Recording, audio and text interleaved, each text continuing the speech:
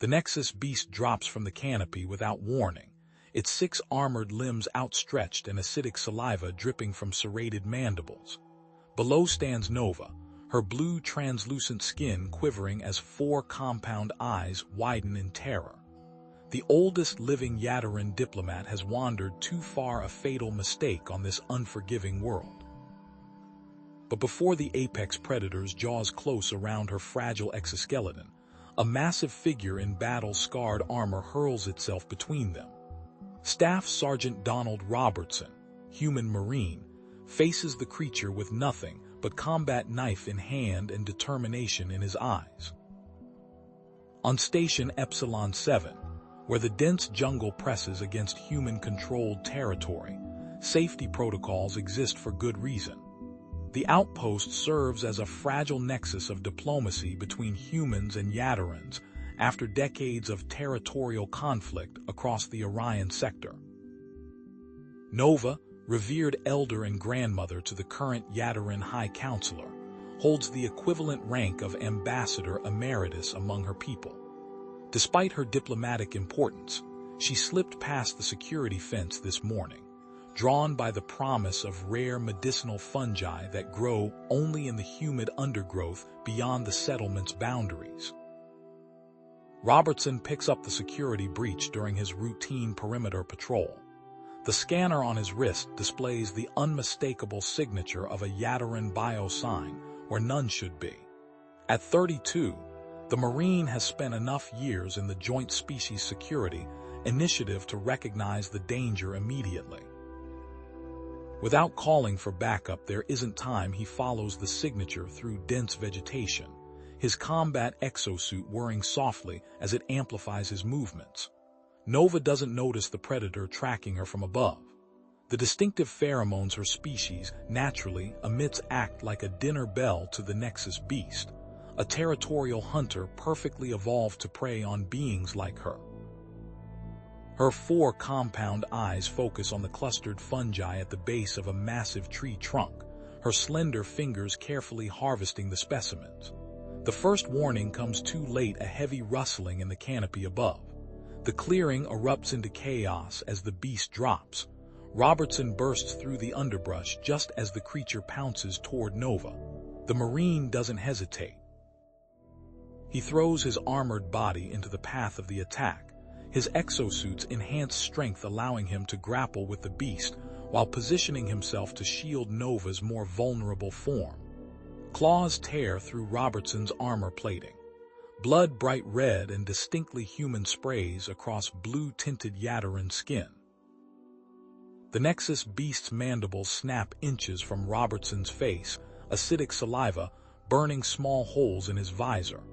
The Marine roars not in fear, but in challenge as he drives his combat knife repeatedly into the junctures between the creature's natural armor plates. The beast shrieks, a sound that echoes through the jungle canopy. It twists and writhes, trying to dislodge both the human and the blade that keeps finding vulnerable flesh. Robertson's shoulders and back receive deep gashes as the creature fights to escape, but he maintains his grip, stabbing with precision despite his injuries. Finally, the predator breaks free, retreating into the jungle with an angry, wounded howl.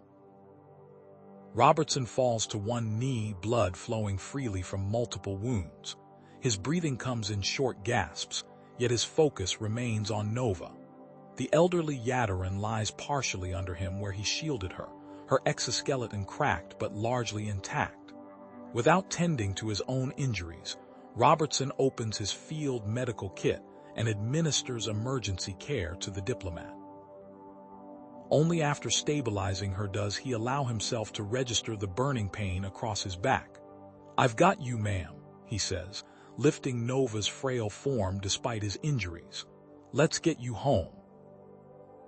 As Robertson carries the Yadaran elder back toward the outpost perimeter, he leaves a trail of his own blood behind them, red droplets, marking a path of sacrifice that might just build a bridge between two species still learning to trust after years of conflict. Robertson's vision blurred as the station's perimeter gate came into view. His legs threatened to buckle with each step, but the slight weight of Nova in his arms kept him moving forward. The Yadaran diplomat's breathing had stabilized, though her compound eyes remained closed. Blood loss and exhaustion clouded Robertson's thoughts as he stumbled the final meters toward the checkpoint. Medical emergency. He managed to call out, his voice hoarse from exertion. The perimeter guards spotted him immediately. 3 armored figures rushed forward, their faces shifting from alert readiness to shock as they registered the tableau before them, a Marine covered in blood carrying the station's most honored Yadaran visitor. "Staff sergeants down. We need medical now."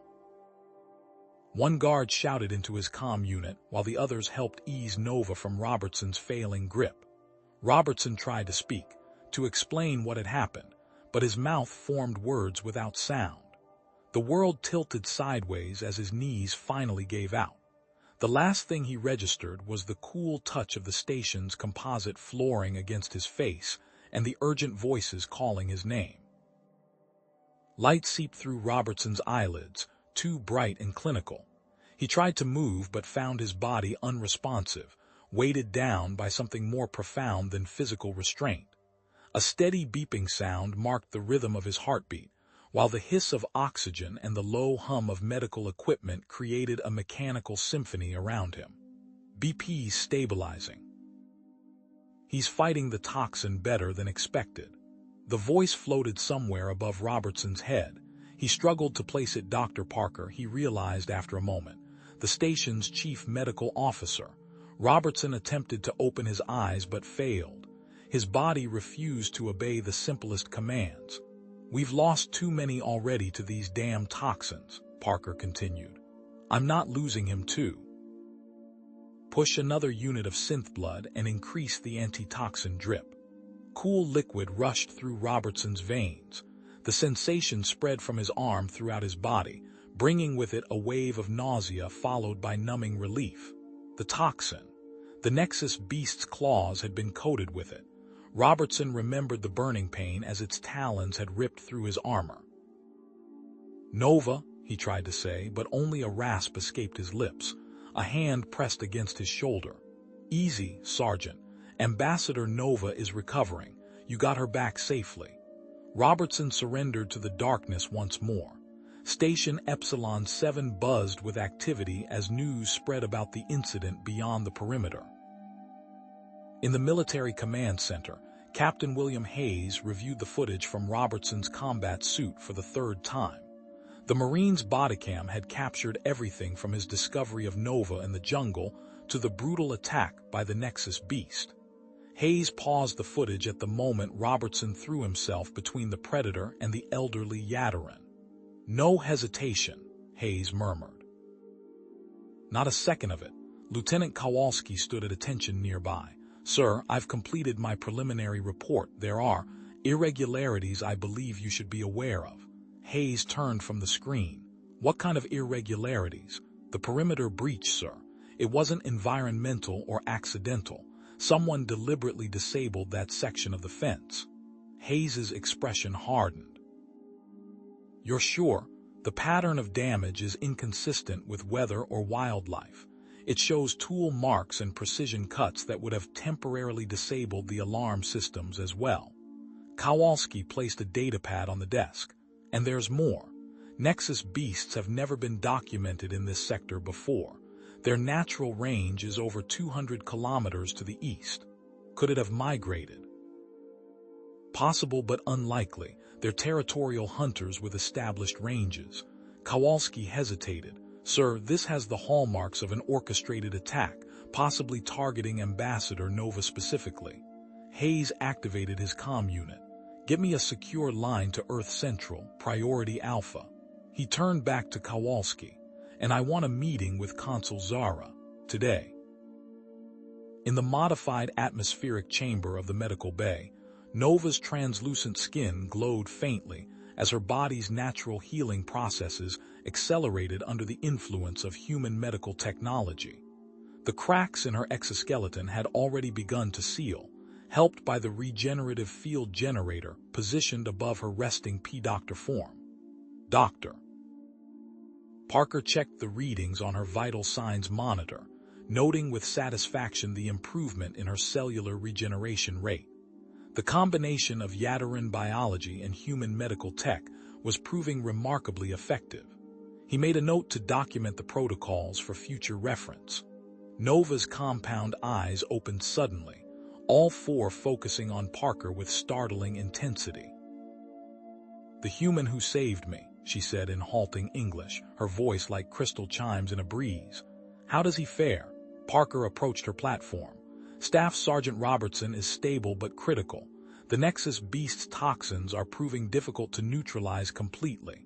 Nova's skin pulsed with a wave of bioluminescence, an indication of emotional distress in Yadarin's. "I must see him." "Ambassador, with respect, you need rest. Your body is still healing." "No." Nova pushed herself upright, her slender limbs trembling with the effort. "Your medicine cannot fully counteract the toxin. I can help." Parker hesitated. "Ambassador, our protocols will not save him." Nova's eyes fixed on Parker with unmistakable tenacity. "My people have encountered these creatures before. We carry within us what he needs." Against his better medical judgment, Parker helped Nova from her platform. Her slight form leaned heavily against him as they moved toward the adjacent intensive care unit where Robertson lay, surrounded by life support equipment. The Marine's condition was stark under the harsh medical lighting. Deep lacerations crossed his back and shoulders, sealed but still angry and inflamed. His skin had taken on a grayish pallor, and the monitors displayed the erratic patterns of his struggle against the toxin. Nova approached Robertson's bedside, her four-fingered hands hovering above his wounds. She began to hum a low, melodic sound, and her palms emitted a soft blue glow. "What are you doing?" Parker asked, reaching for his scanner. "A gift," Nova replied simply, "from my people to one who has earned it." She pressed her glowing palms directly onto Robertson's wounded back. A bioluminescent fluid seeped from specialized glands in her hands, coating the injured areas. Robertson's monitors immediately registered changes. His heart rate steadied, oxygen levels improved, and the toxicity indicators began to drop. Parker stared in astonishment, quickly collecting samples of the enzyme for analysis. This is neutralizing the toxin where our treatments couldn't." Nova continued the ritual for several minutes until her strength began to wane. As Parker helped her back to her chamber, she cast a final glance at Robertson. "He risked everything for one not of his kind," she said quietly. "Such actions must be honored." In her private quarters, Consul Zara reviewed the combat footage for the fifth time, studying the human Marine's actions with growing disbelief. The recording showed Robertson discovering her mother in the jungle, tracking her movement, then throwing himself between Nova and certain death when the Nexus Beast attacked. Zara touched the screen, freezing the image of Robertson stepping into the Beast's path. For decades, she had negotiated with humans while maintaining a careful distance of distrust. Her people had fought territorial skirmishes with Earth forces across the Orion sector for years before the uneasy peace was established. Yet here was evidence that contradicted everything she thought she knew about human nature. Her comm unit chimed with an incoming message from Captain Hayes requesting an emergency meeting. At the same time, her aide entered with news that her mother had awakened and performed a healing ritual on the wounded Marine. Zara's four eyes blinked in rapid succession, a sign of profound consideration among her species. She made her decision and activated her response channel. "Inform Captain Hayes I will meet with him and Administrator Foster at first light. No diplomatic observers." She turned to her aide. "And prepare my personal transport. I wish to see this human who saved my mother." The pieces of a dangerous puzzle were beginning to align. Someone had deliberately placed her mother in harm's way, compromising the security systems and potentially introducing a deadly predator where none should exist. The implications were disturbing, suggesting forces at work to undermine the fragile peace between their species. As she prepared to leave her quarters, Zara reflected that perhaps the most valuable outcome of this near tragedy was completely unexpected: the possibility that humans and Yatarans might at last find common ground in the face of a shared threat. As she prepared to leave her quarters, Zara reflected that perhaps the most valuable outcome of this near tragedy was completely unexpected: the possibility that humans and Yatarans might at last find common ground in the face of a shared threat. The command center's chronometer displayed 6:59 hours as Captain Hayes adjusted his uniform collar. The emergency conference would begin in 1 minute, and the tension in the air doctor was palpable. Dr. Eleanor Foster, the station's civilian administrator, stood reviewing data on her tablet while Lieutenant Kowalski calibrated the holographic display to show the compromised security fence. The doors parted with a pneumatic hiss as Consul Zara entered precisely at 700. Her iridescent exoskeleton caught the light as she moved, creating prismatic patterns across her dignified form. Captain Hayes, Administrator Foster. Zara's voice carried the distinctive crystalline quality of her species. Let us proceed without delay. Hayes nodded. Lieutenant, present your findings. Kowalski activated the holographic display, zooming in on microscopic details of the perimeter breach. Three-dimensional images of the fence components rotated slowly above the conference table. The damage pattern is consistent with deliberate sabotage, Kowalski said, highlighting specific sections with a gesture.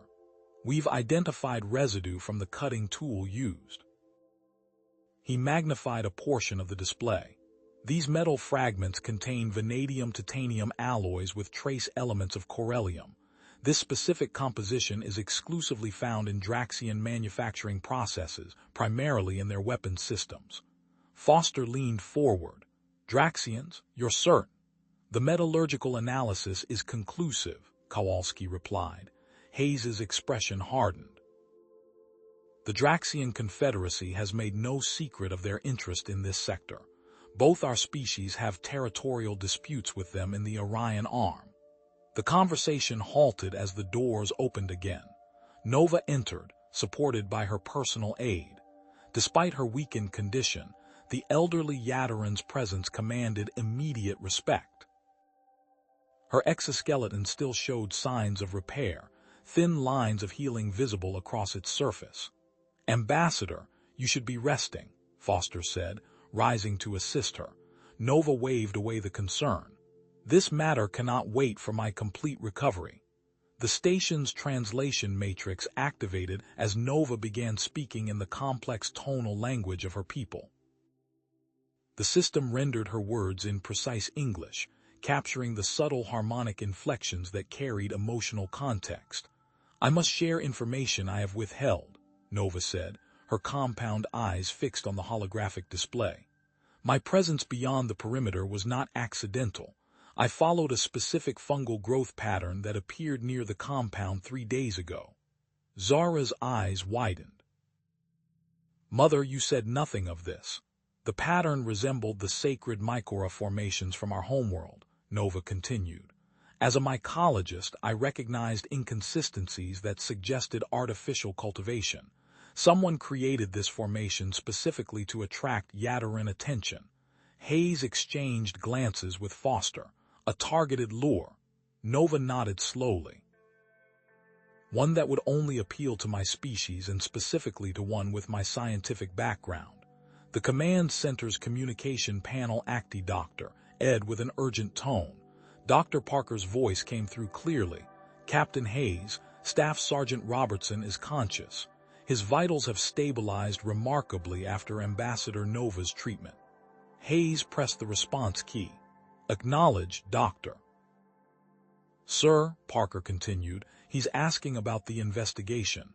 He wants access to his combat suit's auxiliary data cache. Hayes raised an eyebrow. The backup recording system, understood, I'll authorize it immediately.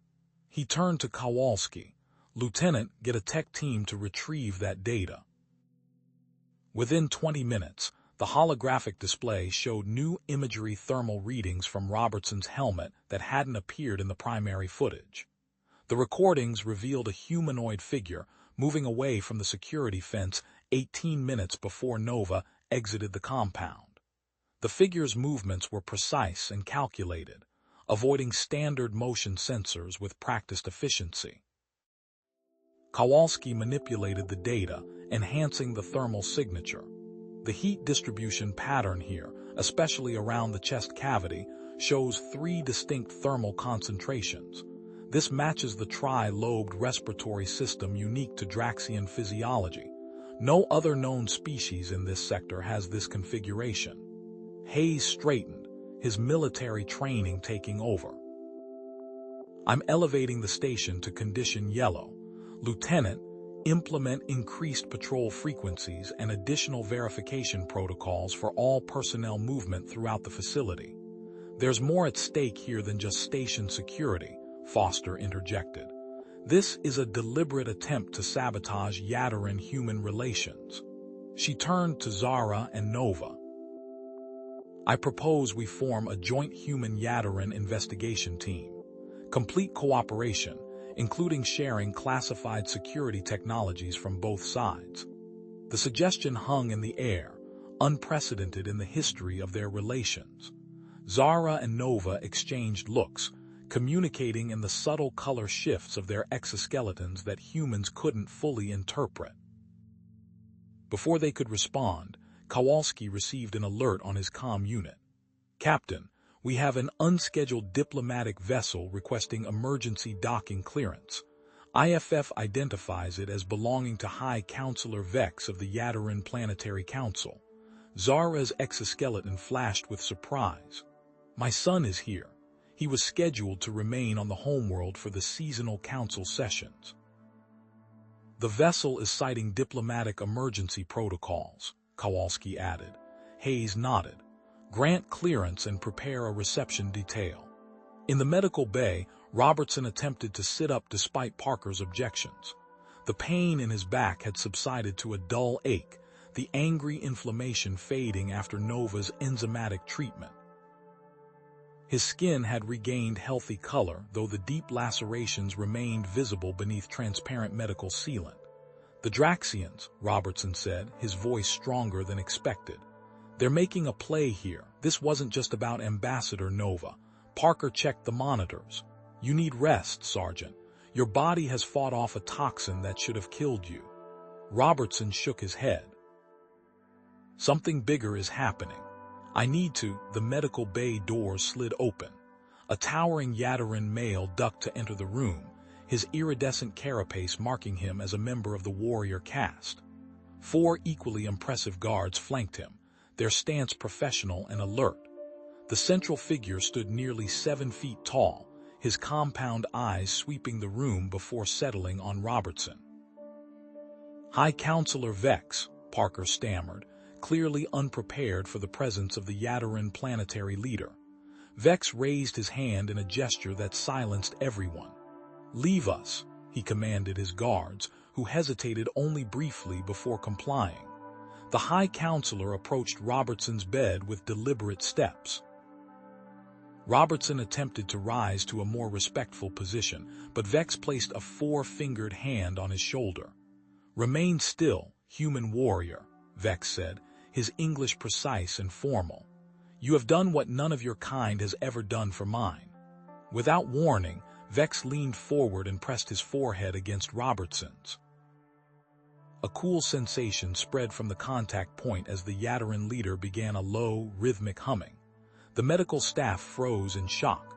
When Vex pulled away, he produced a small vial of luminescent fluid and used it to draw an intricate sim doctor on the back of Robertson's hand.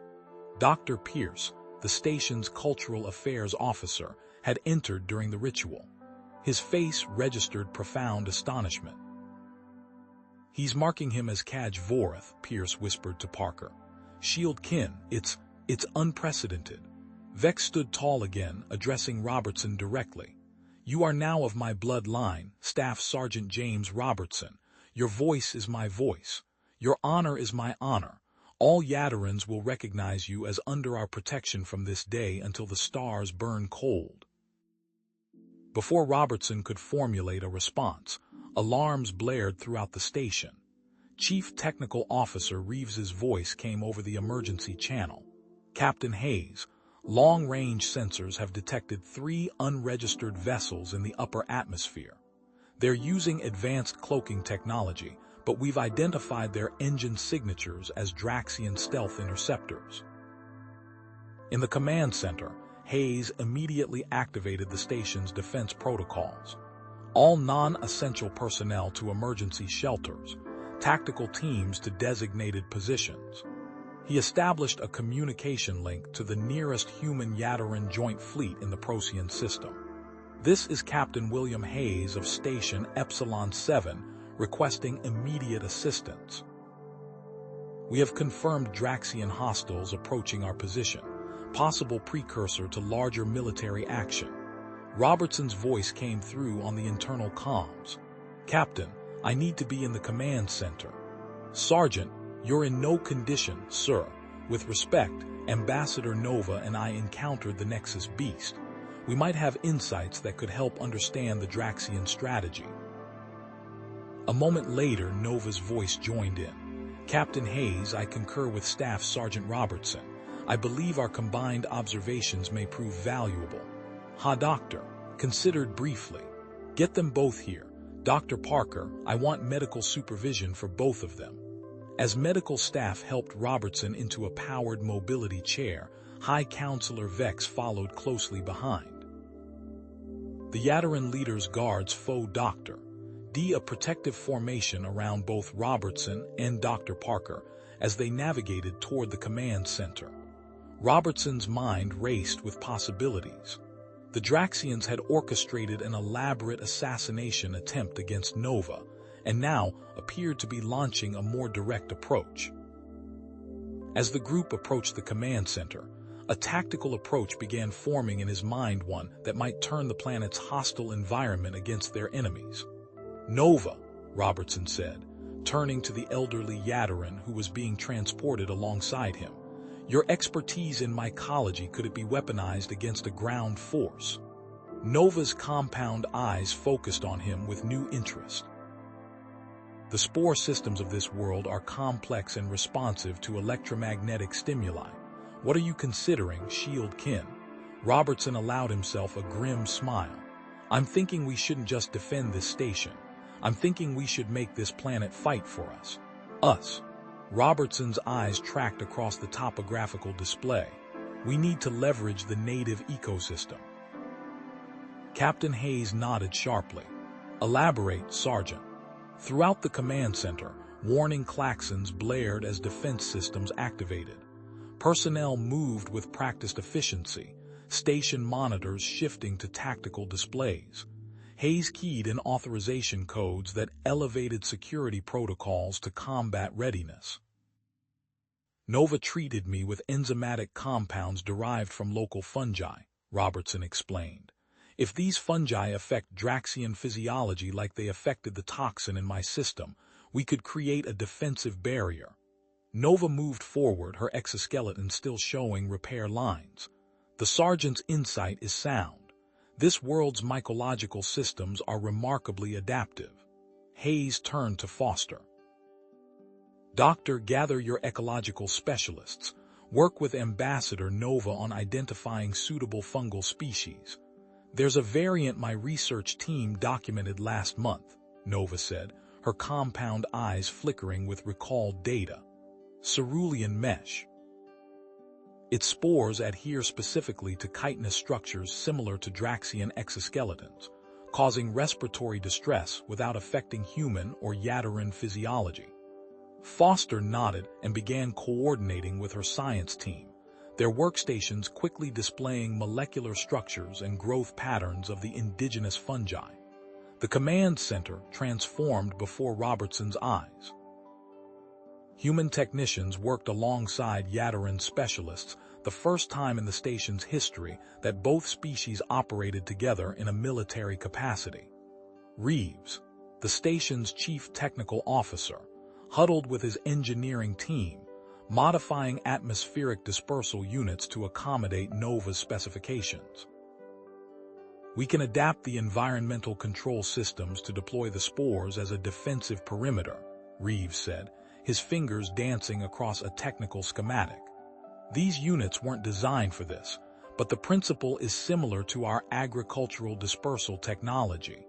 Lieutenant Kowalski approached the central console, his face tense. "Captain, we've detected an encrypted transmission originating from orbit. Our systems traced its destination to coordinates approximately 8 kilometers from the compound. Display location," Hayes ordered. The main screen shifted to show a dense section of jungle. Robertson leaned forward in his mobility chair, recognizing the terrain. "That's near where I encountered the Nexus beast," he said. "The coordinates match almost exactly." Kowalski manipulated the display, enhancing the image with multiple scanning frequencies. Thermal and density scans reveal an artificial structure beneath the foliage. The camouflage is sophisticated, but there's definitely an installation there. "A forward operating base," Hayes concluded. "This wasn't an isolated incident, it's a coordinated operation." Robertson pushed Doctor himself upright, ignoring the shooting pain across his back. Dr. Parker moved to stop him, but Robertson waved him off. "I need to see the tactical display," he insisted, making his way to the holographic table. The three-dimensional representation of the surrounding territory glowed blue in the darkened command center. "The Draxians aren't familiar with local terrain features," Robertson said, manipulating the display. "When I was tracking the beast, I discovered a network of caverns that don't appear on standard topographical scans." He highlighted subsurface features, revealing tunnels that extended beneath the jungle floor. These caverns could allow a small team to approach the Draxian installation undetected. "You're suggesting a reconnaissance mission," Hayes stated flatly. "We need intelligence on that facility before those vessels land reinforcements," Robertson confirmed. "A joint human-Yataran team could—" "You are in no condition for field operations, Sergeant," Parker interrupted. High Counselor Vex stepped forward, his towering form casting shadows across the tactical display. "I offer the services of my personal guard for this mission." He gestured toward his retinue, including Krell Nuz, our elite scout. A female Yataran with distinctive purple markings on her carapace detached from Vex's entourage. She approached the table with fluid grace, her movements betraying none of the characteristic rigidity of standard Yataran locomotion. Robertson recognized the purple pattern's markings of the Shadow Caste, specialized infiltrators rarely seen outside Yataran high command structures. Krell Nuz extended her secondary limbs in a formal combat readiness gesture toward Robertson. The room fell silent. Yataran security personnel exchanged glances, their exoskeletons flashing with surprise. "What just happened?" Hayes asked quietly. Vex's mandibles clicked softly. "The Shadow Caste does not typically serve alongside other species. This is significant." Robertson acknowledged the salute with a respectful nod, then turned to Hayes. "Captain, I recommend forming a reconnaissance team to gather intelligence on the Draxian installation." Hayes studied the tactical display, weighing options against risks. "Lieutenant Kowalski, you'll lead the team. Take Corporal Sanchez and Private Parker from the security detail. Krell Nuz and 2 of my finest will join them," Vex added. "Fireteam Nexus," Hayes designated, inputting the classification into the command system. "Sergeant Robertson, you'll coordinate from here using your knowledge of the terrain." Robertson nodded reluctantly, acknowledging his physical limitations even as frustration burned within him. The station's sensors chimed with new alerts. Reeves called out from his monitoring station. "Multiple objects ejecting from the Draxian vessels, Captain. Size and thermal signatures consistent with dropships. They've begun atmospheric entry." Foster quickly implemented emergency protocols, directing civilian personnel toward inner compartments designed to withstand orbital bombardment. Dropship trajectories indicate landing zones near both the station and the hidden installation, Kowalski reported. Nova approached the engineering team, carrying samples of the cerulean mesh in containment units. The spores must be kept at precisely 16 degrees Celsius until deployment. Higher temperatures will trigger premature germination. Lower will render them dormant. Robertson studied the approaching dropship patterns, noting their descent vectors. Something about their electromagnetic signatures triggered his memory. Those readings match biological containment systems, he said, similar to what we use for transporting dangerous specimens. He connected the pattern to recent events. They're bringing more predators like the Nexus beast. Nova was lured out specifically because of her scientific background. They wanted to make these attacks look like natural wildlife encounters rather than military actions. Vex's compound eyes narrowed. Plausible deniability on the galactic stage. Clever. We need countermeasures against predator species, Hayes said. Vex paused, his exoskeleton shifting through subtle color gradients that indicated internal debate. I am authorized to release classified technology in emergency situations. He gestured to his aides. Bring the bioacoustic repulsion devices. His personnel retrieved small, crystalline objects from secured containers. These emit frequencies that repel most predator species native to this planet, Vex explained. Their design and capabilities have been restricted information until now. Nova directed her scientific aides to distribute the devices around the station perimeter, establishing a protective sonic barrier against potential biological weapons. Fireteam Nexus gathered their equipment near a maintenance accessway that would lead them to the cavern network. Kowalski checked his team's communication systems one final time. Comms check, Command. Do you read us? Loud and clear, Lieutenant, Robertson replied from his station beside Hayes. I'm uploading Nova's mycological survey maps to your tactical displays. They'll help you navigate toward the installation. On the main display, the first Draxian dropships entered the lower atmosphere, their heat signatures burning bright against the planetary backdrop. They're positioning for a complete blockade, Robertson observed, noting their encirclement pattern. They're cutting off evacuation routes and reinforcement paths. Hayes established contact with the human Yadaran Joint Fleet. The response was immediate, but discouraging reinforcements had been dispatched, but would not arrive for at least 18 hours due to navigational hazards in the Procyon system. We need to hold out with what we have, Hayes announced. Activate auxiliary power systems and strengthen defensive shields. The first Draxian dropship landed 5 kilometers from the station. Simultaneously, Fireteam Nexus reported reaching the cavern entrance. Establishing first checkpoint, Kowalski's voice came through the command speakers. Their helmet cameras transmitted footage of tunnels glowing with bioluminescent fungi, bathing the limestone formations in ethereal blue light. Proceeding along Route Alpha, Kowalski reported. Weight detecting vibrations through seismic sensors, consistent with equipment operation ahead. Robertson watched the feed intently, analyzing the cavern formations. Move toward the eastern passage. The fungal growth patterns indicate higher humidity, which should lead you closer to the installation's likely location. The command center fell silent as all eyes turned to the tactical display, watching the reconnaissance team edge closer to the hidden Draxian base, while above them, additional dropships continued their descent toward the planet's surface. The Draxian invasion force continued its methodical deployment. In the command center, Robertson tracked the bioluminescent markers emitted from Fireteam Nexus as they advanced deeper into the cavern system. The fungi brightened progressively along their path, bathing the limestone formations in an ethereal blue-green glow that rendered their night vision equipment unnecessary. Command, this is Kowalski, the lieutenant's voice came through with a slight echo. Holding position. detecting significant electromagnetic activity approximately 300 meters ahead. "Copy that," Robertson responded, adjusting the three-dimensional display to match their coordinates. "Proceed with caution."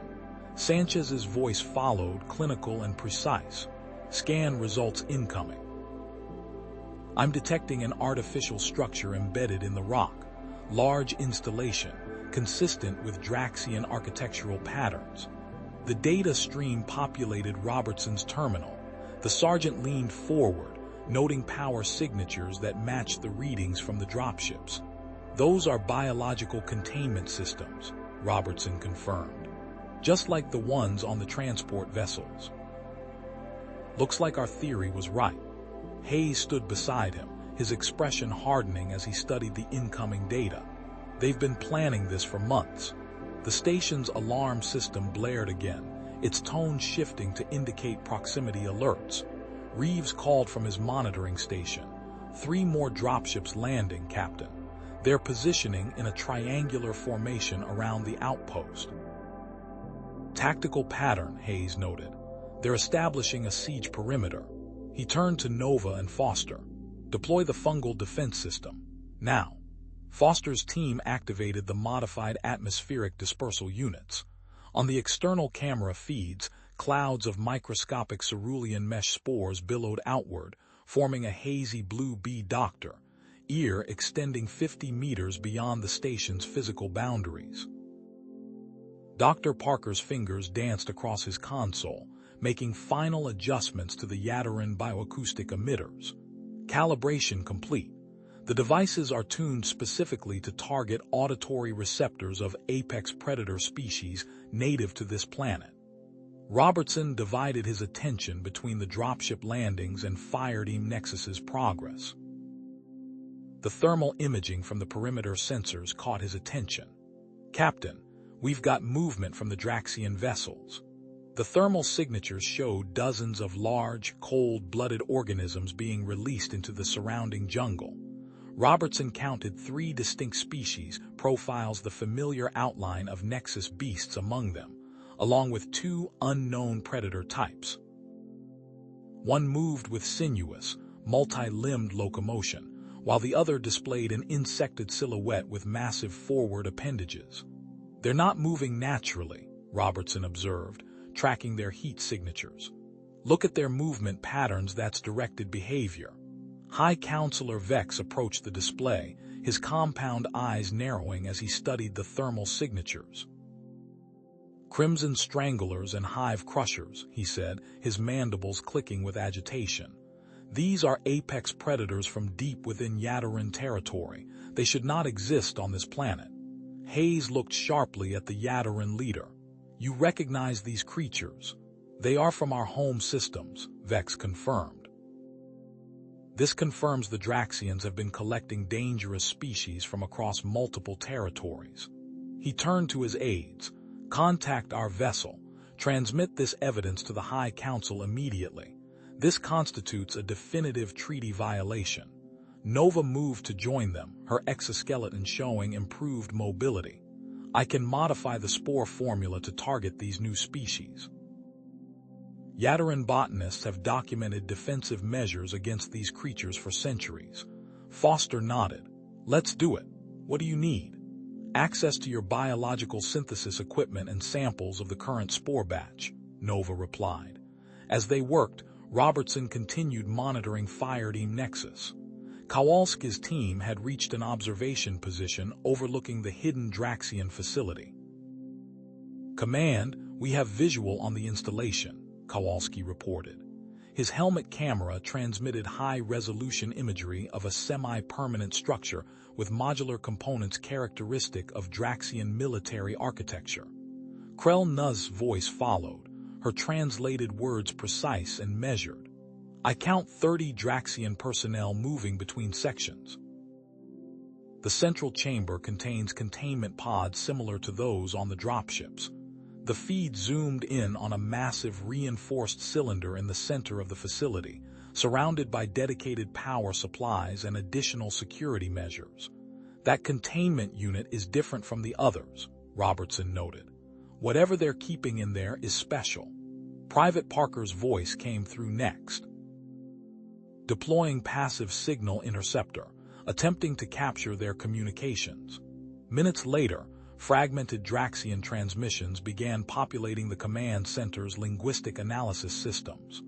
Operation designation, Apex Ascendant, Kowalski reported. They're using neurological implants to control the predator species, targeting specific individuals or groups. Parker's voice cut in with urgency. Command, they're referencing something called Phase 2 scheduled to begin in less than 3 hours. They're planning to release something called the Alpha. Hayes surveyed the tactical display, calculating response options against the converging threats. Activate all automated defense turrets. Prepare ground vehicles for potential evacuation. Vex stepped forward. Captain, I am authorized to release classified technology in this situation. He turned to his aides. Bring the portable shield generators from the diplomatic vessel. His personnel retrieved sleek devices from secured containers. When activated, they projected shimmering energy barriers 10 meters high. These can repel both physical and energy attacks. Vex explained DRAS his team positioned the generators at strategic points around the station. Dr. Foster coordinated with Nova, establishing secure zones within the station's interior. We'll incorporate both the fungal deterrents and concentrated enzymatic compounds here and here, she indicated on the station schematic. The perimeter sensors sounded suddenly. Contact east, Reeves called out. 6 Nexus beasts approaching the eastern perimeter. On the monitors, the automated defense turrets swiveled and fired, instantly dropping 2 of the creatures. The remaining 4 slowed as they entered the fungal barrier, their movements becoming labored. Robertson leaned closer to the display. Something's wrong. They should be showing more severe respiratory distress. He zoomed in on the beasts' faces. They've been modified, those are protective respiratory filters. The Draxians knew we developed countermeasures based on local biology, Hayes said. Robertson tracked the beasts' movements, noting their attack pattern. They're targeting our weakest defensive sections. This isn't random predator behavior, they're being tactically directed. He studied the defensive layout, then made rapid adjustments to the security systems.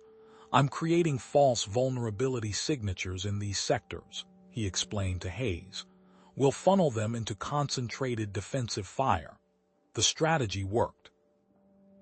3 more Nexus beasts redirected toward the apparent weakness, walking directly into overlapping fields of fire from multiple defense turrets. In the cavern system, Fireteam Nexus began their extraction. Deploying remote sensors to maintain surveillance, Kowalski reported. Beginning return route to the station. Minutes into their return journey, Krell Nuzz's voice came through with tension. Detecting unusual vibrations in the tunnel walls, not consistent with natural seismic activity. Parker's analysis followed. Readings match subterranean drilling equipment. They're creating new access routes, possibly toward the station. The orbital sensors chimed with new alerts.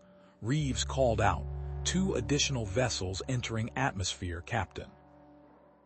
They're broadcasting identification from the human Yataran Joint Fleet. Reinforcements already. Hayes moved to the communications console. Hail them immediately. The communications officer shook his head. Unable to establish contact, sir. Encountering significant interference across standard frequencies. The Draxians are jamming us, Hayes concluded. A sharp gasp from behind turned every head in DRE command center. Robertson had collapsed against his console, face contorted in pain. Dr. Parker rushed to his side, medical scanner already in hand. His liver function is deteriorating rapidly, Parker announced, studying the readings. There are secondary toxins in his system that weren't present in my earlier scans. Nova approached rapidly, her compound eyes focusing on the medical readout. The toxin signature is engineered, she said. The Nexus beast was modified to produce compounds that activate slowly in human physiology. Parker looked up, his expression grave. This was designed to make victims appear to recover before suffering organ failure. High Counselor Vex stepped forward, mandibles clicking rapidly. "I must speak with my grandmother." He turned to Nova, speaking rapidly in Yadarin. Their conversation moved too quickly for the station's linguistic systems to provide more than fragmentary translation. Nova turned to Dr. Parker. "There is a procedure that might save him. It requires both Yadarin enzymatic compounds and human medical technology." Parker scanned the proposed treatment protocol on Nova's data tablet. "This is highly experimental. The risks are significant." Nova's compound eyes fixed on Robertson's pain-stricken face. It is his only chance of survival.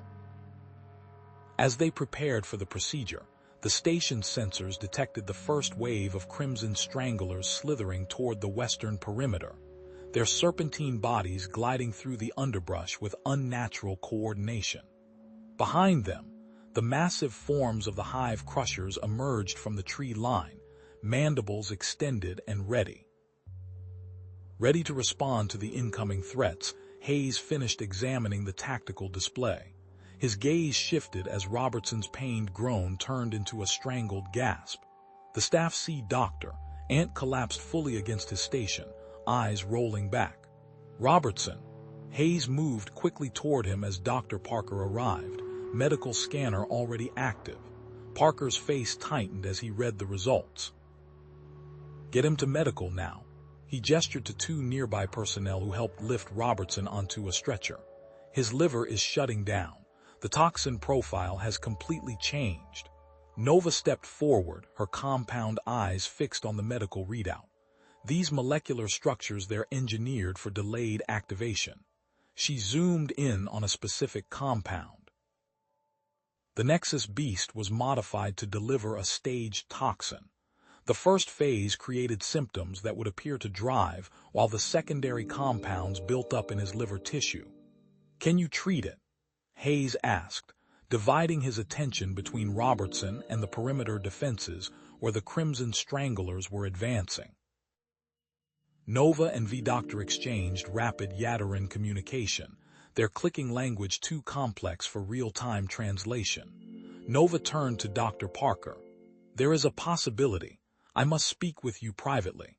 As Parker and Nova rushed Robertson to medical, Hayes returned to the command center where Reeves was tracking multiple threats. "Sir, the Stranglers have split into pairs, testing different sections of our perimeter simultaneously." Hayes nodded. "Deploy squads 2, 5, and 7 with Yadarin shield generators to reinforce the western barrier. Target the bioacoustic emitters directly at their approach vectors." On the monitors, the serpentine Crimson Stranglers moved with disturbing coordination, their multiple appendages grasping at vegetation as they slithered forward. Unlike the Nexus Beasts, they seemed less affected by the fungal barrier, though they visibly flinched when passing through the bioacoustic fields. "They're intelligent," Vex observed, mandibles clicking rapidly. "Far more than their natural counterparts." Hayes watched as one Strangler used its prehensile tail to hurl a large roe doctor directly at a bioacoustic emitter. "That's not natural behavior. They know exactly what's affecting them." In the medical bay, Dr. Parker examined Nova's proposal on a specialized tablet. "This procedure," he began, scanning the complex biomolecular diagrams. "We've never attempted anything like this with cross-species enzymatic transfer." Nova gestured to Robertson's deteriorating vital signs. "There is no alternative treatment that will neutralize these toxins in time." Parker quickly assessed the medical bay. "We'll need to create a specialized treatment chamber. The enzymes won't remain stable in normal atmospheric conditions." "I can provide the necessary compounds," Nova said, revealing specialized glandular structures beneath her exoskeletal plates. "But we require your genetic sequencing equipment to modify them specifically for human physiology." Parker activated his comlink. "Engineering, medical priority 1. I need a team to help construct a sealed environment chamber in Medical Bay 3. He turned to Nova. We'll need High Counselor Vex's assistance too. Already requested, Nova replied. He is bringing information usually restricted to Yataran medical practitioners. Deep in the cavern system, Fire Team Nexus froze at the sound of drilling equipment. Lieutenant Kowalski held up a closed fist, signaling for absolute silence as the cavern wall 50 meters ahead began to crumble. Multiple contacts, he whispered into his tactical comlink. 4 Draxians, armed and scanning. The team took cover behind mineral formations as 4 Draxian soldiers in environmental suits emerged from the newly created tunnel. Their scanning devices swept methodically across the cavern, searching for signs of intruders. Krelnuz touched Kowalski's shoulder, then pointed to herself in the far side of the cavern. Before he could respond, her exoskeleton's surface rippled and changed color, blending perfectly with the surrounding rock. Within seconds, she had vanished from sight. Adaptive camouflage, Sanchez whispered, adjusting his weapon. Could have mentioned that earlier. Kowalski surveyed the Draxian search pattern, then carefully unclipped 2 devices from his tactical vest. He passed one to Parker, indicating positions with hand signals. Sanchez took up a firing position behind a stalagmite formation, weapon ready. Back at Station Epsilon 7, the perimeter defenses engaged as 6 Crimson Stranglers coordinated their assault on the western barrier. Defense turrets fired in precise bursts, but the serpentine creatures moved with unnatural speed, making targeting difficult. They're smarter than the beasts, Reeves observed. Look at how they're probing for weaknesses. On the eastern perimeter, sensors detected new movement. Hayes expanded the tactical display, revealing 3 massive insectoid forms approaching at alarming speed. Hive Crushers, Vex identified, his normally steady voice tinged with concern. Their exoskeletons resist most conventional weapons. Hayes examined their trajectory. They're heading directly for the power generation section. How would they know to target that? The Draxians must have detailed schematics of our facility, Reeves said, running calculations. If they disable main power, our defensive systems will be reduced to emergency backup only. Hayes redirected the tactical display. Schultz, redirect defensive units to protect the power systems. That leaves sectors 3 and 7 underdefended, sir, Schultz replied. Unavoidable, Hayes said grimly. We lose power, we lose everything. Reeves studied the approaching Hive Crushers, then turned to Hayes. Captain, I might have a solution. The atmospheric processors on the east wing, we could reconfigure them to create a concentrated fungal cloud directly in their path. Those adjustments would need to be made manually, Schultz pointed out. Outside the station perimeter. Assemble a team, Hayes ordered. I'll authorize the exterior Dr. Asian.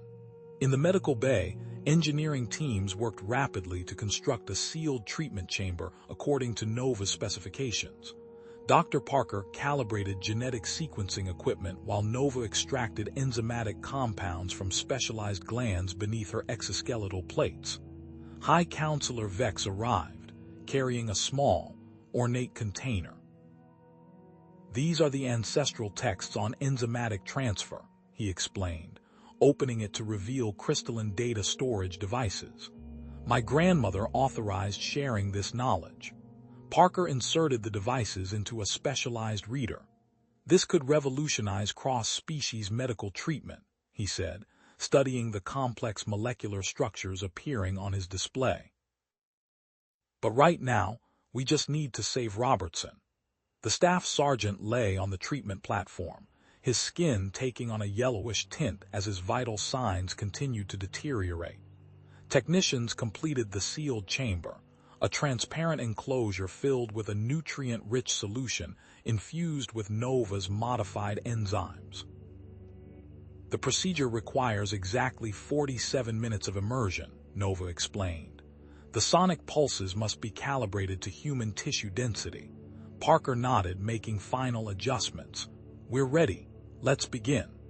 As medical personnel carefully lowered Robertson into the solution, orbital sensors detected new developments. The communications officer called Hayes directly.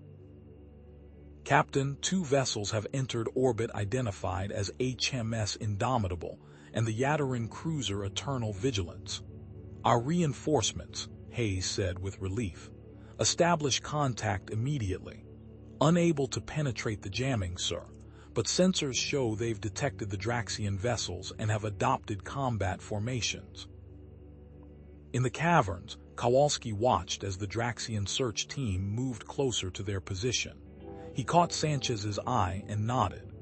Both men activated their flash suppressors simultaneously, sending out concentrated pulses that temporarily overloaded the Draxian sensory equipment. In that 7-second window of opportunity, Krell Nuz struck from her camouflaged position. 2 specialized darts found gaps in the Draxian exoskeletons, delivering a paralyzing agent that dropped them instantly. Before the remaining 2 soldiers could locate her, Kowalski and his team opened fire from their positions. The Draxians returned fire with plasma-based weapons, superheating the mineral formations where the humans took cover. One Draxian activated a small device on his wrist. "Emergency beacon," Parker shouted over the weapon's fire. "They're calling for backup." At the Draxian forward base, automated surveillance devices placed by Fireteam Nexus captured footage of Draxian personnel loading a massive reinforced container onto a transport vehicle. Multiple security systems surrounded the container, which bore markings identifying it as Alpha Containment. The surveillance feed transmitted to Station Epsilon 7, where the partial decryption of intercepted communications revealed disturbing details. "Captain," the communications officer called, "the Alpha appears to be some kind of engineered super predator. They're moving it toward our position." Hayes studied the decrypted files, his expression darkening. "It's not just another predator. They've combined genetic material from 20 different apex species." The documentation described a creature with enhanced intelligence, capable of coordinating other predator species while demonstrating immunity to all current defensive measures employed by the station. "Secondary deployment phase," Hayes read from the translation. "What does that mean?" In the medical bay, Robertson's treatment reached Dr. Critical stage. The nutrient solution glowed faintly as the modified enzymes penetrated his tissues, driven by precisely calibrated sonic pulses. Dr. Parker studied the biometric readouts with growing amazement. His liver function is stabilizing. The toxins are breaking down. Nova observed through specialized Yadarin medical sensors. "There is something unexpected occurring at the cellular level," she said, adjusting the display. "The enzymes are binding to his cellular structure in a pattern I've only seen in ancient medical texts." Vex moved closer, his compound eyes widening. The symbiotic integration, it was theoretical, never documented in cross-species applications. "What does that mean for Robertson?" Parker asked urgently. "If the texts are accurate," Nova replied, "his body is forming a permanent biological connection to Yadarin physiology. He may develop enhanced regenerative capabilities." "Or something we cannot predict," Vex added. "This is unprecedented." Outside the station, the Hive Crushers continued their relentless advance toward the power generation section, their massive mandibles and reinforced exoskeletons gleaming in the artificial light. Inside, Hayes watched the tactical display as all 3 threats converged on Station Epsilon 7, while in orbit, the standoff between human Yadarin vessels, Dr. the Draxian ships, threatened to escalate into full-scale combat. The medical bay's monitoring equipment chimed as Robertson's vitals continued to stabilize. "Doctor." Parker leaned closer to the display, tracing the rapidly improving metrics with his finger. "This is unlike anything I've seen before," he said, comparing sequential scans. "His tissue regeneration rate has increased by a factor of 7. Nova adjusted the neural scanners, her exoskeletal plates shifting subtly. The enzymatic integration has progressed beyond theoretical parameters." Robertson's previously severe wounds from the Nexus Beast attack had already closed, new tissue forming at rates impossible for normal human physiology. The wound sites, Wick Doctor, Hood have required weeks of intensive care, now displayed pink, newly formed skin after mere hours in the treatment chamber. Look at the muscular density readings. Dr. Parker pointed to another display. 12% increase across major muscle groups, and his neural response times are approaching Yatterin baseline. Vex examined the data through his compound eyes. The text spoke of such possibilities, but they were considered philosophical rather than practical. This is the first documented human Yatterin symbiosis. Robertson's eyes snapped open as the final treatment cycle completed. He immediately tried to sit up, the nutrient-solute doctor, sloshing around him. "Status report," he demanded, voice stronger than anyone expected. "What's our defensive posture?" "Staff Sergeant, you need to remain under observation," Dr. Parker insisted, placing a restraining hand on his shoulder. "We don't fully understand what's happened to your physiology." Robertson's gaze sharpened. "I understand we're under attack, Doctor. That's all I need to know." In the cavern system, plasma bolts superheated the air as the remaining Draxians maintained suppressive fire from behind mining equipment. Lieutenant Kowalski pressed himself against a mineral formation, fragments breaking off around him from near misses. "Beacon neutralized," he confirmed, holstering his sidearm. Sanchez, Parker options. Krell Nuzz's exoskeleton rippled, blending perfectly with the cavern wall as she moved to a flanking position. "I can approach from their blind spot," she subvocalized through the tactical network. Private Parker unclipped a specialized device from his belt. "EMP grenade ready. Will disable their systems for approximately 5 seconds. "Execute on my mark," Kowalski directed. "Sanchez, prepare smoke screen for immediate follow-up." The team synchronized their chronometers. Kowalski raised 3 fingers, then 2, then 1. "Mark." Parker's grenade arced perfectly over the mining equipment. A pulse of blue energy expanded outward, and the Draxians' weapons immediately fell silent. Sanchez launched the tactical smoke screen, filling the area between opposing positions with dense, sensor-blocking particles. In that brief window, Krell Nuzz and her fellow Yatterin security specialist surged forward, moving with precision through the smoke. Their compression weapons fired with minimal sound, targeting specific vulnerabilities in the Draxian exoskeletons. The specialized ammunition compressed on impact, delivering concentrated kinetic force to pressure points in the aliens' armor. Within seconds, all Draxian soldiers lay incapacitated on the cavern floor. "Area secure," Krell Nuzz reported, her camouflage fading as she stood over the neutralized opposition.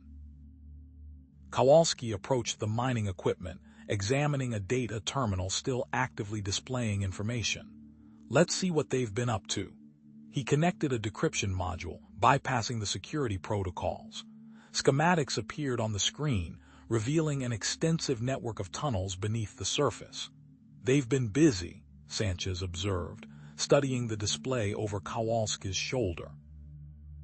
"Too busy," Kowalski replied grimly. "Look at these access points. They lead directly under the station's critical systems. Power core, shield generators, life support." Parker's expression darkened. "The surface attacks are diversions." "Command needs this intelligence immediately," Kowalski decided, downloading the schematics. "Prepare for exfiltration."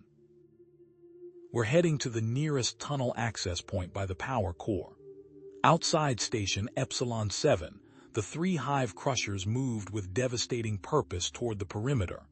Defense turrets fired in synchronized patterns, but most rounds simply deflected off the creature's reinforced exoskeletons.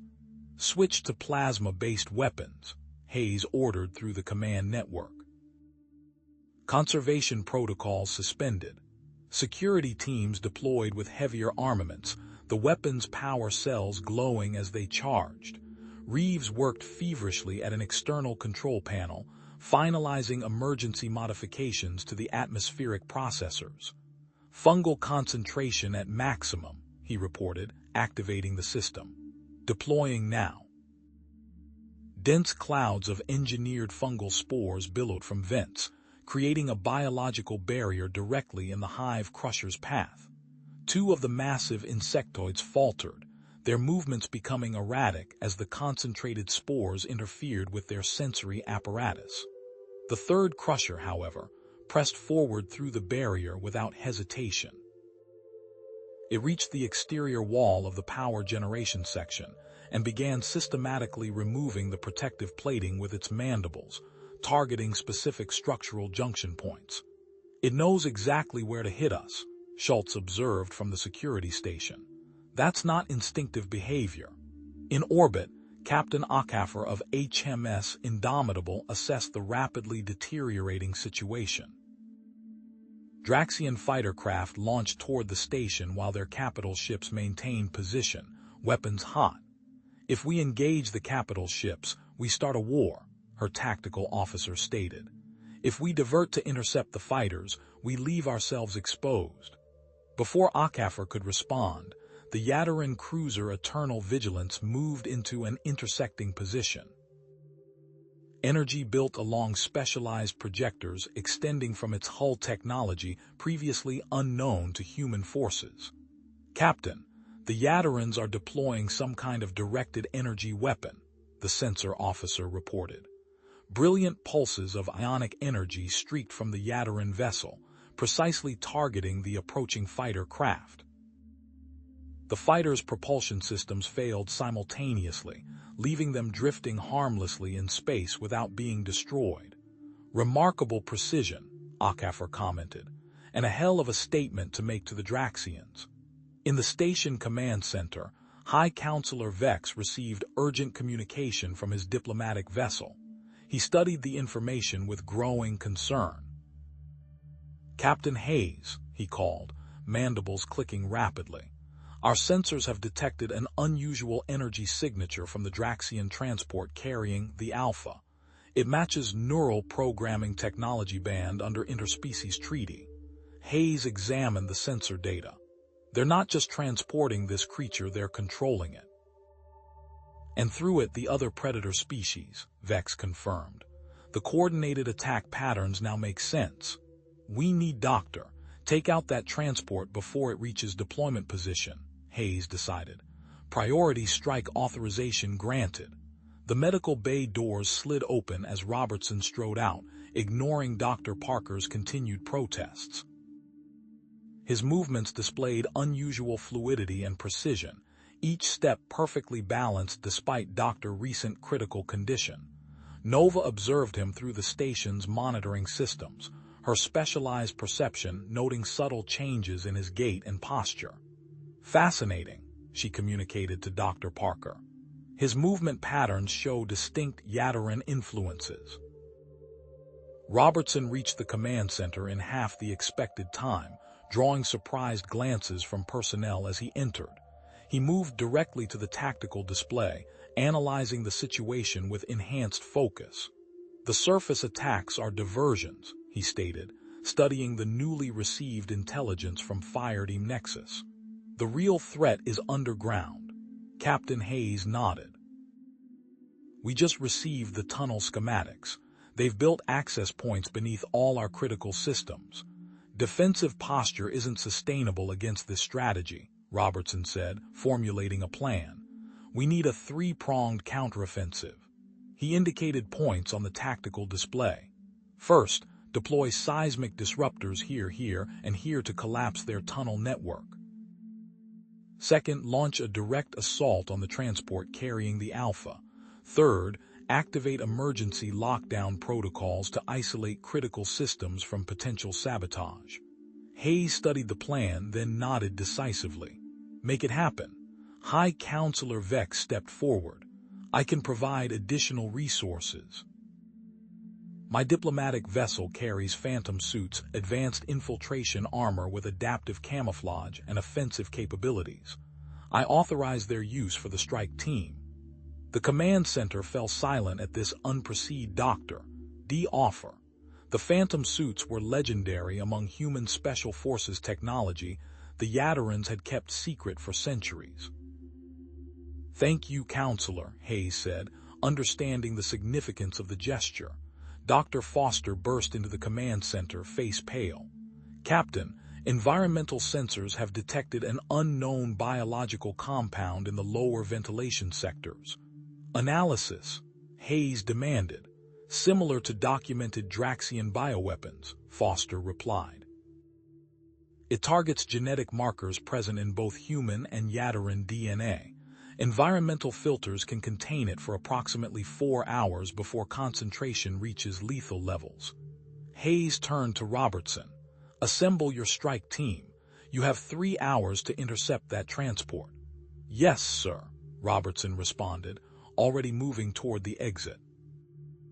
His enhanced physiology allowed him to process the tactical situation with unprecedented clarity. Within 30 minutes, the strike team assembled at a maintenance accessway. Robertson stood with 2 Marine combat specialists and 3 Yataran warriors from Vex's personal guard, including weapons expert Therl. "The Phantom suits will provide complete concealment," Therl explained as technicians helped equip the team. The armor flowed like liquid metal around Robertson's body, interfacing directly with his neural system. Nova's holographic projection appeared before them. "I've identified optimal ambush positions based on the local ecosystem," she said, displaying a topographical map. "The transport will pass through this ravine in approximately 42 minutes. Robertson felt the suit adapting to his enhanced physiology, creating a seamless connection unlike anything he'd experienced before. He could sense the environment around him with extraordinary detail: air currents, temperature variations, subtle vibrations in the ground. Fireteam Nexus reports they're en route to the tunnel access point near the power core, Hayes communicated through the tactical network. Seismic disruptors are being positioned around the perimeter. We'll coordinate simultaneous activation." Robertson nodded, feeling the weight of responsibility as his team prepared to move out. The alien enzymatic integration had transformed him into something unprecedented, perhaps the first true human-Yataran hybrid.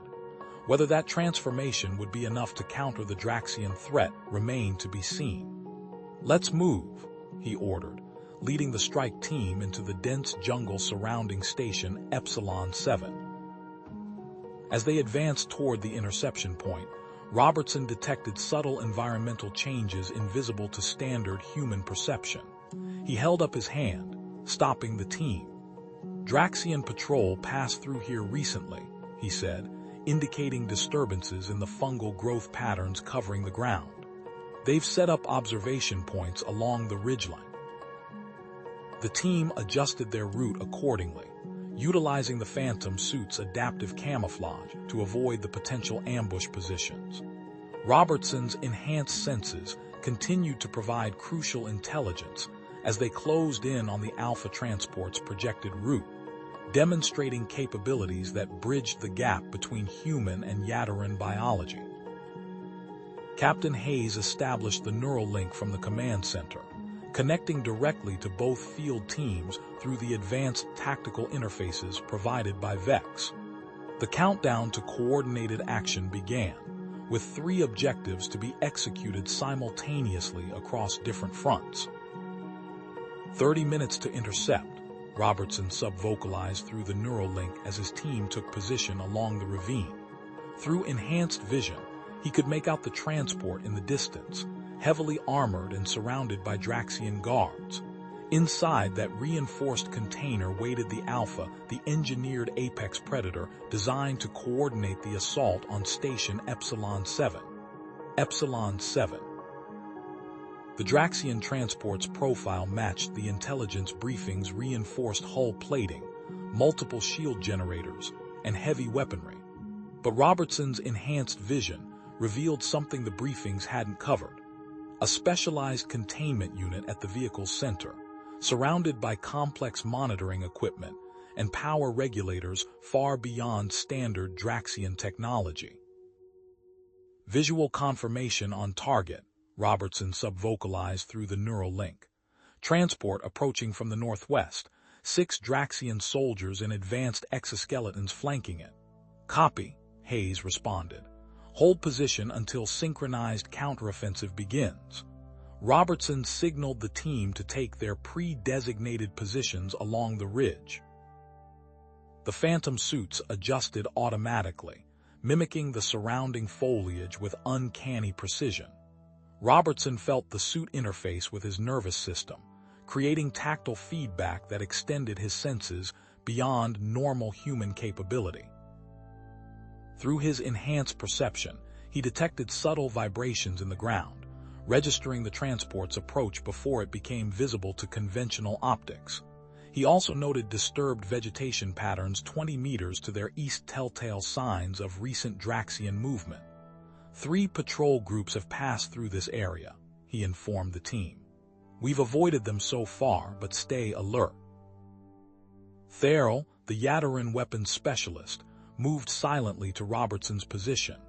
The suits are functioning optimally, he said, his voice barely audible even to Robertson's enhanced hearing. Thermal signature masking and sound dampening fields are active. We are effectively invisible to standard Draxian security measures. Robertson nodded, studying the approaching transport through high-powered optics. The vehicle moved deliberately, its escort formation suggesting they anticipated potential ambush. Most concerning was the containment unit visible at the transport's center. Its design matched no known Draxian prisoner transport protocols. Nova, are you receiving this visual feed? Robertson asked through the neural link. Affirmative, Nova's synthesized voice replied. Analysis indicates the containment system incorporates neural programming technology. The power requirements suggest capabilities far beyond controlling single organisms. Robertson watched the transport enter the clearing below. Hayes, Fire Team Nexus status. In position at the tunnel access point, Hayes Repley Doctor. They've identified 14 Draxian operatives placing explosive charges beneath critical infrastructure. We've also detected a cyber warfare package targeting our environmental systems. That explains the bioweapon Dr. Foster found, Robertson commented, watching the transport slow as it reached the center of the clearing. They're planning to hit us from all sides simultaneously. Precisely, Hayes confirmed. Nexus has successfully tapped into their communications. The operation is called Apex Ascendant, and it includes the tunnel explosives, predator attacks, and the bioweapon dispersal, all coordinated through something they're calling the Alpha. Robertson focused his enhanced vision on the containment unit. Through specialized viewing ports, he detected pulsating bioluminescent patterns emanating from within. The patterns matched documented Draxian command signals. The Alpha is being activated, he reported, tension evident in his voice. Those light patterns are broadcast signals to the predator species. Therrell confirmed with a specialized sensor device. The signals are transmitting across multiple frequencies. They're reaching all deployed Predat Doctor around the station. Time to initiation, Robertson asked. Seismic disruptors ready, Hayes replied. Fire Team Nexus in attack position. Station defenses holding, but the Crimson Stranglers have breached secondary barriers. Doctor. Foster's team has retrieved fungal samples for the neutralizing agent despite losses to Nexus Beast attacks. An orbital status. Draxian capital ships have launched a second fighter wave. HMS Indomitable and Eternal Vigilance are engaging. The Yadarin gravitic distortion weapons are proving effective against Draxian targeting systems. Robertson absorbed the information, his enhanced processing capabilities organizing the tactical situation with unprecedented clarity. Final coordination confirmed. We move in 3 minutes. As the team made final preparations, Robertson detected movement in the upper canopy. He raised his fist, signaling immediate halt. Draxian scout drones, he whispered, tracking 3 nearly invisible objects moving through the treetops with specialized stealth technology. "Don't move." The team froze as the drones performed sweeping sensor patterns directly overhead. Robertson watched the sensor beams pass within centimeters of Therrell's position, the Phantom suit's camouflage system struggling against the scout drone's advanced detection capabilities. For 30 agonizing seconds, the team remained motionless as the drones completed their security sweep of the ridge. Robertson could hear his own heartbeat, unnaturally steady despite the tension. The enzymatic integration had altered even his stress responses. As the drones moved away, Robertson returned his attention to the transport. The bioluminescent patterns from the containment unit had intensified, creating interference patterns across their communication equipment. "Our camouflage systems are experiencing disruption," Thayer Doctor reported, checking readings on his wrist display. "The neural signals from the containment unit are creating interference." Robertson nodded. "Adjust your attack positions accordingly. We'll need to compensate with tactical positioning." Dr. Parker's voice unexpectedly came through the neural link. "Robertson, I've completed analysis of your physiological changes. The Yadarin enzymatic integration is permanent. More importantly, your neurological patterns show compatibility with Yadarin neural interfaces." "What does that mean practically?" Robertson asked, continuing to monitor the transport's movements. "It means you can process tactical information and coordinate with Yadarin technology at unprecedented levels," Parker explained. "Your hybrid biology gives you capabilities we didn't anticipate." Robertson considered this information as he observed a new development at the transport. The containment unit had begun to emit an anomalous energy signature that created visible distortion in the air around it. "Energy signature detected," he reported.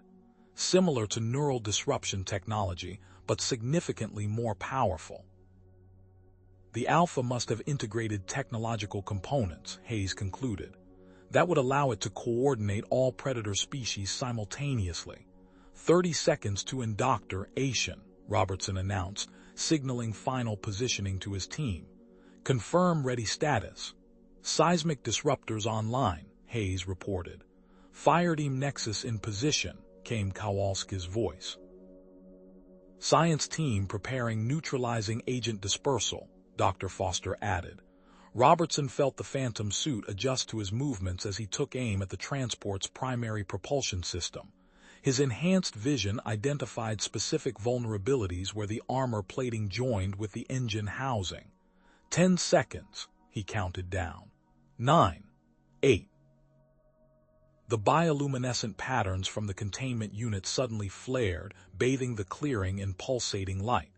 The 6 Draxian guards moved into defensive positions around the transport, their weapons scanning the perimeter.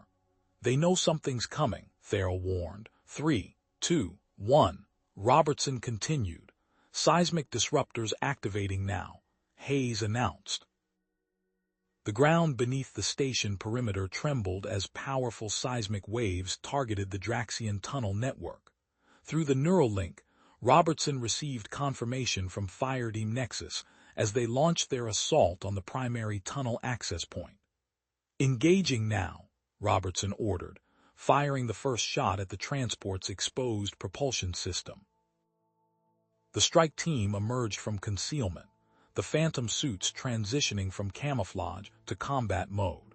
Enhanced targeting systems integrated with their weapons as they unleashed precisely coordinated fire on the Draxian transport, beginning the most critical phase of the counteroffensive against Operation Apex Ascendant.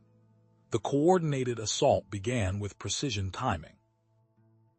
Robertson's shot struck the transport's propulsion system exactly where the armor plating joined the engine housing, creating a cascade of sparks and venting coolant.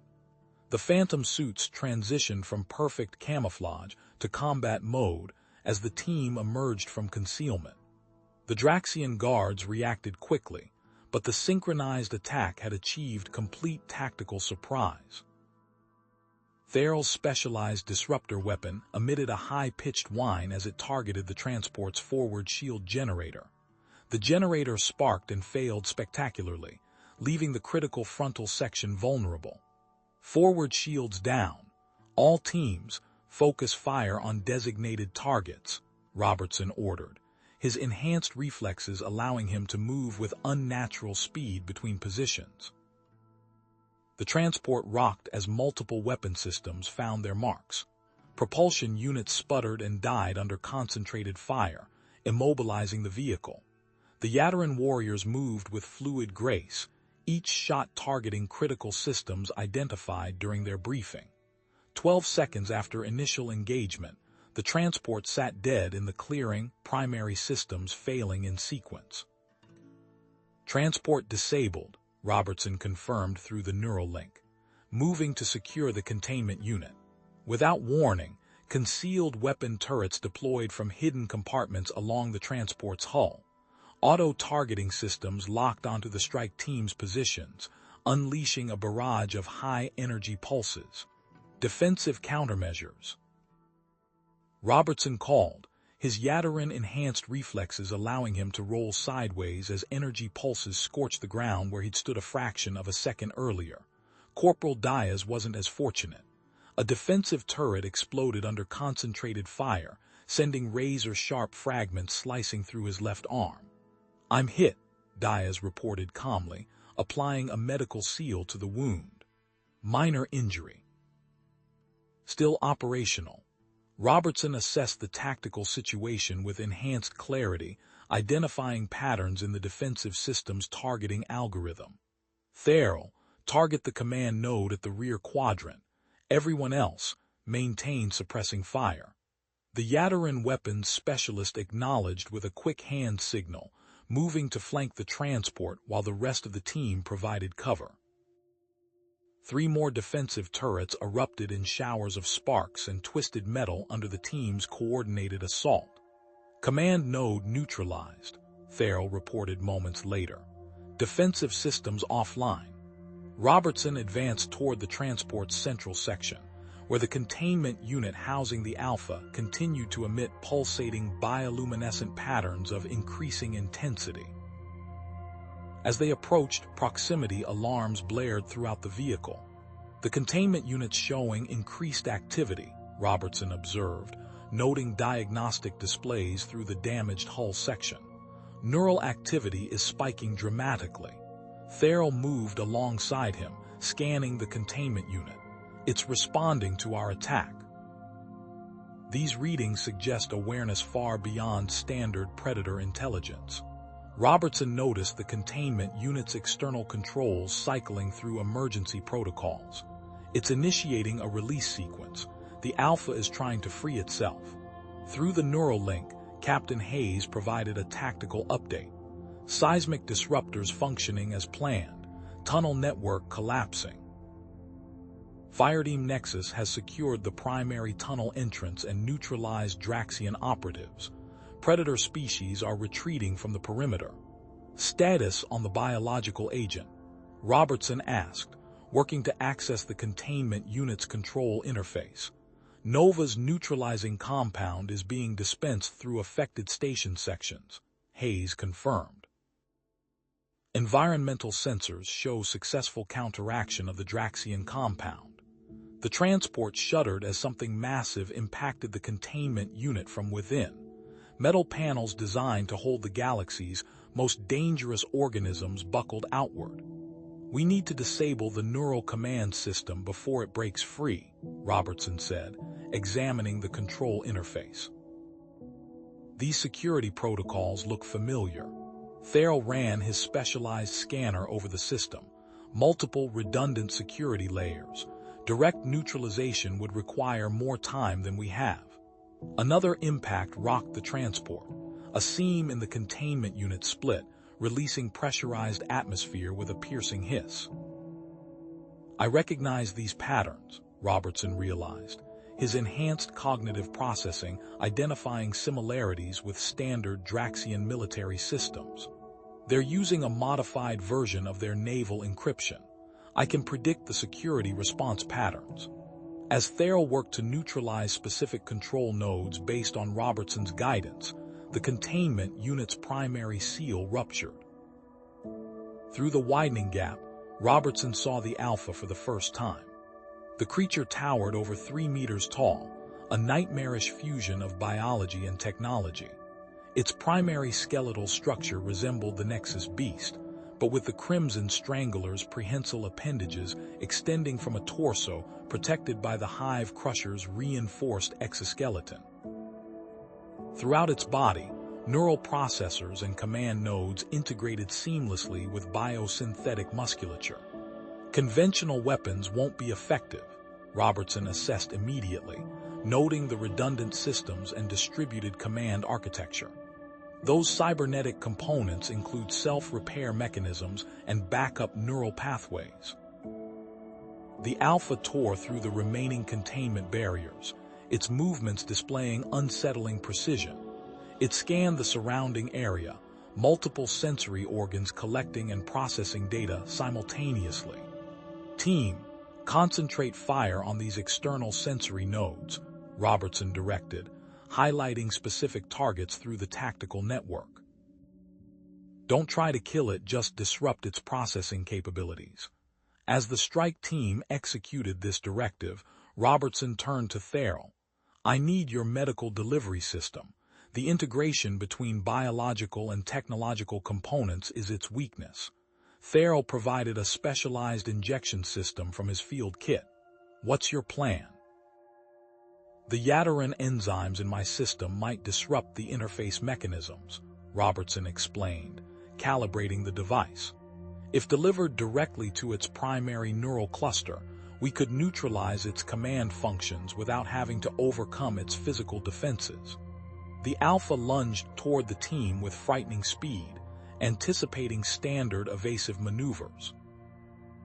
A Marine narrowly escaped its grasp, rolling beneath the transport as one of the prehensile appendages smashed through the vehicle's hull where he'd stood. Robertson observed the Alpha's movement patterns, recognizing standard Draxian combat algorithms, but noting crucial differences in execution. The creature adapted its tactics in real time, learning from each engagement. Keep it distracted, Robertson ordered, circling to approach from behind. Target external nodes in sequence 639. Create processing gaps. The strike team executed with perfect coordination, forcing the Alpha to constantly shift its attention between multiple threats. Each disabled sensory node created momentary confusion in the creature's integrated systems, small windows of opportunity that Robertson exploited to move closer. The Alpha demonstrated extraordinary tactical awareness, countering conventional approaches before they developed. But it couldn't predict Robertson's hybrid methodology, a unique combination of human tactical improvisation and Yadarin precision that resulted from his integrated biology. When the Alpha turned to counter Thale's flanking movement, Robertson saw his opening.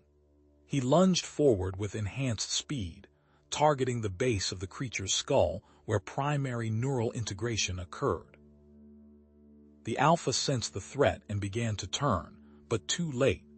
Robertson drove the specialized injector into the neural cluster, delivering the concentrated Yadarin enzymatic compound directly to the critical integration point between biological and technological components. The effect was immediate. The Alpha convulsed as disruption cascaded through its command systems. The precisely calibrated interfaces between organic tissue and cybernetic components began failing as the enzymes interfered with the molecular bonds maintaining integration. Throughout the surrounding jungle, the coordinated attacks from various predator species faltered. Through the neural link, Robertson received confirmation from Station Epsilon 7. Sensors detected massive disruption in predator coordination, extending 15 kilometers in all directions. The Alpha stumbled, its movements becoming erratic as command functions deteriorated. The bioluminescent patterns that had coordinated the entire Draxian biological assault flickered and fragmented. Primary neural disruption confirmed, Robertson reported, backing away from the creature. The Alpha's command capabilities are collapsing. Captain Hayes's voice came through the neural link. Station sensors confirm widespread disruption among all deployed predator species. They're reverting to baseline instinctual behaviors. The Alpha dropped to one knee, multiple appendages grasping at its neural cluster, as integrated systems attempted to compensate for the escalating failure cascade. Its eyes, a disturbing hybrid of biological and artificial components, locked onto Robertson with unnerving intelligence. The enzymes are working, Therrell confirmed, scanning the creature. Integration points are failing throughout its system. Despite its deteriorating condition, the Alpha wasn't neutralized yet. With visible effort, it activated secondary systems, rerouting commands through backup neural pathways. Its movements became more deliberate as it concentrated remaining functional capacity on immediate survival rather than coordinating the broader assault. It's adapting, Robertson warned, signaling the team to maintain distance, falling back to isolated operational mode. The Alpha rose shakily to its feet, severing connections to failing systems to preserve core functions. Though no longer capable of coordinating the Draxian assault, it remained an extraordinarily dangerous organism, perhaps the most lethal single combatant Robertson had ever encountered. Captain Hayes provided a critical update through the neural link. Orbital assets report Draxian capital ships repositioning. They know their operation is compromised, but they're maintaining aggressive posture. Captain Okafor believes they may attempt a final strike before withdrawing. We need to completely neutralize the Alpha, Robertson concluded, observing the creature as it stabilized its reduced functionality. It's still collecting and processing tactical data. The Alpha turned toward the transport's communication array, its intentions suddenly clear to Robertson's enhanced perception. It's trying to upload combat data to the Draxian fleet, he warned. Stop it. It's trying to upload combat data to the Draxian fleet, Robertson warned. Stop it.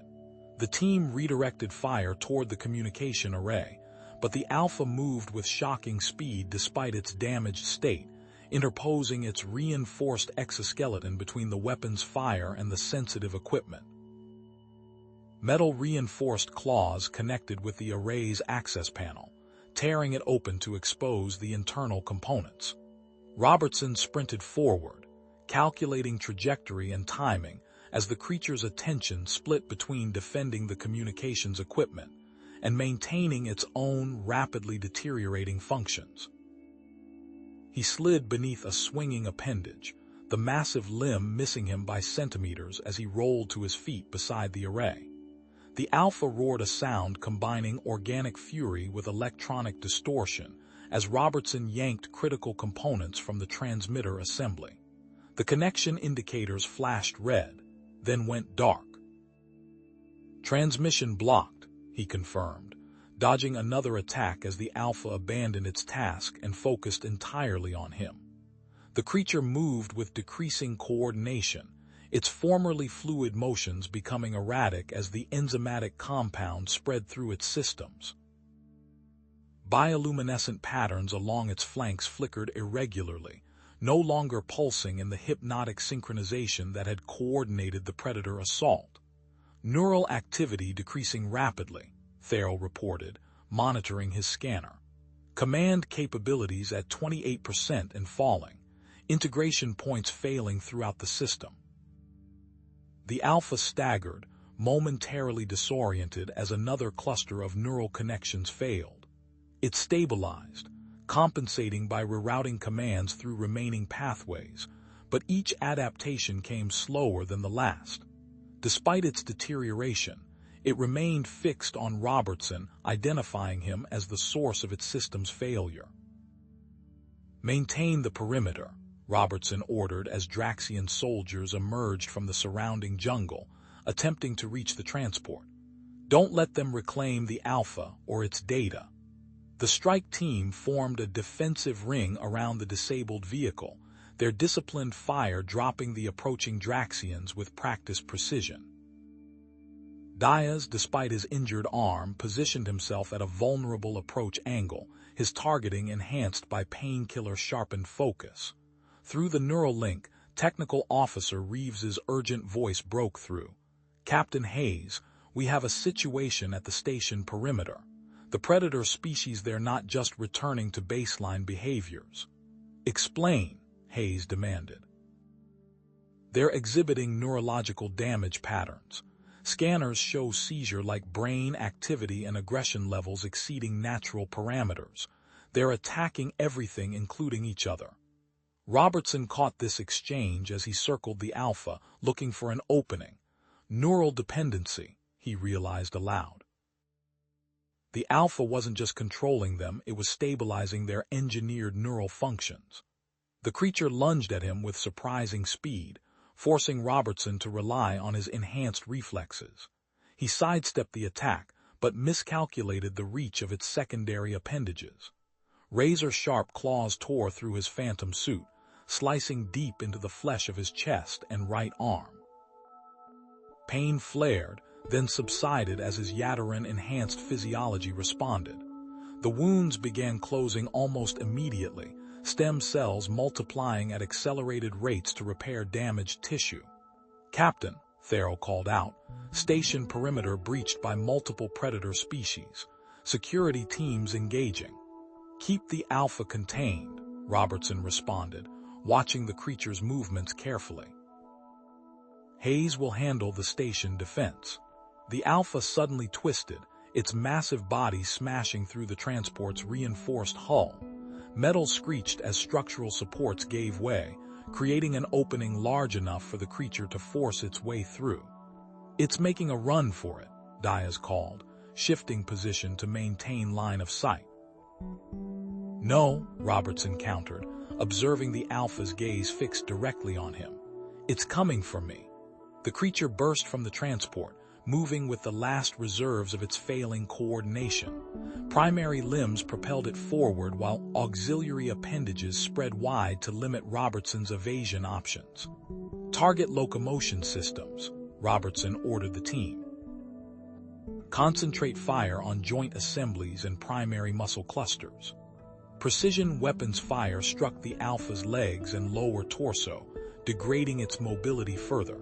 It stumbled but continued forward, driven by primitive survival algorithms that had identified Robertson as the primary threat to its existence.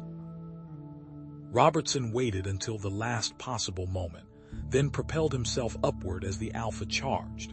His enhanced muscles launched him directly over the creature's head. As he passed above, he grabbed a protruding neural relay node on its upper back, using the momentum to swing around and land directly on the creature's armored spine. The Alpha bucked violently, trying to dislodge him.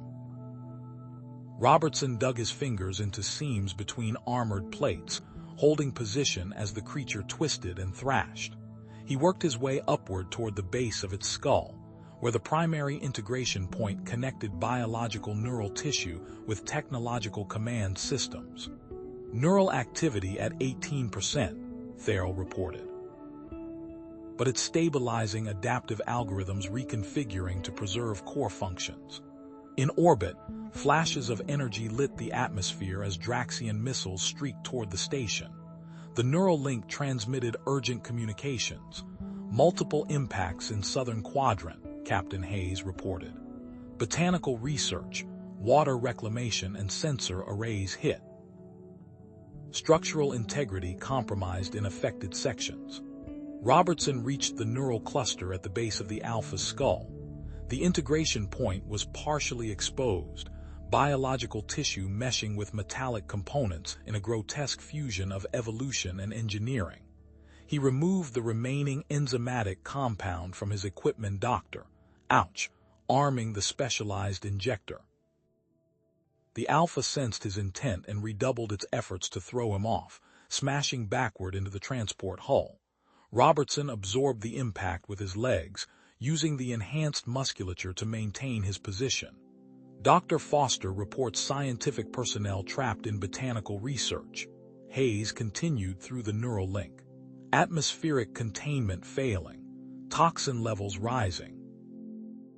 Robertson drove the injector deep into the Alpha's neural cluster, depressing the release mechanism fully. The concentrated enzymatic compound flooded directly into the primary integration point. The effect was immediate. The Alpha's entire form went rigid, then convulsed violently as cascading system failures spread outward from the neural cluster. Bioluminescent patterns flared brilliantly, then flickered erratically before fading entirely. The massive creature collapsed, its limbs twitching with uncontrolled impulses as the connections between biological components and technological enhancements catastrophically failed.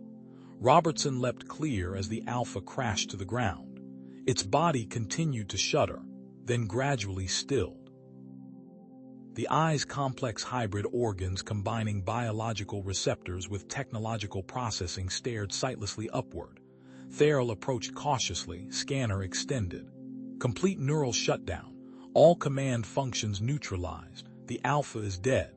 Through Dr. Neural Link, reports flowed in from multiple sources. Captain Hayes, predator species retreating from station perimeter. They're disengaging and moving back into the jungle. Lieutenant Kowalski, Draxian tunnel network secured, collecting intelligence materials. Dr. Parker, toxin levels in botanical section critical, personnel trapped, estimated survival time 19 minutes. As Robertson surveyed the Alpha's remains, an unexpected voice joined the neural link communications Nova, her mental presence Disty Doctor. I've despite her physical weakness. I may have a solution for the botanical section, she said. There's a fungal strain in the collection Mycelium absorptus that can process the Draxian toxin. If properly stimulated, it could create breathable pockets until rescue arrives. Dr. Parker, Hayes responded immediately, assess Nova's proposal. Vex is coordinating with the Yadarin cruiser to deploy specialized cutting equipment. Robertson turned to his team. Secure the perimeter. Establish a defensive position around the Alpha and the transport. This intelligence is critical. Diaz approached, his injured arm now properly treated and bandaged. What about those Draxian capital ships? They still out there? As if in answer, the characteristic sound of multiple ships entering atmosphere cut through the jungle canopy. Robertson accessed the tactical network, confirming friendly signatures. Reinforcements have arrived, he informed the team. Draxian fleet is retreating. Therill examined the Alpha's neural cluster with professional interest. The integration technology is remarkable despite its failure. The biological adaptation to accept these cybernetic components suggests extensive genetic engineering. Robertson nodded. Gather everything. Data storage, control components, tissue samples. My condition might help identify hidden elements. He extended his senses, the Yadarin integration allowing him to perceive subtle energy signatures invisible to standard human perception. Near what had been the Alpha's primary nerve ganglion, he detected faint electromagnetic emissions. Here, he indicated to Therill, concealed data module. As they carefully extracted the well-hidden component, Captain Hayes provided station updates through the neural link. Nova's fungal solution being implemented in botanical section. Yadarin cutting team 12 minutes out. Admiral Parker Lee has established contact medical and repair teams inbound. Robertson surveyed the Alpha's massive form once more. Even in death, the creature represented a terrifying achievement in biological warfare and a chilling glimpse of Draxian scientific capabilities. The intelligence they were gathering might prevent similar threats in the future, but the immediate crisis wasn't over. He turned toward Station Epsilon 7, visible through gaps in the jungle canopy. Smoke rose from the southern quadrant where the missiles had struck. Emergency teams moved across the exterior in atmospheric suits, working to contain the breaches. We need to get back to the station, he said. Those trapped personnel don't have much time. Time, Robertson stated, assessing the situation through his neural link. Theral, extract what data you can from the Alpha's remains. Diaz, coordinate with the defensive perimeter. I'm heading to the station. Sir, your injuries, Diaz began. Are closing already, Robertson replied, glancing down at the wounds across his chest and arm. The deep gashes had already begun to seal, accelerated stem cell growth knitting the tissue together at a visible rate. The Yadarin integration provides some benefits. Captain Hayes' voice cut through the neural link. Robertson, we need you at the extraction coordination point. Nova's fungal solution buys us time, but the latest scans show the toxin is adapting. We have under 60 minutes before it overcomes the absorption mechanism. Robertson broke into a run, his enhanced physiology turning what would have been an exhausting sprint into fluid motion. Through gaps in the canopy, he watched as Yadarin cutting teams deployed along the damaged southern quadrant of the station. Their specialized equipment emitted precise molecular disruption fields that methodically carved through the wreckage. Status update on botanical personnel, he requested, approaching the station's emergency access point. Stable but deterred rating, Technical Officer Reeves responded. Nova's mycelium absorptus is creating breathable pockets, but toxin levels are beginning to rise again. Dr. Foster reports neurological symptoms advancing in 2 researchers. Robertson reached the extraction coordination point where Captain Hayes and Dr. Parker monitored holographic displays of the damaged section. Yadarin cutting team progress appeared as a pulsing blue line slowly extending through red zones of structural damage. I'm going in with the rescue team, Robertson announced. Hayes turned, her expression hardening. Absolutely not. You've us engaged in combat with the Alpha and sustained significant injuries. Medical protocol requires, my injuries are nearly healed, Robertson interrupted, extending his arm for inspection. The wounds had closed to thin pink lines, and my enhanced physiology makes me uniquely suited for toxin exposure. Dr. Parker stepped forward, medical scanner in hand. Let me check. He ran the device across Robertson's torso, focusing on respiratory and cellular readings. His eyebrows raised in surprise. This is remarkable, Parker said, showing the results to Hayes.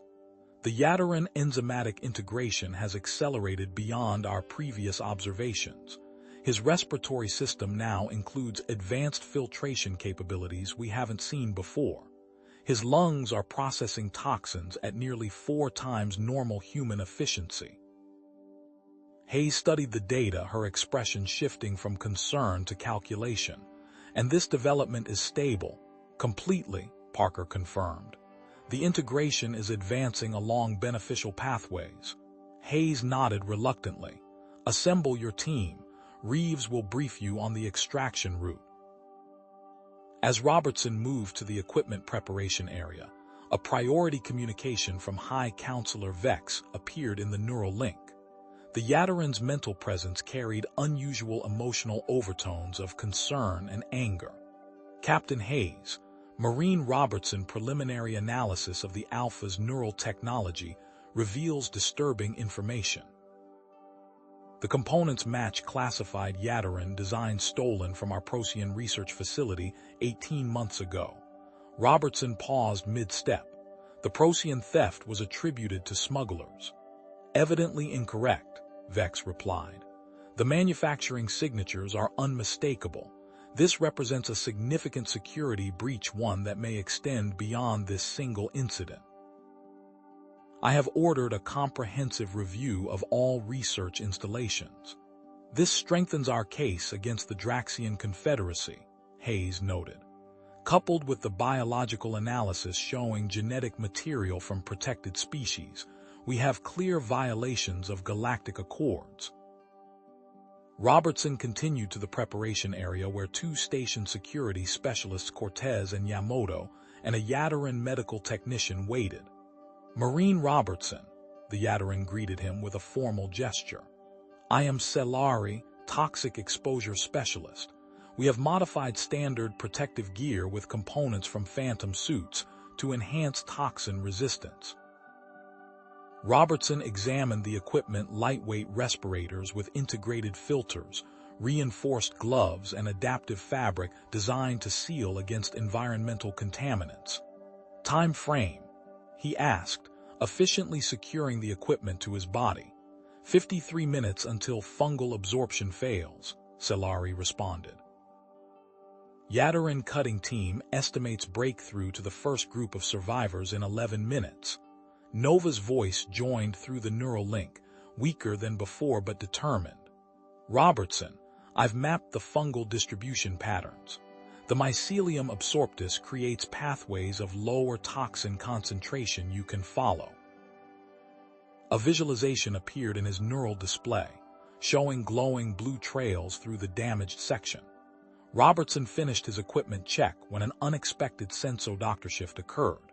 The air around him suddenly appeared tinged with subtle color variations: pale green wisps near ventilation systems, denser yellow concentrations around sealed doors leading to contaminated areas.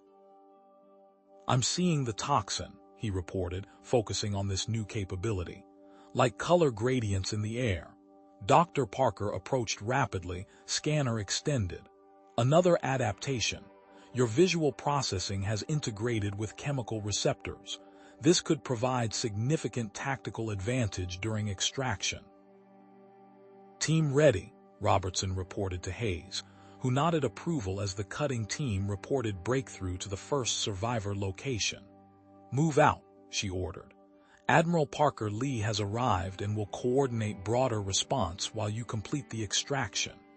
The rescue team entered the damaged botanical section through the narrow passage created by the Yadarin cutting equipment. Robertson led, his enhanced vision identifying shifting toxin concentrations. Pale green areas indicated safe paths, while yellow and orange signaled increasing danger. Follow precisely, he instructed the team. Toxin concentrations vary significantly over small distances. They navigated through buckled corridors where support beams hung precariously from the ceiling. Every movement required careful consideration. A wrong step could trigger structural collapse. First survivor group located, Robertson announced as they approached a sealed hydroponics chamber. Toxin levels moderate but increasing. Selari moved forward with medical equipment ready as Robertson overrode the chamber's emergency seals. Inside, 3 human researchers and a Yadarin botanical specialist huddled near a dense growth of phosphorescent fungi that pulsated rhythmically, absorbing toxins from the air. Medical assessment, Selari stated, scanning each survivor. Early-stage neurotoxin exposure, treatable with prompt intervention. Mobile with assistance. The survivors' expressions mixed relief with lingering fear as the team helped them to their feet. Robertson supported the Yadarin specialist, who appeared most affected by the toxin despite her natural resilience. Second group, Robertson questioned. Life signs detected but unreachable through the current extraction route, Cortez reported, checking her scanner. Structural integrity in that section is critical. Robertson studied his neural display, which now incorporated both Nova's fungal pathways and toxin concentration gradients. He identified a pattern of maintenance access points, narrow tunnels used for climate control system repairs. Alternative approach, he stated, pointing to the display.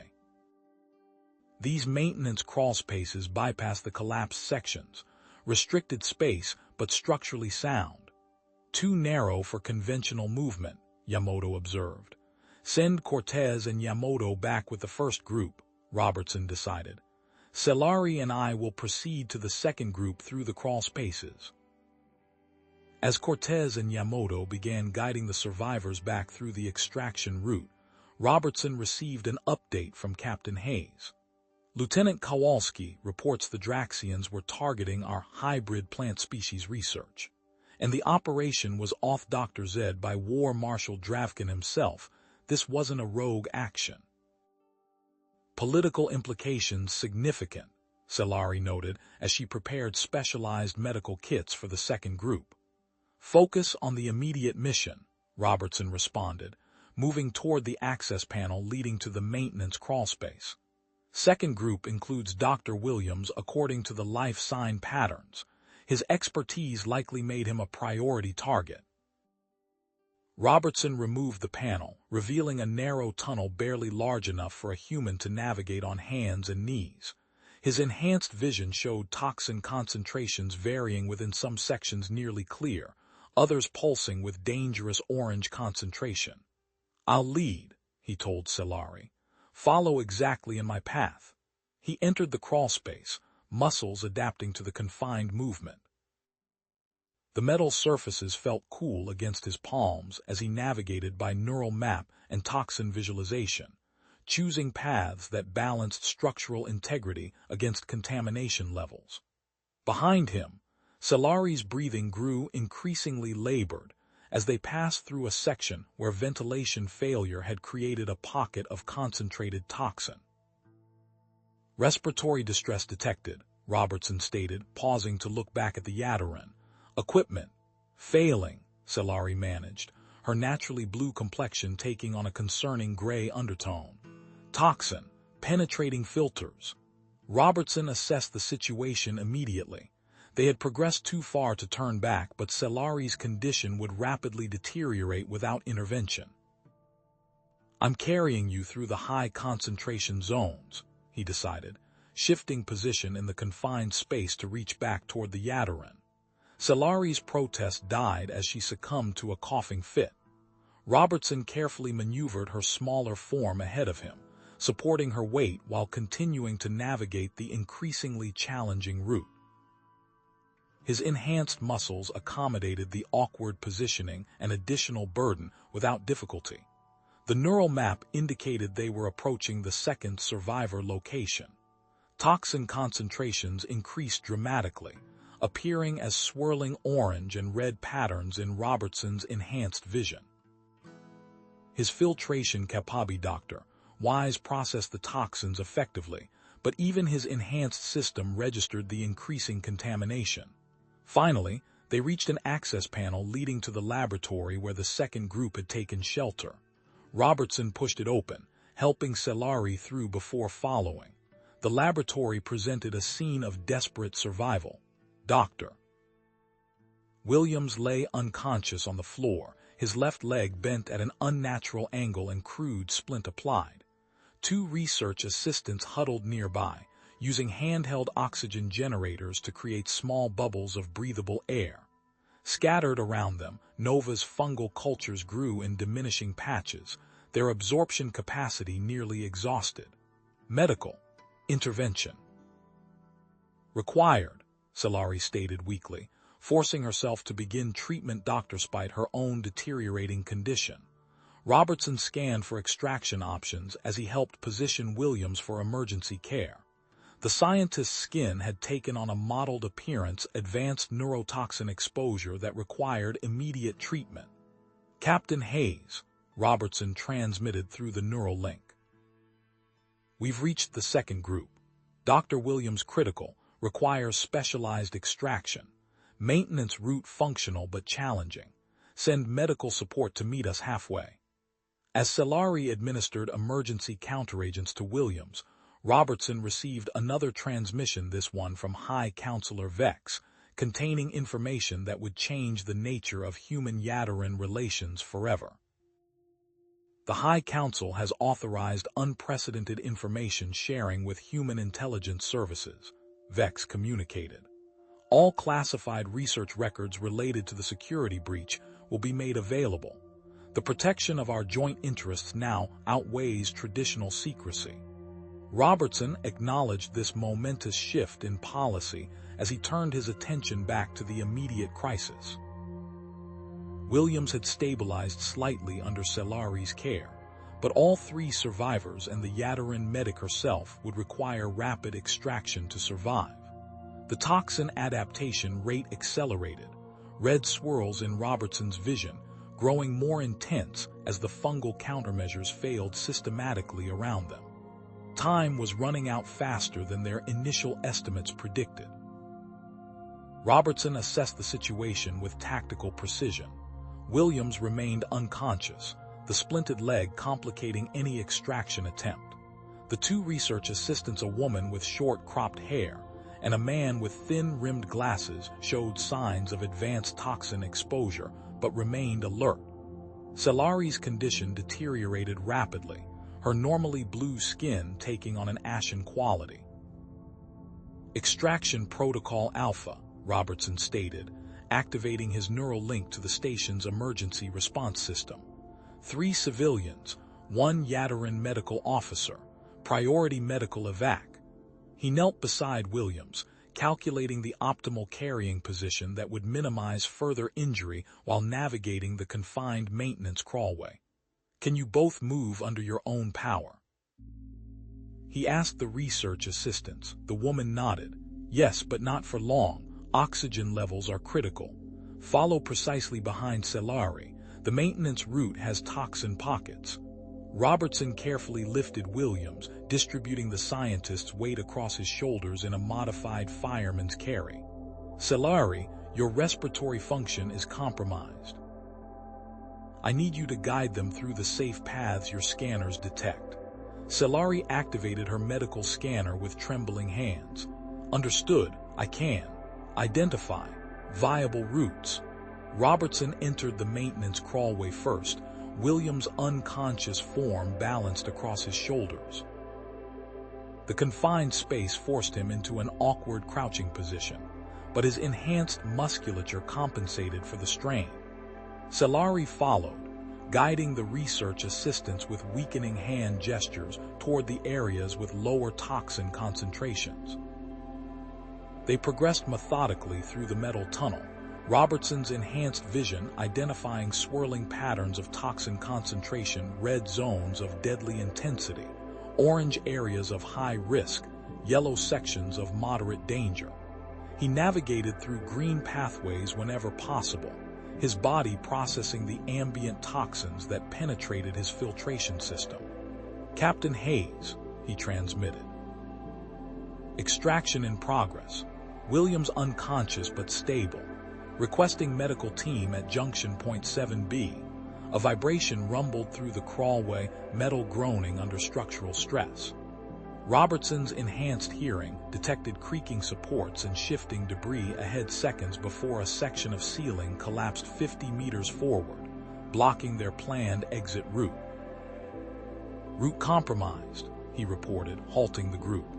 "Structural failure at junction 7B. He scanned the surrounding crawlway sections, identifying an alternative path through a reinforced ventilation wall. The neural map showed it connected to an undamaged section, bypassing the collapse entirely. "Alternate route identified," he stated, adjusting Williams' position as he changed direction. "Follow closely." They reached the ventilation wall, a reinforced metal barrier designed to contain air pressure differentials during emergency sealing procedures. No access panel existed. The wall was intended as a permanent boundary. "Cannot proceed," Cellari managed between labored breaths. Robertson carefully set Williams down. "I'll create an opening." He examined the wall, identifying the structural weak points where support beams connected to the primary frame. Using his enhanced strength, he gripped a seam where 2 panels joined and applied steady pressure. The metal groaned in protest, bending slightly under his force. Robertson repositioned, bracing his legs against the opposite wall for maximum leverage. He pulled again, muscles straining beyond normal human capacity as the metal began to separate. The surrounding toxins intensified the strain, his nervous system registering increasing discomfort as Draxian compounds reacted with his hybrid physiology. The pain-escalated nervous system flaring with signals that oscillated between burning heat and freezing cold. Robertson maintained focus, applying marine mental discipline techniques to compartmentalize the pain. The metal barrier finally yielded with a screech of tearing connections, creating an opening large enough for single-file passage. "Move through," he ordered, fighting to keep his voice steady as neurological feedback intensified. "I'll follow with Williams." Solari guided the research assistants through the opening as Robertson retrieved Williams. Each movement now triggered cascading pain responses, his hybrid nervous system overwhelmed by conflicting signals. The yatterin enzymatic components within his cells reacted violently to the concentrated Draxian toxins, creating biochemical conflicts at the cellular level. Despite the mounting agony, Robertson maintained consciousness through sheer discipline, focusing entirely on the Doctor objective. He maneuvered Williams through the opening and followed, emerging into a secondary maintenance corridor with significantly lower toxin levels. "Junction 5C reached," he reported, vision blurring temporarily as neural pathways experienced feedback loops. "Require immediate medical evac." DRHE corridor led to an emergency access hatch where Dr. Parker waited with a medical team. They quickly transferred Williams to a hovering stretcher while administering emergency counteragents to the research assistants. "Solari requires specialized respiratory support," Robertson stated, fighting to remain upright as his own systems approached critical thresholds. Dr. Parker immediately directed treatment for the yatterin medic before turning to Robertson. Her expression shifted from professional assessment to concern as her scanner registered his condition. "Your cellular activity is off the charts," she said, administering an immediate injection. "The hybrid components are overreacting to the toxin exposure." Robertson's sensory processing suddenly amplified beyond control. The ambient light became painfully bright. Sounds distilled Dr. D into overwhelming waves.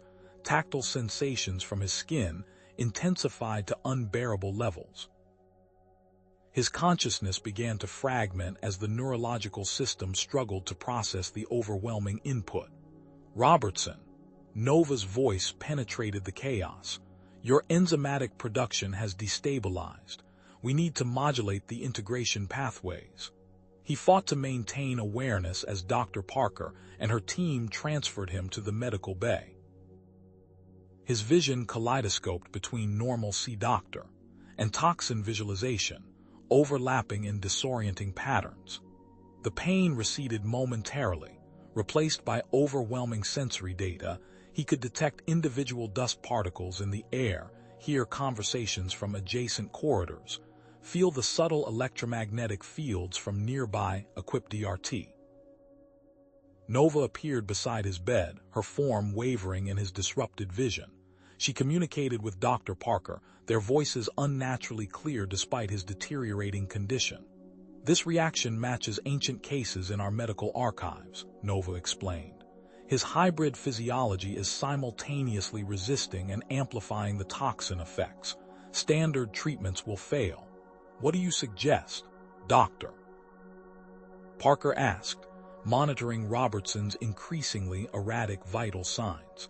"We need to combine your neural dampening medications with our biological modulators.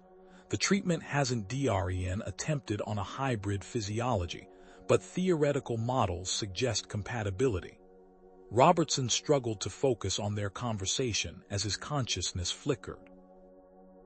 Through fragmented awareness, he registered the preparation of injection components, clear human pharmaceuticals mixing with iridescent yatterin compounds. "This will either stabilize your neural pathways or push you into complete shutdown," Dr. Parker warned as she prepared the injection site. "We have no middle ground options." The hybrid solution entered his system, producing immediate effects. The overwhelming sensory input diminished as neural pathways recalibrated. Pain signals reduced from excruciating to manageable levels. His consciousness stabilized but remained detached, floating in a semi-aware state as his biology adapted to the new Doctor chemical balance. Through this partial awareness, Robertson perceived activity throughout the medical bay. Williams and the research assistants recovered under standard treatment protocols.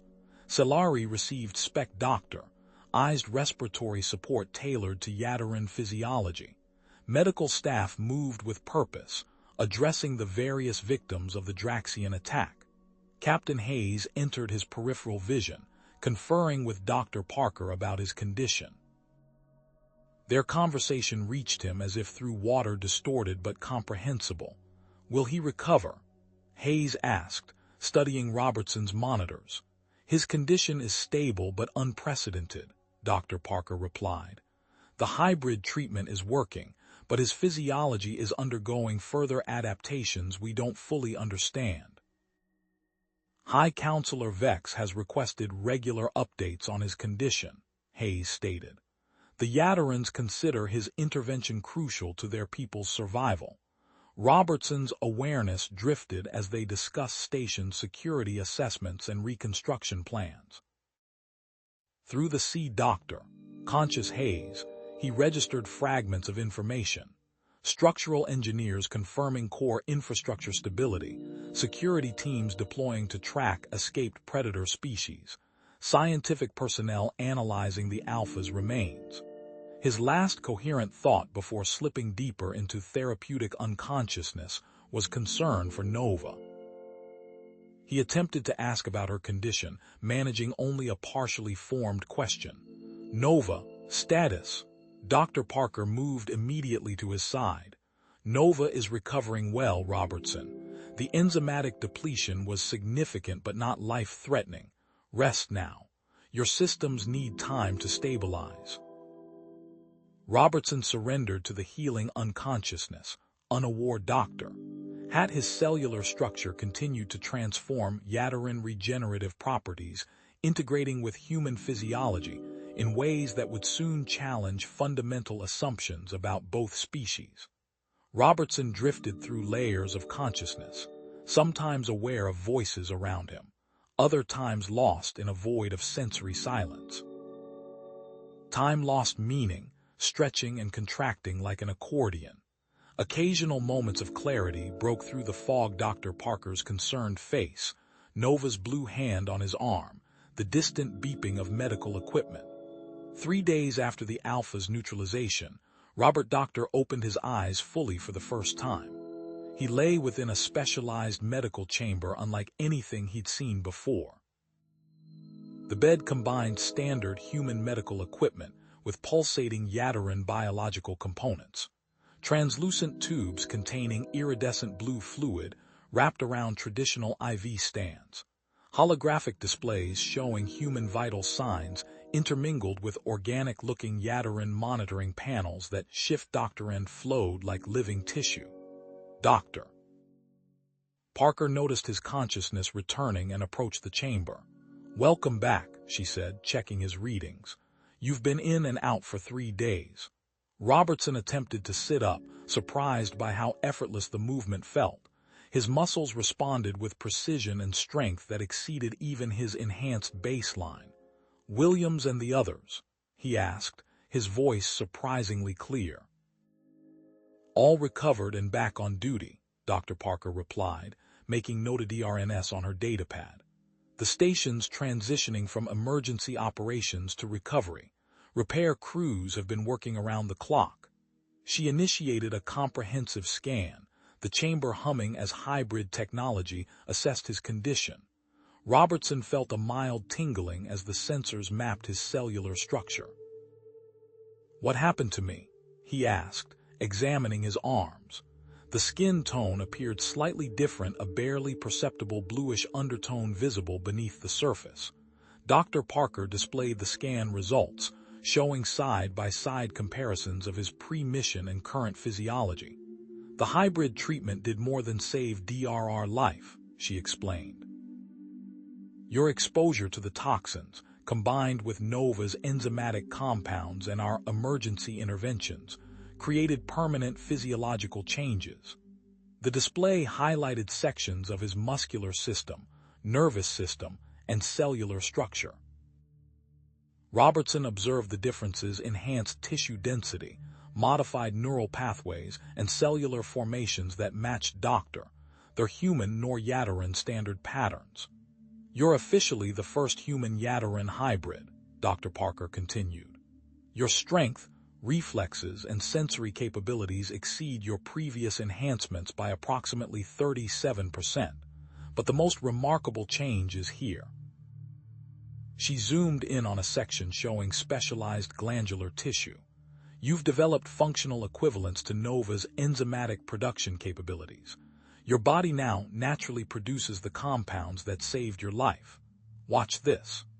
Dr. Parker played a time-lapse recording showing a deep laceration on his forearm closing completely in hours rather than days or weeks. Your cellular regeneration is unprecedented. Wounds that would take months to heal now repair themselves in days or even hours. Robertson flexed his hand, sensing the changes within his body. His perception felt sharper, colors more vivid, sounds clearer. "The station?" he asked. "Epsilon 7 is battered but resilient," Captain Hayes stated, entering the medical bay. Technical Officer Reeves just completed installation of a new hybrid detection grid.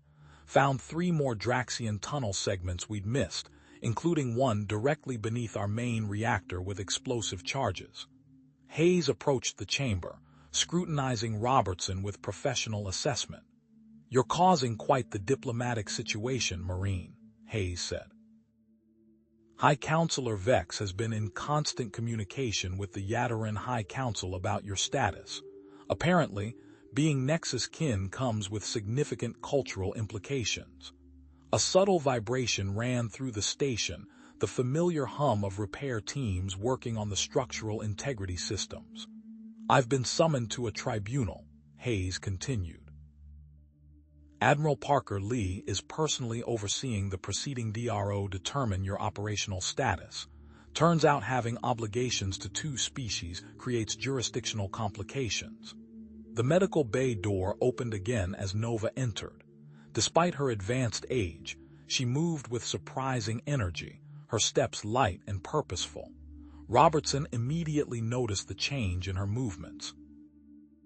"The healing flows both ways, it seems," Nova said, noticing his observation.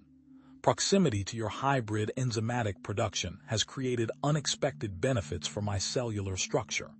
Dr. Parker nodded.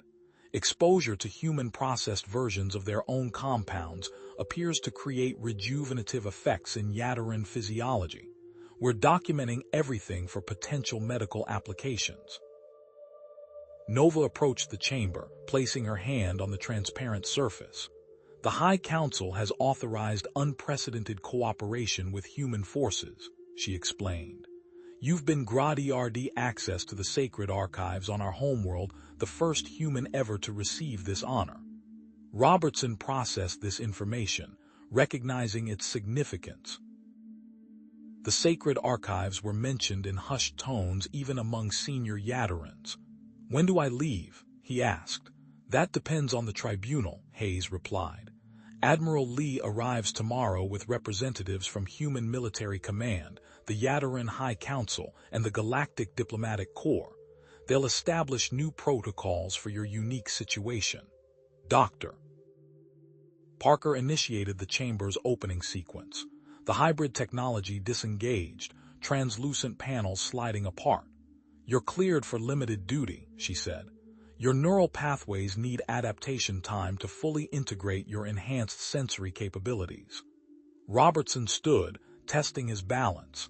His body responded with precision that surprised even him. He sensed minute air currents in the room, detected individual scent signatures from each person present, heard conversations 3 rooms away with perfect clarity. "Lieutenant Kowalski's team found something concerning during perimeter sweeps," Hayes said, handing Robertson a datapad. "A secondary Draxian facility 15 kilometers out with communication equipment for deep cover agents. The infiltration appears extensive. 3 major human military development centers and the Yadaran Biological Sciences Academy have been compromised." The datapad displayed facility schematics and decodoctor transmission logs. Robertson absorbed the information with enhanced cognitive speed, noticing patterns in the data that would have escaped him before. "There's more," Hayes continued. The specialized containment teams tracking the released predator species report unexpected developments. Several Nexus beasts have formed coordinated hunting structures without alpha control, and evidence suggests a Crimson Strangler has integrated Nexus beast genetic material, potentially creating hybrid predators. Nova stepped forward. Doctor Foster and I have established temporary cultivation facilities to recover our damaged botanical samples. We've salvaged approximately 70% of our research progress. More importantly, we're developing a comprehensive biological defense system against engineered predator species. And the alphas remains? Robertson asked. Hayes's expression darkened. Scientific analysis identified components for remote neural activation connected to interstellar transmission equipment. It wasn't just a tactical weapon, it was a template for coordinated attacks across multiple systems. The Draxian threat appears far more extensive than we initially believed. Robertson processed this information, his hybrid neural pathways revealing connections and implications with startling clarity. When does the tribunal begin? He asked. 0900 tomorrow, Hayes replied. Your testimony will be crucial. The outcome establishes precedents for future DRAN-Yadarin cooperation. Robertson moved toward the door, each step revealing new awareness of his transformed physiology. His balance, coordination, and physical responses operated at levels that would have been impossible even with his previous enhancements. One more thing, Nova said. The Yadarin homeworld is dispatching a specialized diplomatic vessel called Boundless Synthesis to transport you to the sacred archives, pending tribunal approval. This vessel incorporates technology never previously revealed to human allies. Dr. Parker handed Robertson a new uniform accommodating his slightly altered physiology.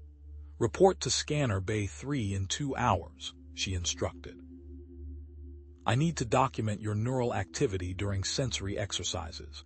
You've developed entirely new neural structures that integrate human and Yadarin perceptual frameworks.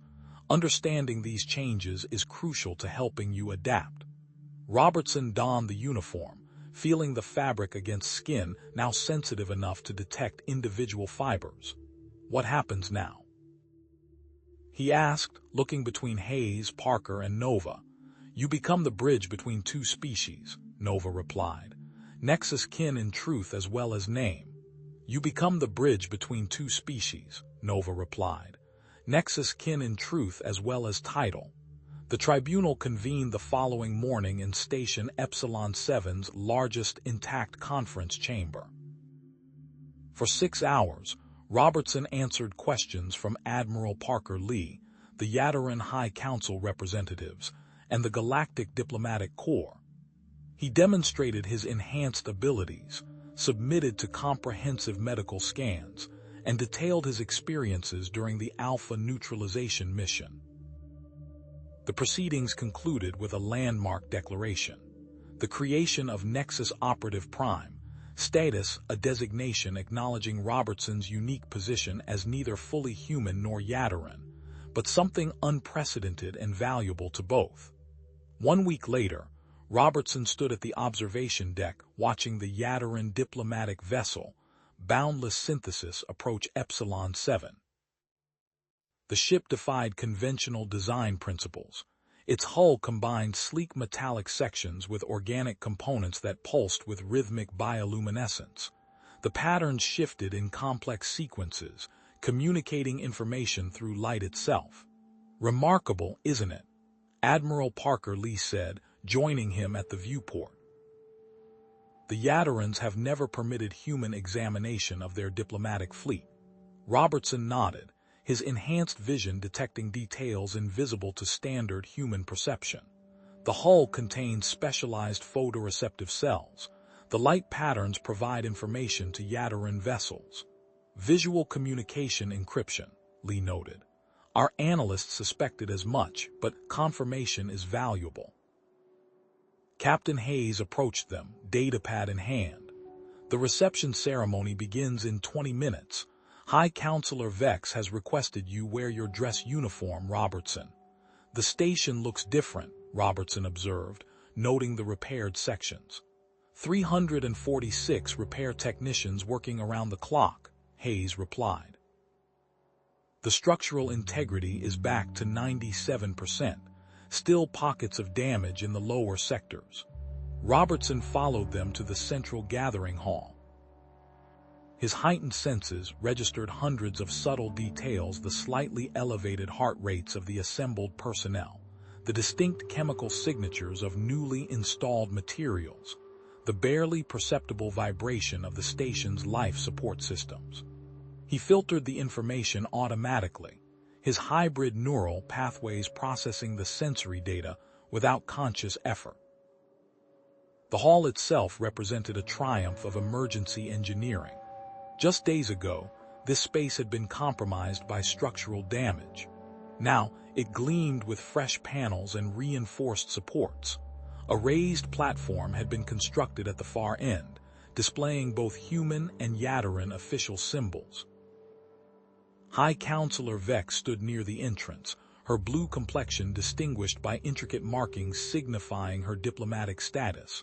"The vessel has docked," she announced. "Senior Commander Vax Thull requests permission to board with his ceremonial guard." Hayes nodded. "Permission granted. Security protocols have been adjusted as requested." The assembled personnel formed two lines, creating an aisle from the entrance to the platform. Robertson took his position near the front, aware that every eye occasionally darted in his direction. His transformation had become the subject of intense curiosity throughout the station. The doors opened. Senior Commander Vax Thull entered, followed by 8 Yadaran honor guards. The commander stood taller than most Yadarans, his muscular frame highlighted by ceremonial armor that combined biological components with metallic plates. The honor guards carried staff weapons that hummed with contained energy. Vax Thull approached the platform where Captain Hayes, Admiral Lee, and High Counselor Vex waited. He performed the formal Yadaran greeting, his movements precise and deliberate. "Captain Hayes, Admiral Lee, High Counselor Vex," the commander acknowledged. "The Boundless Synthesis stands ready to fulfill its historic mission. We bring greetings from the Yadaran High Council and the Sacred Archive Keepers." Admiral Lee responded with the appropriate diplomatic phrases. The formal exchanges continued for several minutes, establishing the ceremonial foundation for what would follow. Then Vax Thull turned toward Robertson. "Nexus Operative Prime Robertson, please approach." Robertson stepped forward. 2 honor guards moved to flank the commander, carrying an ornate case between them. The case pulsed with the same bioluminescent patterns as the ship's hull. "The High Council recognizes your unique status," Vax Thull announced. "In acknowledgement of your service and sacrifice, we present this symbol of your place between our worlds." The guards opened the case, Ray Doctorling armor unlike anything Robertson had seen before. It combined the practical design elements of human combat systems with distinctly Yadaran biological components. The chest plate featured intricate patterns that resembled those on Nova's formal attire, symbols of Nexus kin status. "This is ceremonial Yadaran battle armor, modified for your unique physiology," Vax Thull explained. "For 10,000 years, it has been bestowed only upon the greatest warriors of our most ancient conflicts. You are the first non-Yadaran to receive this honor." Dr. Parker, standing nearby, scanned the armor with her datapad. "The biotechnology is remarkable," she whispered to Hayes. "It contains channels specifically designed to work with Robertson's enzymatic production."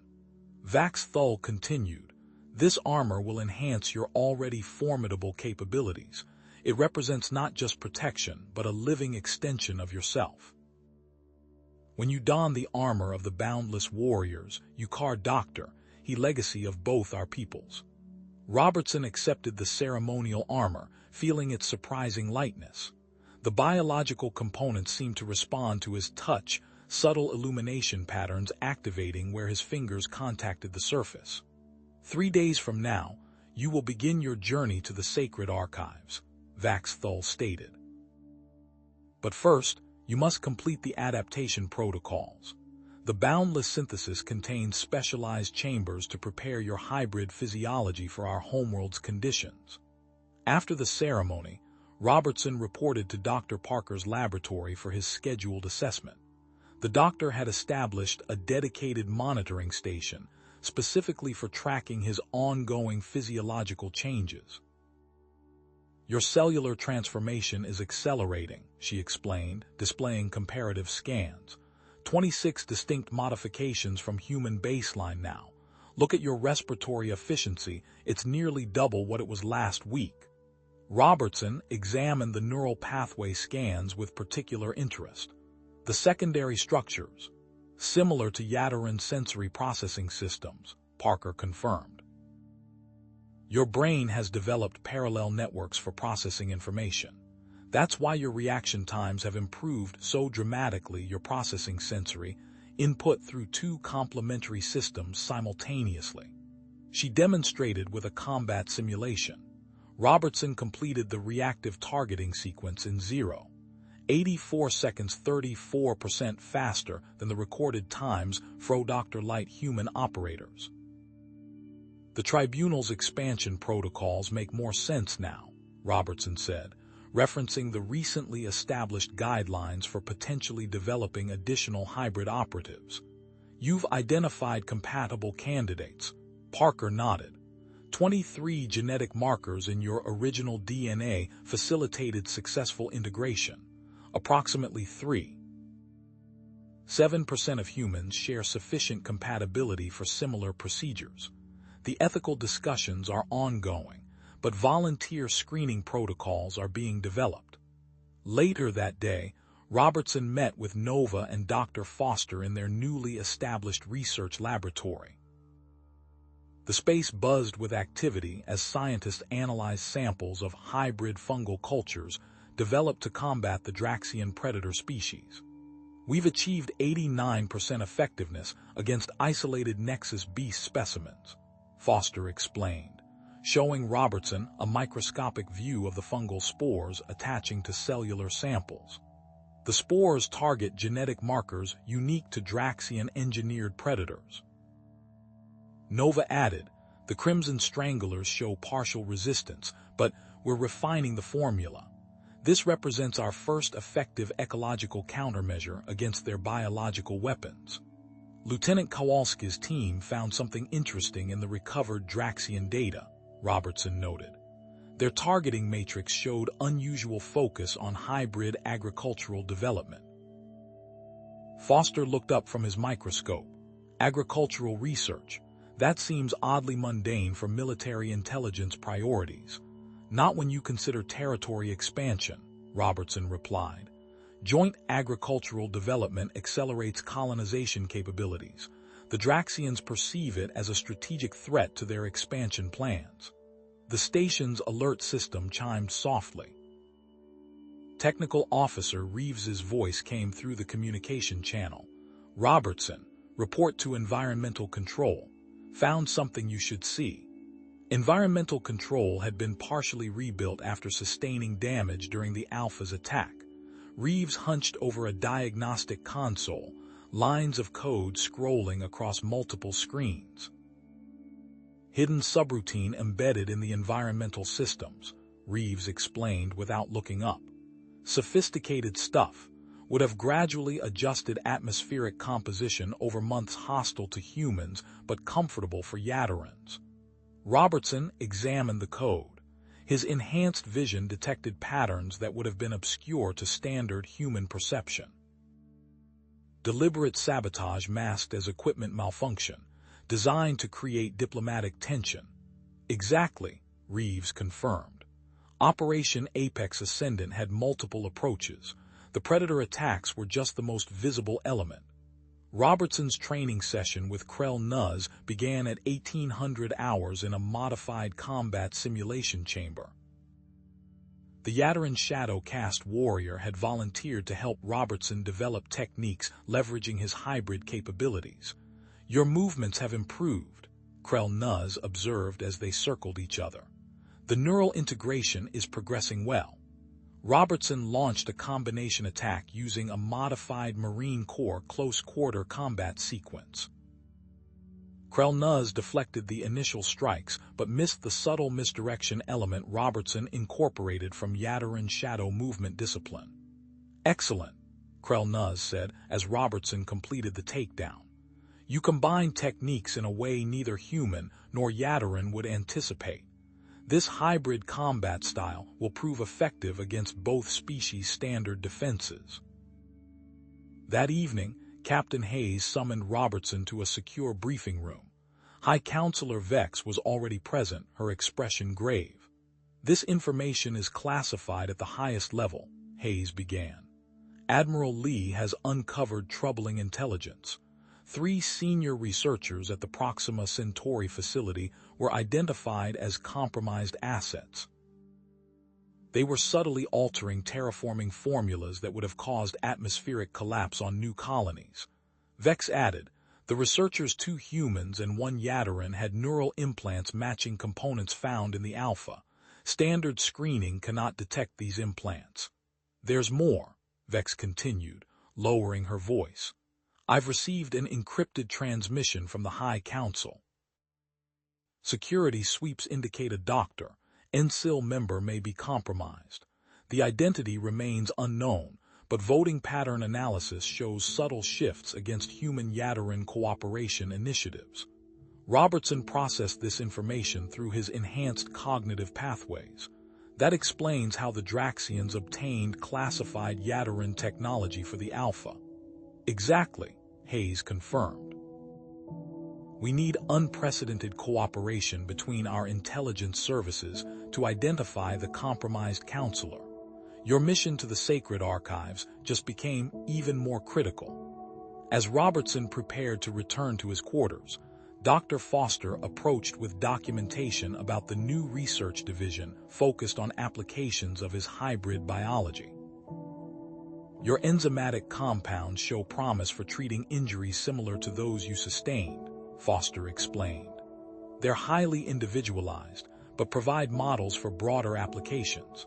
The most promising direction is environmental toxin protection.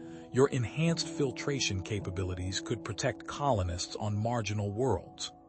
3 days later, Robertson boarded the Boundless Synthesis. Senior Commander Vax Thull guided him to the specialized adaptation chambers designed to gradually acclimate him to the Yadarin homeworld's conditions. "Unlike previous human visitors, you won't require constant protective equipment," Vax Thull explained. "Your hybrid physiology offers potential for full adaptation.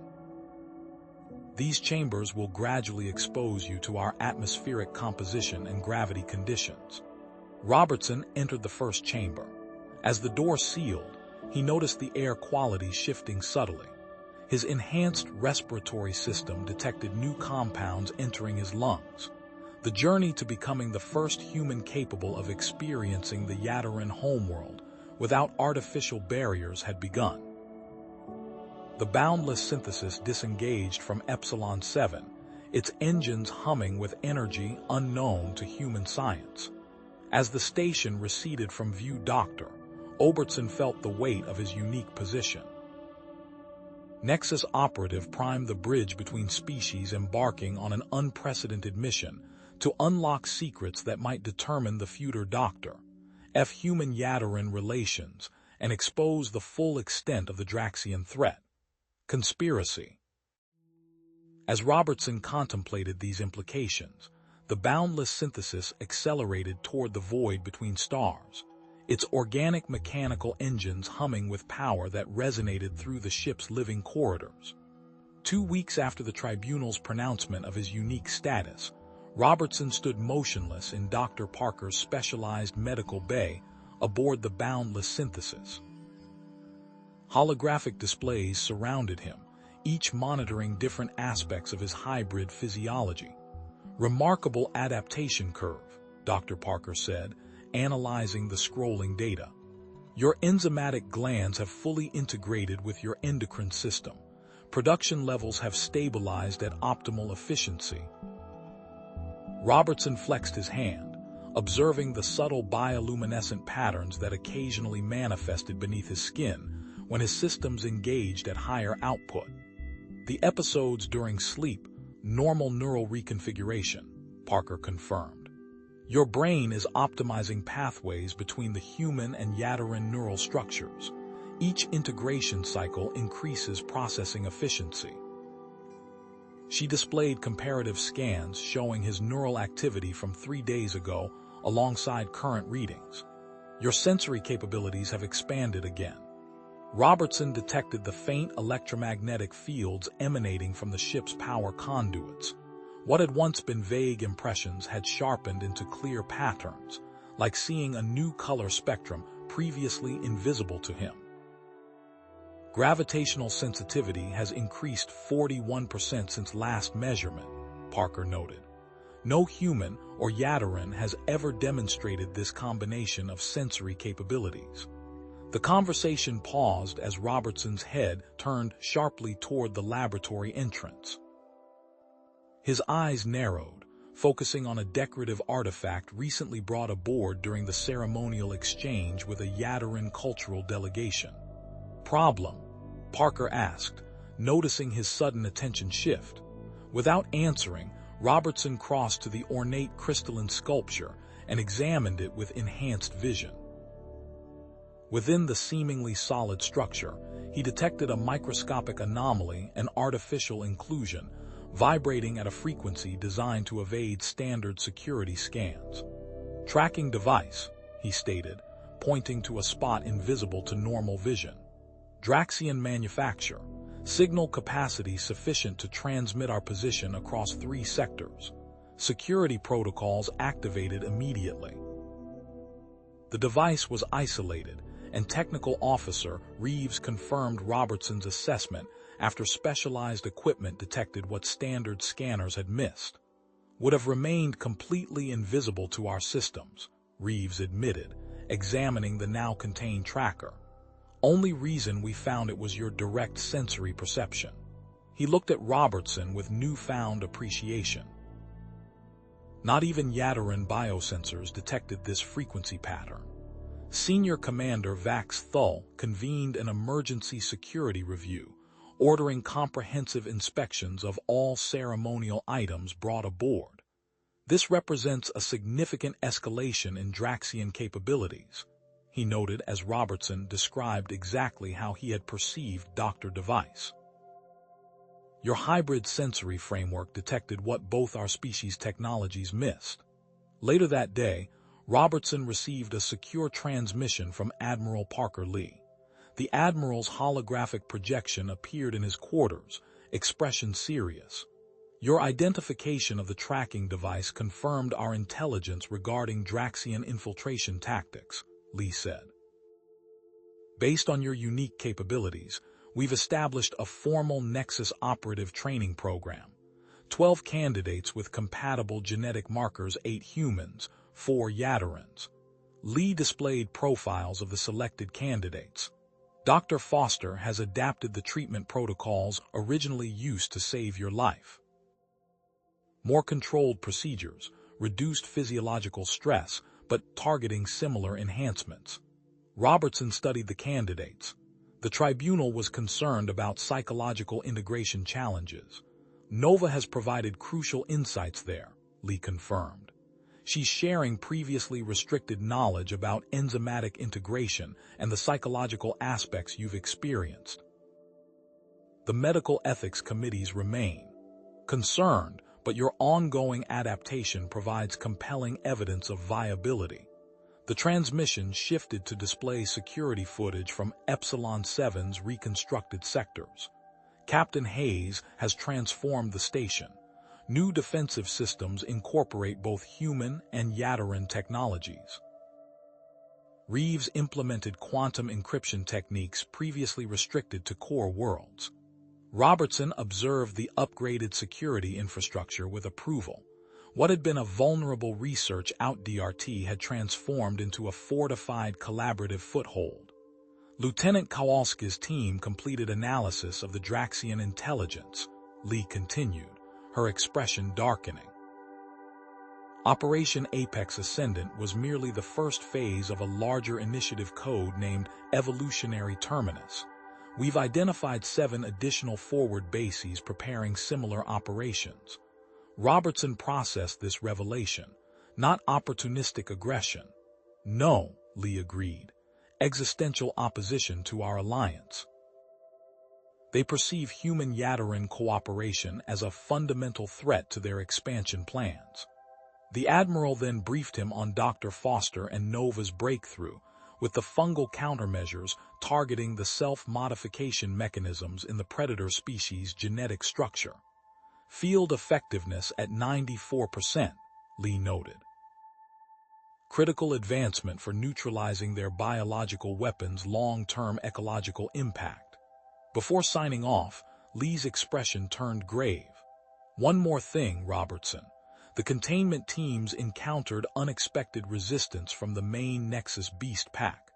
They're displaying coordinated ambush tactics, setting primitive traps. Tissue analysis shows accelerated mutation rates consistent with designed evolutionary frameworks. Self-improvement mechanisms, Robertson concluded. Exactly. The Draxians included adaptive programming in their genetic coding. The creatures are evolving in response to our countermeasures, even integrating with native apex predators. Nova is analyzing the implications. After the transmission ended, Robertson prepared for his daily training session with Senior Commander Vax Thal. The specialized chamber had been reconfigured to simulate formal Yadaran ceremonial spaces, with atmospheric composition gradually adjusting toward homeworld conditions.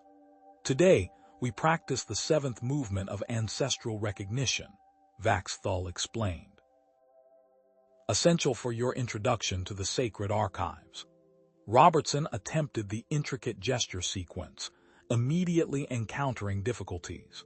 The movements had been developed specifically for Yadaran muscle structures and joint configurations, presenting unique challenges for his human skeletal system. Your elbow joint cannot achieve the necessary angle, Vax Thal observed without judgment. Consider the intent behind the movement rather than precise replication. Robertson paused, processing this approach through his hybrid cognitive framework. He modified the gesture, maintaining the ceremonial intent while adapting the physical expression to accommodate his physiology. Vax Thal watched with interest. Fascinating adaptation. You honor the traditional purpose while creating a new expression of it. He made notes in his datapad. The Cultural Preservation Council will find this development significant. 3 hours into the training, Robertson experienced the onset of a neural episode. Enhanced awareness flooded his consciousness, sensory inputs sharpening dramatically before darkness claimed him. He awakened 17 minutes later to find the ship's medical team monitoring him. The integration cycles are increasing in efficiency, the Yadaran neurological specialist explained. Each episode creates new connections between human and Yadaran cognitive frameworks. Later that evening, Robertson received an encrypted communication from High Counselor Vex. Her holographic image appeared with greater security protocols than standard transmissions. We've narrowed the possibilities for the compromised council member to 3 individuals, she reported. Most concerning is Counselor Zev Nar, who oversees biological research initiatives. She displayed voting records and communication patterns. Zev Nar opposed human cooperation until abruptly reversing position 2 years ago, following a diplomatic mission to Procyon where Draxian operatives were active. Robertson analyzed the data through his hybrid perspective, detecting subtle behavioral patterns that might escape analysts from either individual species. I've secured authorization for you to access restricted council records upon arrival, Vex continued. Your hybrid perspective may identify what others have missed. The ship's alarm system activated before she could continue. Robertson felt the gravitational fluctuations before the announcement came through the communication system. Transition to acceleration phase, Senior Commander Vax Thull's voice announced. All personnel prepare for atmospheric adaptation protocols. Robertson moved to the specialized adaptation chamber, where the final phase of preparation for the Yadarin homeworld would begin. As the chamber sealed around him, he noticed his respiratory system already adapting to the changing atmospheric composition, developing biological filters for the higher nitrogen content and unique trace elements. The boundless synthesis surged forward, carrying its unprecedented passenger toward a homeworld no human had ever experienced directly. Behind them, across the sectors, intelligence reports indicated Draxian military forces mobilizing at unprecedented scale, their facilities accelerating production of biological weapon components. The mission to the sacred archives had transformed from diplomatic milestone to potential key to survival, as Robertson's unique hybrid perspective might unlock historic doctor knowledge of Draxian vulnerabilities unknown to either humanity or the Yadarins individually. The boundless synthesis decelerated as it entered Yadarin space, its hull emitting rhythmic bioluminescent patterns, formal greetings in a visual language older than human spaceflight. Robertson observed the display through the viewport in his adaptation chamber, the pulsing lights appearing more vibrant than they would to human eyes. His enhanced perception recognized subtle harmonic sequences within the pattern's variations, denoting diplomatic status and alliance recognition. Final atmospheric adaptation sequence initiating, Dr. Parker announced through the chamber's communication system. Vital signs nominal, pulmonary modifications at 97% completion. Robertson inhaled deeply as the chamber's atmospheric composition shifted to match Yadarin planetary standards. The higher nitrogen content felt strangely comfortable to his transformed respiratory system. The specialized alveolar modifications now integrating with his lung tissue processed the gas mixture efficiently, extracting oxygen while filtering trace elements that would be toxic to an unmodified human. Enzymatic production stable, Parker continued, monitoring the biochemical readouts. Your modified cells are maintaining homeostasis without supplemental compounds. Through the viewport, Robertson watched the azure-green sphere of the Yadarin homeworld grow larger. Swirling cloud formations revealed whether patterns his enhanced vision could track with unprecedented clarity. The planet's magnetic field appeared as a faint overlay to his perception, invisible to humans, partially detectable to Yadarins, but fully apparent to his hybrid sensory framework. 3 hours later, the boundless synthesis established stable orbit. Robertson stood in the primary airlock chamber, Senior Commander Vax Thull beside him, reviewing final preparations.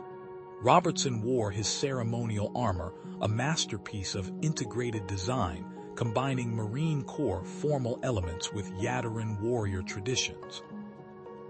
The chest plate featured the eagle and anchor insignia positioned above the geometric patterns of Vax Thull's ancestral house, both rendered in materials significant to their respective traditions. The High Council awaits, Vax Thull said. Your steps today are a historical threshold. The airlock cycled open, revealing the reception platform extending from Yadarin Orbital Command. A delegation of officials stood in formation, their ceremonial robes shifting with color patterns expressing formal welcome. Robertson took a deep breath of unfiltered Yadarin atmosphere as he stepped forward, the first human to breathe the homeworld's air directly. His modified respiratory system processed the higher nitrogen content without difficulty, automatically adjusting oxygen extraction rates to compensate for the different atmospheric chemistry. Adaptation successful, he confirmed via comm link to Dr. Parker. Respiratory function optimal. The Yadarin officials observed him with keen interest, their attention focused on his respiration and movement patterns. Recording devices captured his every motion, documenting this unprecedented biological milestone. High Counselor Vex stepped forward from the delegation, performing the traditional greeting of honored guests. "Your presence honors us, Nexus Robertson." The gathering hall of shared knowledge awaits. The journey to the planetary surface revealed the full splendor of the Yadarin capital. Massive bioceramic structures rose from verdant growth patterns, their architectural designs following mathematical progressions Robertson could now partially comprehend through his hybrid neural pathways. Transport vessels moved in coordinated formations that seemed chaotic to human perception, but followed Yadarin cultural logic Robertson recognized from his training. The gathering hall stood at the city's center, a 12,000-year-old structure that had never admitted non-Yadarin visitors. Its entrance featured a massive archway inscribed with historical records dating back to the earliest Yadarin writing systems. Robertson analyzed the inscriptions as he approached, his hybrid neural networks processing linguistic patterns that would be incomprehensible to standard human cognition.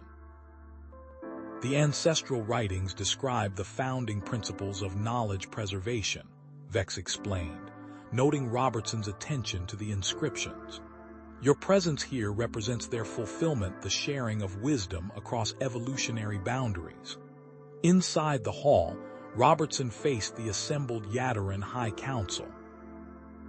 12 senior representatives from major planetary regions observed him with expressions ranging from cautious interest to evident fascination. Robertson identified Counselor Zev Nar immediately, one of the 3 suspected compromised officials from Vex's intelligence briefing. Robertson initiated the 7th movement of ancestral recognition that Vax Thul had taught him aboard the Boundless Synthesis. His modified version accommodated human skeletal limitations while preserving the ceremonial intent. He rotated his forearms in a precise pattern while maintaining the prescribed spinal alignment, then completed the sequence with the adapted elbow positioning that honored the traditional purpose through altered execution. The council members exchanged meaningful glances as they observed his hybrid approach to their ancient ceremony. Several made notation gestures to their aides, documenting this unprecedented cultural adaptation. "The council recognizes Nexus Robertson," announced the senior elder, his vocal patterns shifting to formal register. "Your presence honors our shared future." During the formal reception that followed, Robertson circulated among council members, engaging in discussions ranging from military cooperation to cultural exchange initiatives.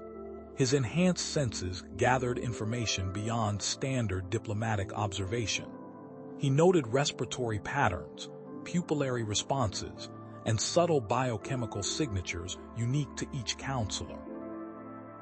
When conversation turned to human Yadarin military integration during his interaction with Counselor Zev Nar, Robertson detected the irregularities, microsecond pupillary fluctuations, occurring precisely when sensitive topics arose. These patterns matched those he had observed in the recovered researchers with Draxian neural implants. "The combined fleet deployments represent significant logistical challenges," Zev Nar commented, his vocal patterns perfectly controlled while his physiological responses betrayed subtle incongruities. "Integration creates opportunities beyond defensive capabilities," Robertson replied, maintaining conversational flow while documenting the counselor's reactions.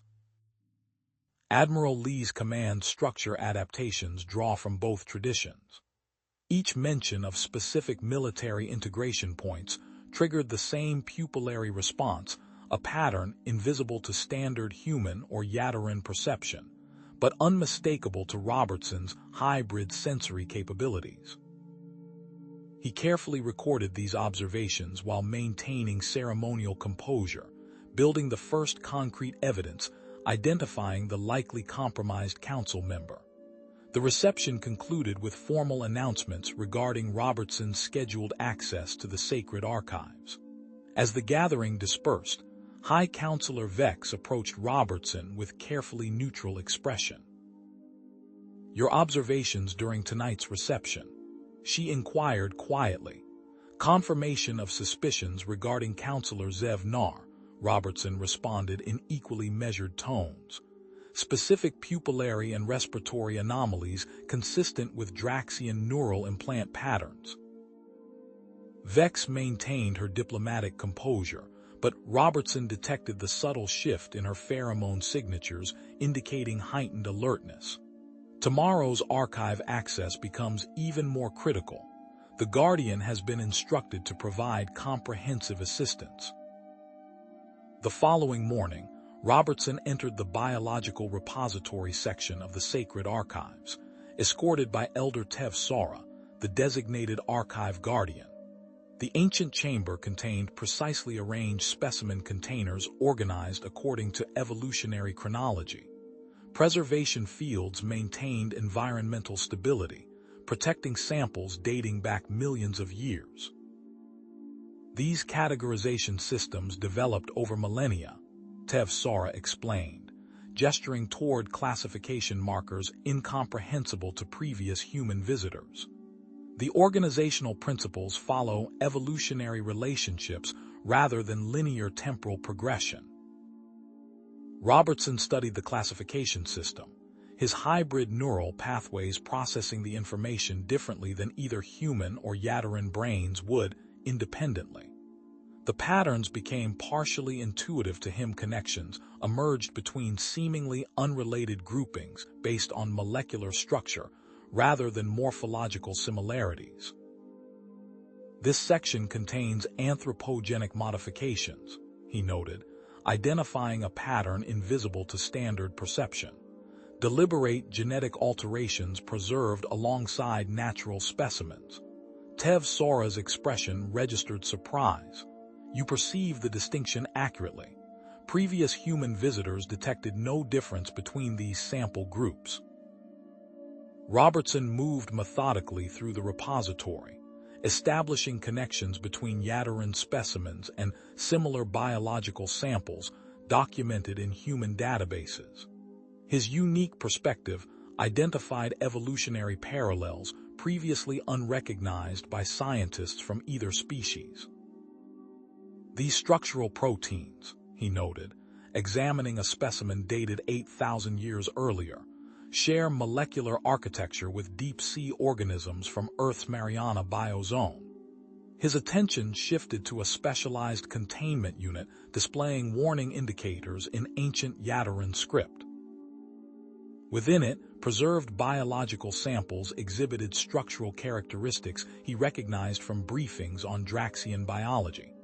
"Proto-Draxian specimens," Tev Sora confirmed, observing Robertson's focus. "Preserved from the ancestral conflict period. The containment protocols exceed standard preservation requirements due to potential biological viability." Robertson examined the specimens with enhanced perception, identifying cellular structures invisible to standard instrumentation. The molecular stabilization techniques maintaining these viable samples represented preservation technologies far beyond current human or modern Yadaran capabilities. "These records indicate your ancestors developed countermeasures against these organisms," Robertson noted, accessing the associated data archives. "Enzymatic compounds targeting specific cellular structures." As he continued examining the ancient conflict records, Robertson's enhanced hearing detected subtle movement patterns in supposedly sealed archive sections, faint displacement of air molecules in patterns inconsistent with environmental systems. His hybrid neural framework processed the acoustic information uniquely, identifying 3 distinct entities moving with stealth technologies designed to evade standard security systems. Robertson maintained his apparent research focus, while alerting Elder Tev Sora through subtle hand signals, combining marine tactical communication with Yadaran ceremonial gestures. The hybrid communication proved immediately effective. Tev-Sora registered understanding, without visible reaction that would alert potential infiltrators. The Elder activated emergency archive protocols through discrete console interactions while maintaining appearance of normal operations. Security personnel moved into position with carefully controlled movements designed to appear as standard archive functions. Robertson continued examining the Proto-Draxian samples, securing critical specimens containing the enzymatic formulas effective against ancestral Draxian biology. He transferred selected samples to specialized containment units integrated within his ceremonial armor preservation chambers, designed by Yadaran biotechnologists, specifically for transporting sensitive biological materials. The infiltrators, monitoring Robertson's activities through advanced surveillance equipment, apparently detected his preservation efforts. 3 Draxian operatives emerged from concealment positions, their advanced stealth technology deactivating to reveal specialized weapons designed to eliminate targets while preserving surrounding biological samples. The lead operative moved with unnatural speed toward Robertson, targeting systems locked on the sample containers secured in his armor. Robertson's enhanced reflexes activated before conscious thought. He pivoted away from irreplaceable archive specimens, while intercepting the attacker with a defensive technique Krell Nuz had developed specifically for his hybrid physiology. The Draxian's attack pattern followed standardized sequences designed to counter Yadaran defensive positions, but Robertson's integrated fighting style incorporated unpredictable elements from marine close-quarters combat. His enhanced sensory perception detected the microscopic guidance threads of automated weapon systems, deployed by the lead operative nearly invisible filaments controlling projectile trajectories. With precision movements impossible for standard human or Yadaran physiology, Robertson severed these control mechanisms, rendering the sophisticated targeting systems ineffective. The archive security personnel, initially surprised by Robertson's unconventional combat approach, quickly adapted their tactics to complement his hybrid style. Secure the ancestral samples, Tev-Sora ordered as the security team engaged the additional operatives. The coordinated defense forced the Draxian infiltrators into increasingly desperate tactics. Robertson intercepted a specialized projectile weapon aimed at the primary sample storage, but specialized Draxian ammunition penetrated his ceremonial armor, creating a deep laceration across his abdomen. Blood flowed from the significant wound, an injury potentially fatal to a standard human, but Robertson's hybrid physiology immediately initiated enhanced healing processes.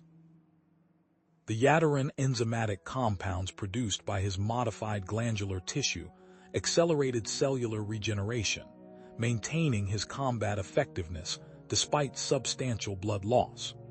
The archive security team successfully neutralized 2 Draxian operatives, but the confrontation escalated when Counselor Zev Nar unexpectedly entered the archive during the disturbance. The lead Draxian operative activated a previously hidden device, triggering violent convulsions in the counselor's body as Draxian control technologies overrode autonomous functions. Zev Nar's normally controlled movements became erratic, his muscular structure displaying augmented strength as specialized toxin dispersal systems deployed from implanted glands.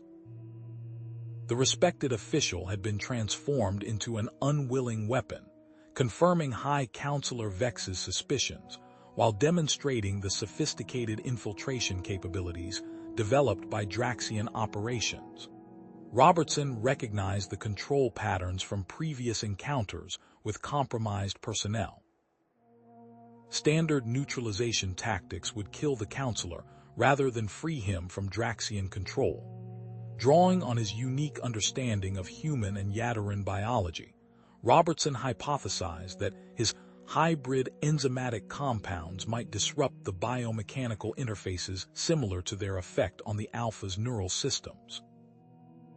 In a calculated maneuver, Robertson allowed the controlled Zev-Nar to breach his defensive position.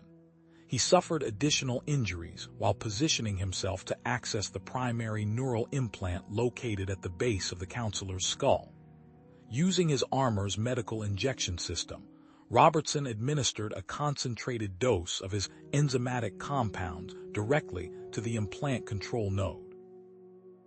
The effect was immediate and dramatic. Zev-Nar's implanted systems began failing as the Draxian technological components lost interface with the counselor's Yadarin cellular structure. The lead Draxian operative attempted to compensate by increasing control signal strength, but this only accelerated the degradation as Robertson's enzymes spread throughout the implant network. Within 30 seconds, Zev-Nar collapsed as the Draxian control systems shut down completely. The counselor remained unconscious but alive, his neural functions potentially recoverable once the implants were surgically removed. Archive security personnel captured the remaining Draxian operative, securing valuable intelligence on infiltration methodologies. Despite his injuries, Robertson completed securing the ancestral formulas effective against Draxian biology. Elder Tev Sora provided specialized preservation equipment, ensuring these samples would remain viable during transport back to combined research facilities. Your hybrid approach proved decisive, Tev Sora noted, as medical personnel treated Robertson's wounds. Neither human nor Yadarin capabilities alone would have prevailed. Robertson monitored the medical procedures with clinical detachment. His wounds required specialized attention combining both human and Yadarin treatment protocols, as his hybrid physiology responded differently to standard approaches from either species individually. Hours later, the Yadarin High Council convened an emergency session. High Counselor Vex presented comprehensive evidence of Draxian infiltration, alongside intelligence from Admiral Parker, Lee's counter-espionage operations.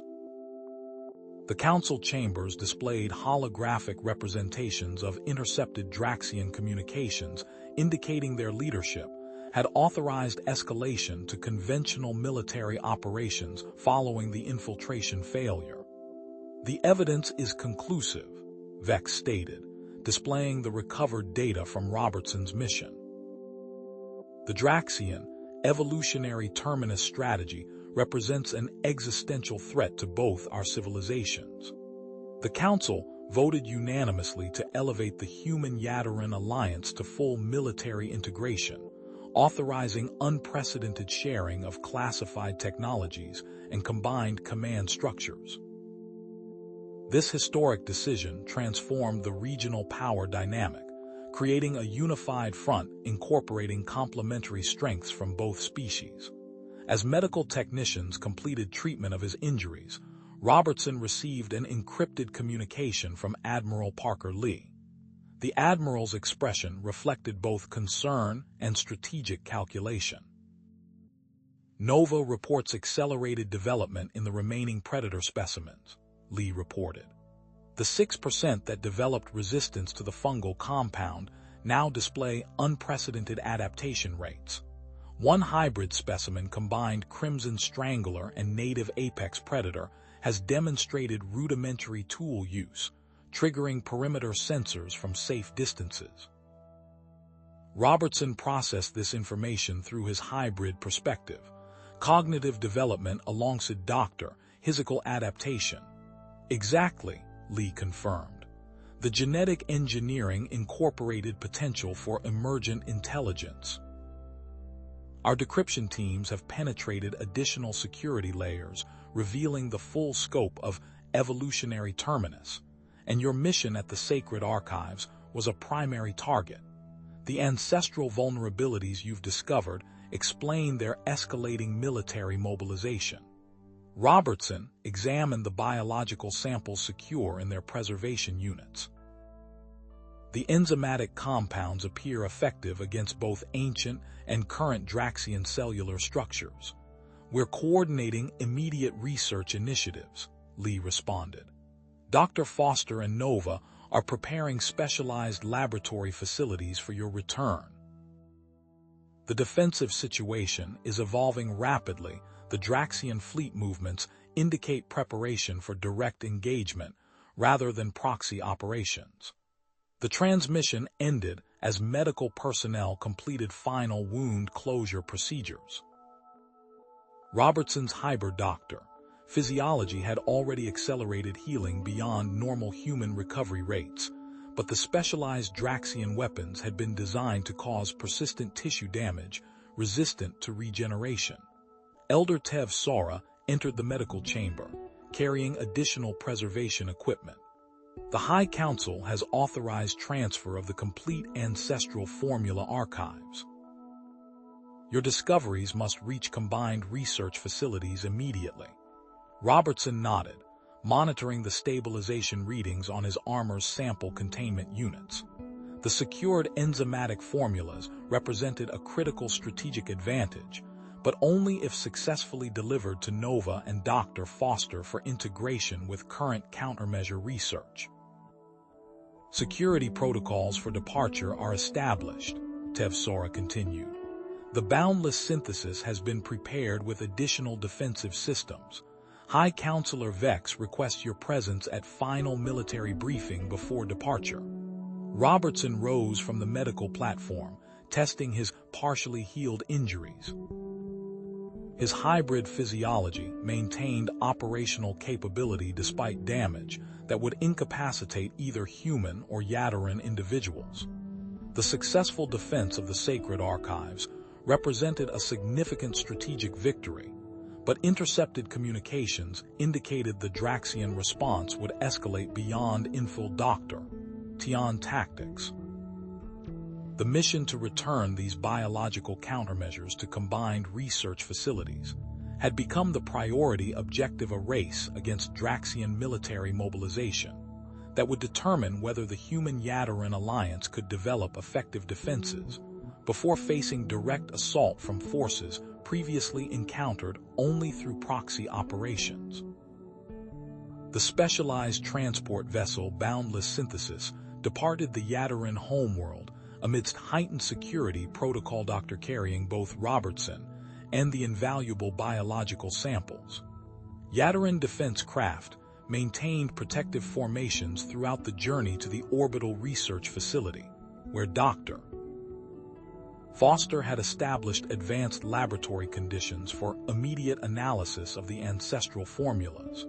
3 days later, Robertson lay in the advanced healing chambers of the Yadran capital city.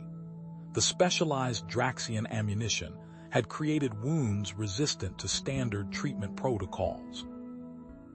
The laceration across his abdomen revealed tissue damage at the cellular level, with microscopic Draxian components actively inhibiting the natural regenerative processes of his hybrid physiology. Dr. Parker arrived via emergency transport 18 hours after Robertson's admission to the healing chambers. Her ex-doctorice in human medical science provided critical context for the Yadaran specialists struggling to address Robertson's unique biological responses. The Draxian components are targeting the integration points between human and Yadaran cellular structures, Dr. Parker observed, studying the microscopic imagery displayed above Robertson's treatment platform. Standard regeneration techniques trigger defensive responses in these micro-components. Tev Lin, lead Yadaran medical specialist, adjusted the environmental parameters in the healing chamber. We've documented 17 distinct reaction patterns when applying convent DRAL protocols. His hybrid system creates unprecedented complexity. Dr. Parker examined Robertson's medical data through specialized interface e-Doctor, PMENT. His adaptive immune response shows partial effectiveness against the Draxian components, but the process is incomplete. We need to develop a customized approach. The medical team established a specialized treatment regimen, combining elements from both species' medical technologies. Ytterine regenerative compounds were modified with human immune boosters, creating a hybrid treatment protocol that mirrored Robertson's own biological integration. By the third treatment cycle, Robertson regained consciousness. His eyes opened, immediately focusing on Dr. Parker as she monitored his vital signs. "The samples," Robertson said, voice steady desk doctor, his condition. "Secured at the Orbital Research Facility," Dr. Parker replied, recognizing the priority of operational information. "Nova arrived yesterday to lead analysis efforts. Initial testing confirms viability of the ancestral formulas." Robertson attempted to sit up but was restrained by the healing chamber's support systems. "Your wounds are stabilizing, but cellular regeneration remains incomplete," Tevlin explained, adjusting the treatment parameters. "The Draxian components resist conventional neutralization. Apply my own enzymatic compounds," Robertson suggested, demonstrating clinical detachment toward his condition. "The same formulation effective against the neural implants in Counselor Zevnar." "Doctor." Parker exchanged looks with Tevlin. "We considered that approach, but were concerned about potential feedback loops in your system." "The risk is acceptable considering operational requirements," Robertson stated. The medical team implemented his suggestion, synthesizing concentrated doses of Robertson's unique enzymatic compounds and applying them directly to the wounded tissue. The effect was immediate. The microscopic Draxian components began breaking down as the enzymes disrupted their molecular structure. While Robertson underwent treatment, Admiral Parker Lee established command operations aboard the newly designated flagship Convergent Evolution. The vessel's bridge featured unprecedented integration of human and Ytterine control systems, with officers from both species working in specialized tandem positions. "The gravitational manipulation arrays have been successfully integrated with our force projection systems," reported Commander Hayes, Chief Human Engineering Officer. "Power efficiency exceeds initial projections by 37%. Admiral Lee studied the tactical displays showing fleet positions throughout the sector. Accelerate training exercises incorporating the Epsilon 7 tactical data. Priority focus on countering Draxian infiltration vectors." The joint fleet conducted intensive maneuvers in the outer Ytterine system, developing specialized formation Doctor that leveraged the complementary capabilities of vessels from both species. Ytterine ships demonstrated unprecedented maneuverability Doctora, gravitational field manipulation, while human vessels provided superior offensive projection and defensive countermeasures. At the Orbital Research Facility, Nova led the analysis of the ancestral samples recovered from the sacred archives. The specialized containment chambers maintained optimal conditions for the 8,000-year-old biological materials, preserving their enzymatic structure while allowing detailed examination. "The molecular configuration matches my independently developed compounds with 93% correlation," Nova explained during a secure briefing with Dr. Foster. "The Ytterine ancestors identified the same fundamental vulnerabilities in Draxian biology that I discovered through empirical testing." Dr. Foster examined the detailed molecular analysis. "Your intuitive approach replicated work that took the ancient Ytterines generations to develop. The ancestral records provide critical insights into large-scale application methods we wouldn't have discovered independently." Nova adjusted the environmental parameters in the primary analysis chamber. "The production techniques documented in the archive data will allow us to scale manufacturing beyond previous limitations. We can establish distributed production facilities throughout protected territories." Their research team initiated synthesis of enhanced fungal compounds incorporating elements from both Nova's work and the ancestral formulas. The integrated approach demonstrated effectiveness rates exceeding either methodology independently, providing comprehensive countermeasures against known Draxian biological weapons. On the Yadarin homeworld, medical specialists completed delicate extraction procedures on Counselor Zev Nar, removing the sophisticated neural implants while preserving his cognitive functions. The extracted Draxian technology provided invaluable intelligence regarding infiltration methodologies and manufacturing signatures.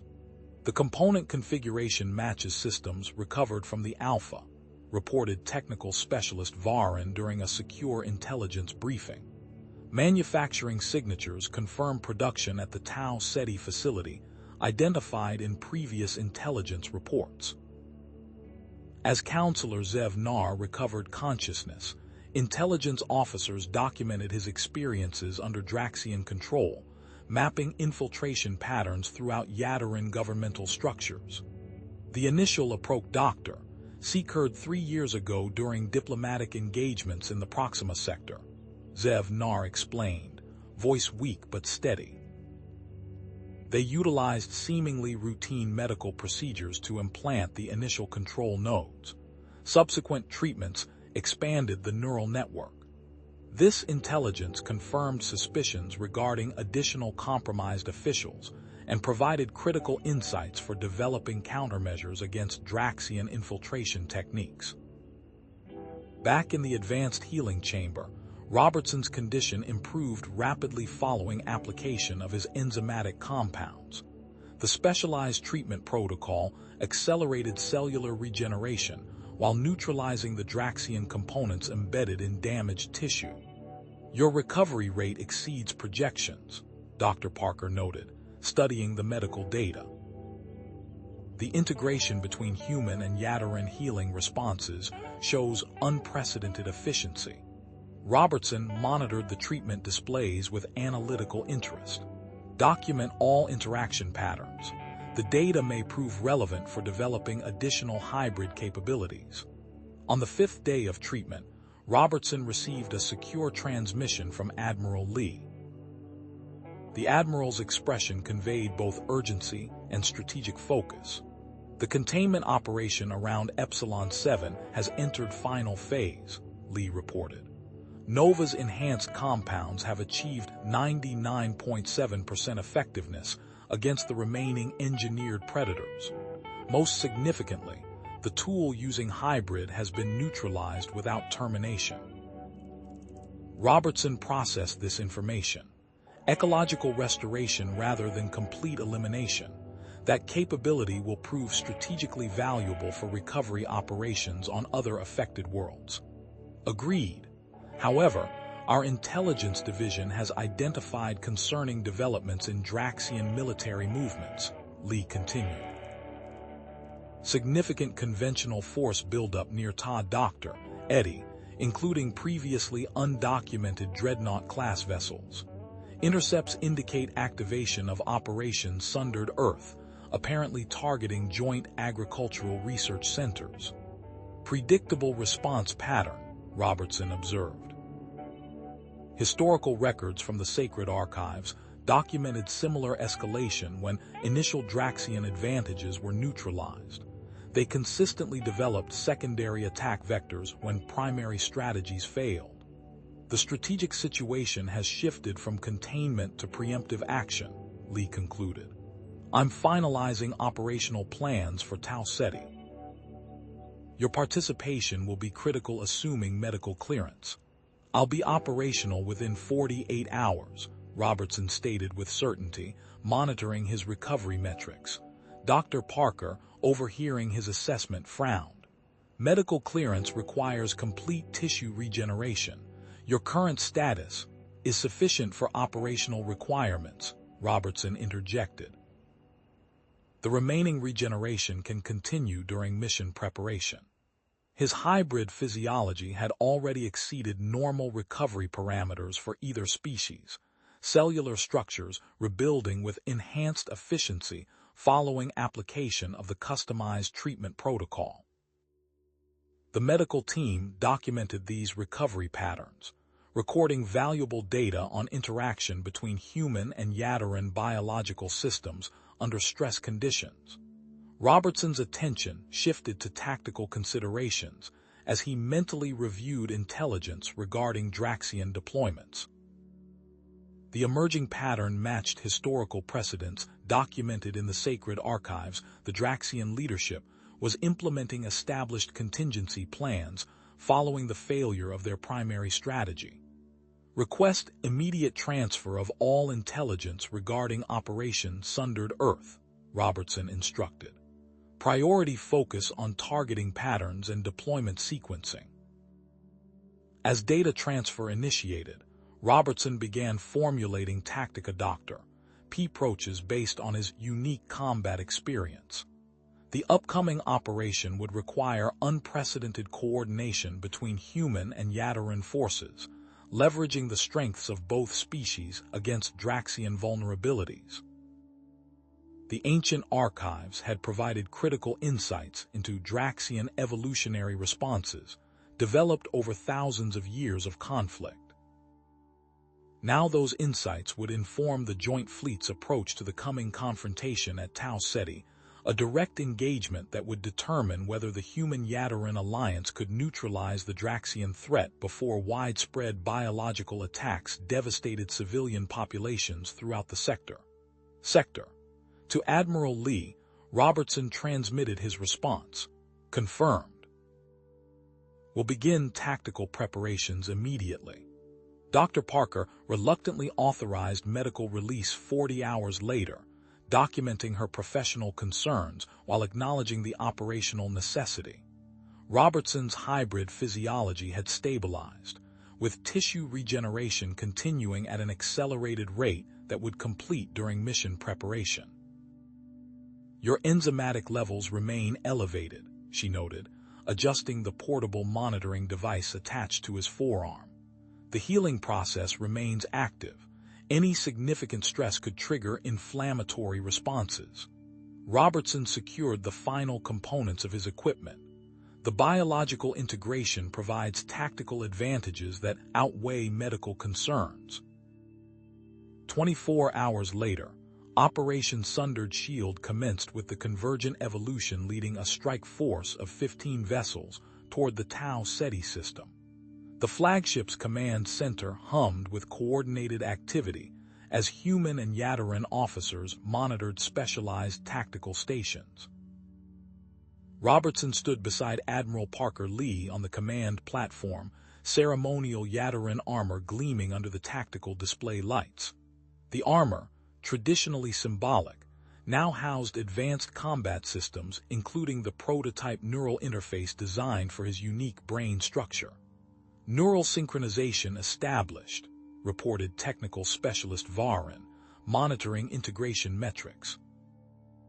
Interface efficiency at 93% and stable. Admiral Lee studied the tactical projection.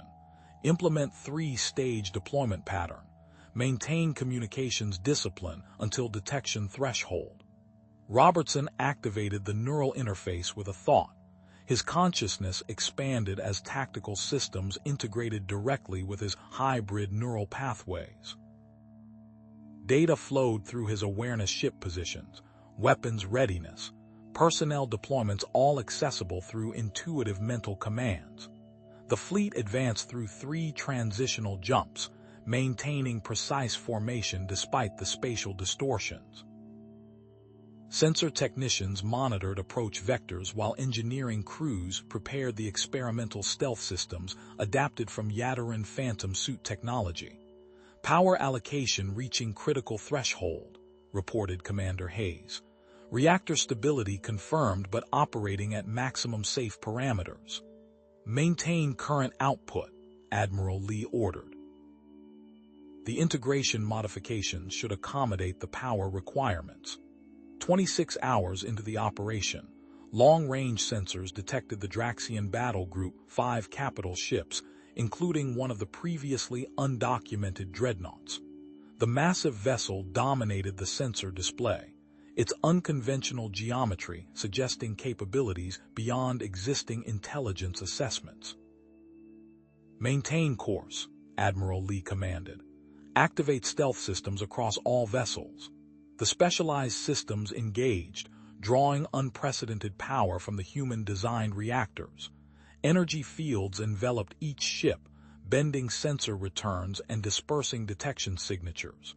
The fleet continued advancing without triggering Draxian early warning systems.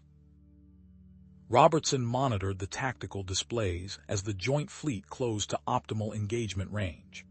The neural interface processed incoming data, identifying specific vulnerabilities in the Draxian formation through pattern analysis combining human tactical doctrine with Yadaran spatial concepts. 7 minutes to detection threshold, he reported.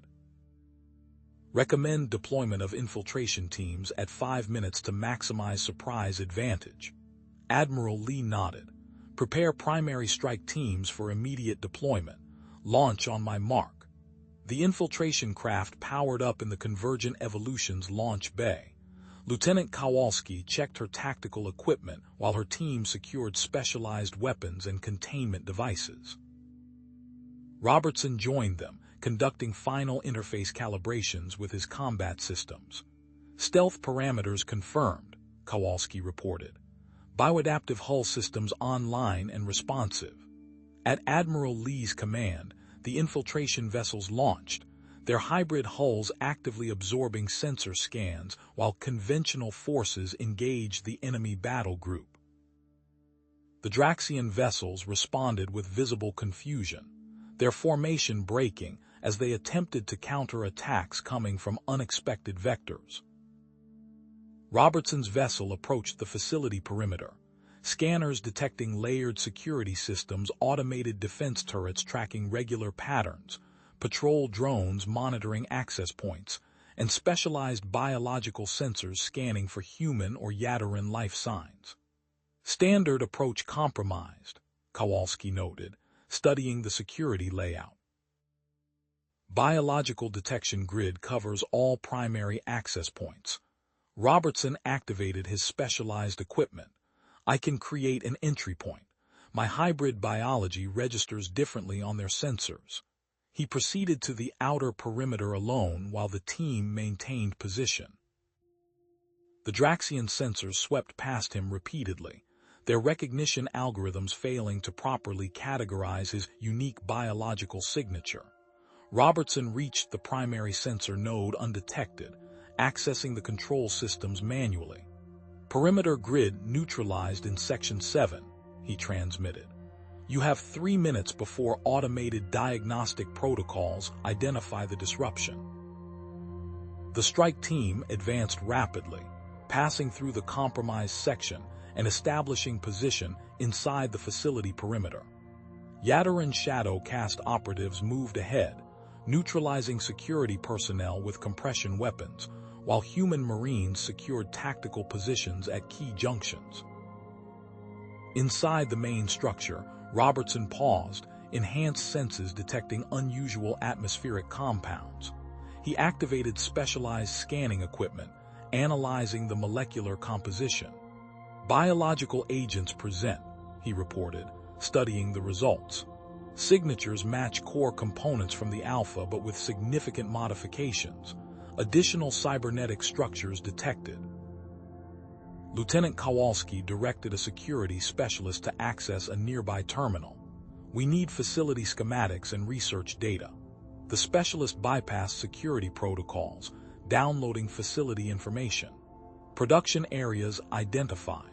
Multiple containment sections housing biological specimens.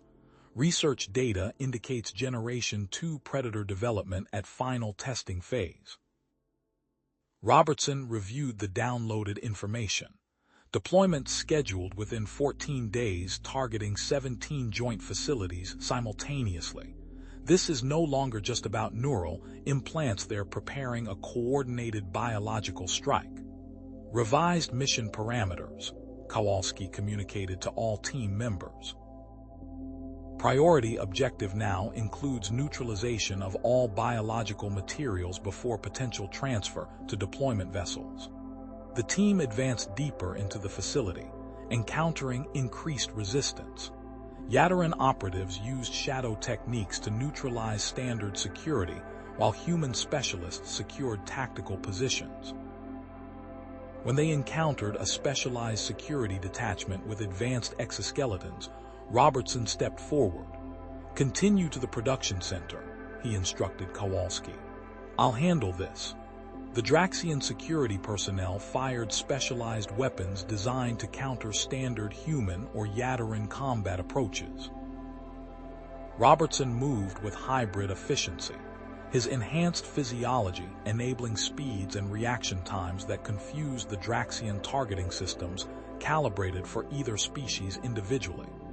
He engaged 3 exoskeleton-equipped guards simultaneously, neutralizing their weapons before disabling their mobility systems. The neural interface enhanced his combat awareness, identifying vulnerabilities in their equipment that neither human nor Yadaran would typically recognize independently. In orbit, the battle intensified. The Draxian dreadnought deployed previously undocumented weapons technology, disrupting specialized shields on human vessels. Admiral Lee implemented adaptive battle patterns, constantly shifting tactical positions to prevent Draxian forces from establishing effective firing solutions. "Gravitational distortion projectors to forward positions," she ordered. "Create interference fields at coordinates Alpha 7 through Delta 3.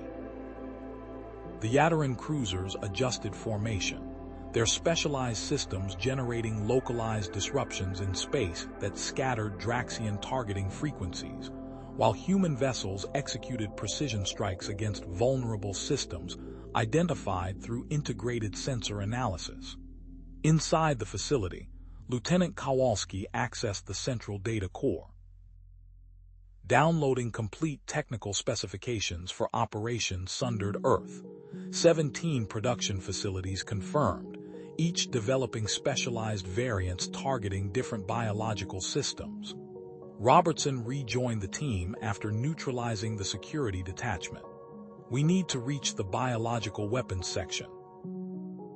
Our intelligence indicates it should be in the northeast quadrant of this level."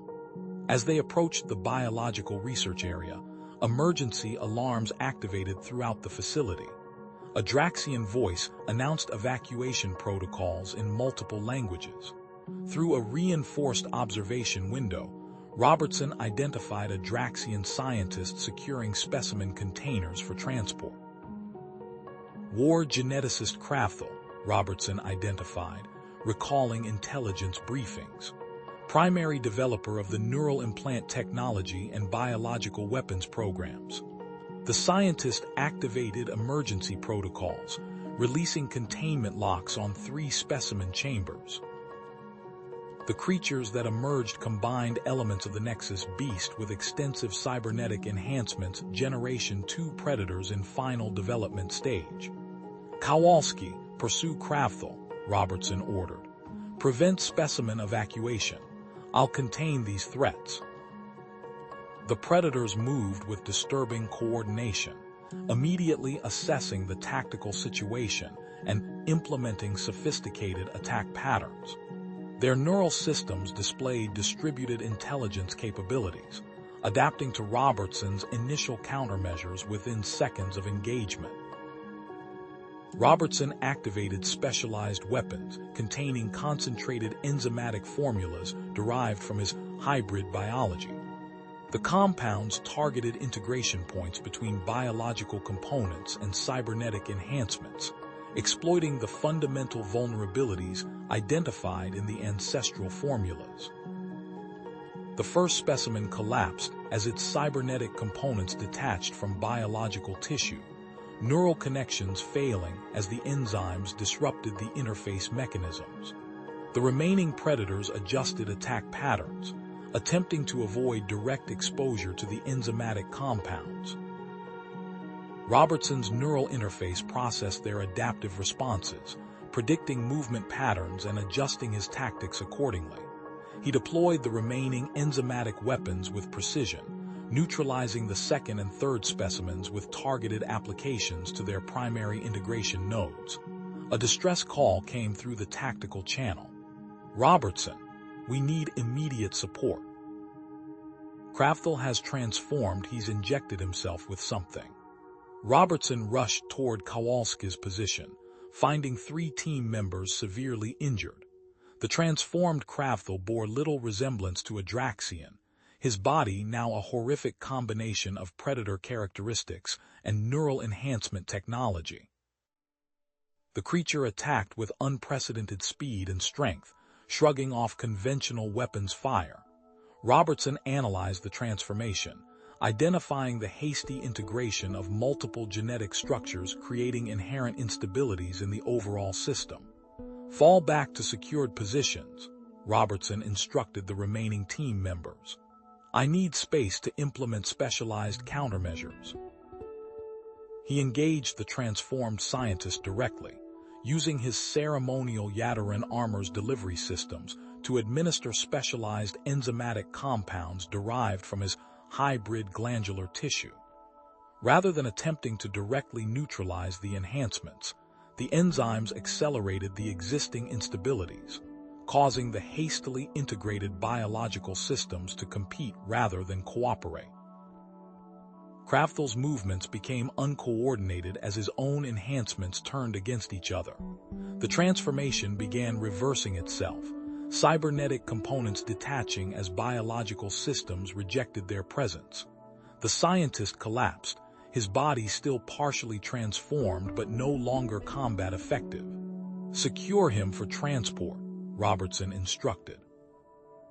His partially reversed transformation provides valuable intelligence opportunities. Specialized containment teams arrived, deploying Nova's enhanced fungal compound throughout the biological research sections. The compounds neutralized all active biological weapons components while preserving critical samples for analysis. Technical specialists initiated controlled destruction sequences for the neural implant production equipment. "All primary objectives achieved," Robertson reported to Admiral Lee. "We've secured complete documentation of all 17 production facilities involved in Operation Sundered Earth. War geneticist Kravthul captured with transformation partially reversed. Generation 2 specimens neutralized with enzymatic compounds." In orbit, the Draxian battle group began emergency withdrawal procedures. Admiral Lee maintained pursuit pressure, preventing orderly retreat and successfully disabling 2 Draxian cruisers. The remaining vessels, including the Dreadnought, executed emergency jumps that scattered their formation across multiple systems. As extraction teams secured their positions, Robertson coordinated facility lockdown procedures while reviewing the comprehensive intelligence recovered from the central data core. The 17 production facilities identified would require immediate strategic response, transforming the operational approach from defensive to offensive. The intelligence revealed the full scope of Draxian biological warfare strategy, a comprehensive attempt to undermine human Yadaran cooperation through targeted biological weapons designed to exploit perceived vulnerabilities in both species. Most concerning were the advanced capabilities of the Generation 2 predators, designed to function without centralized control. Robertson transmitted secure data packets to the Convergent Evolution as the facility's self-destruct sequence initiated. The operation had achieved all primary objectives while revealing critical intelligence about Draxian strategic priorities. As the strike team returned to their extraction vessels, Robertson reviewed the preliminary analysis of Kravthul's transformation process, identifying potential applications of the enzymatic reversal technique against similar Draxian enhancements. The infiltration craft lifted off as detonation sequences began throughout the facility, ensuring complete destruction of remaining biological and technological assets. Admiral Parker Lee initiated immediate data transmission to Joint Command, providing targeting information for the remaining 16 production facilities associated with Operat Doctor, Sundered Earth. Aboard the command vessel, High Counselor Vex received the operation reports, immediately recognizing their strategic significance. The intelligence transformed their understanding of Dra Doctor and intentions from isolated incidents to comprehensive biological warfare strategy. As the Convergent Evolution prepared for transition jump, Robertson completed his tactical assessment, already formulating approaches for the next phase of operations against the remaining Draxian biological warfare strategy.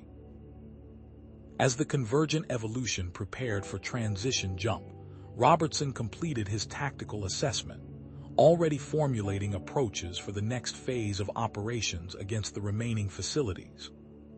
Weeks later, Robertson sat motionless on the examination table as Dr. Parker analyzed the holographic display of his cellular structure.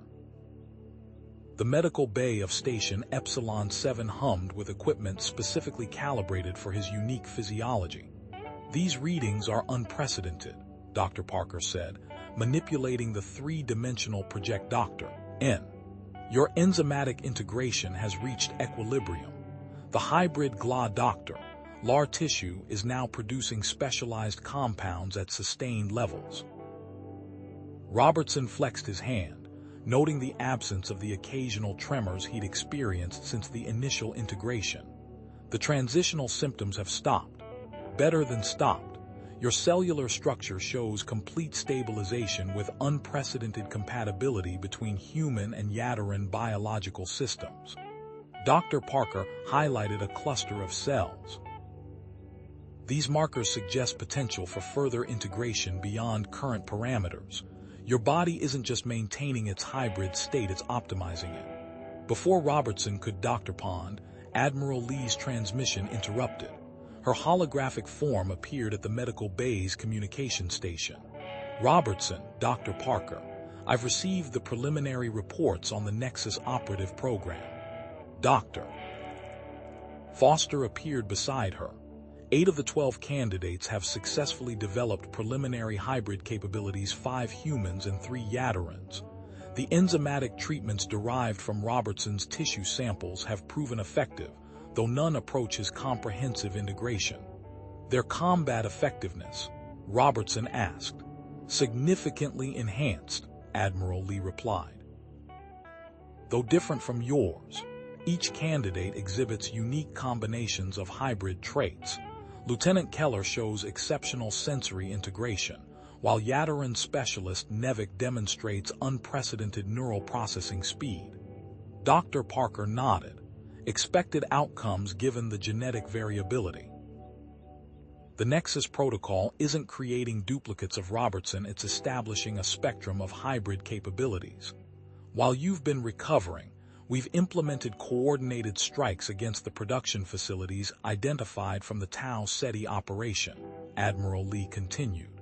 11 facilities neutralized using tactics-based Doctor, your mission protocols, and the remaining 5.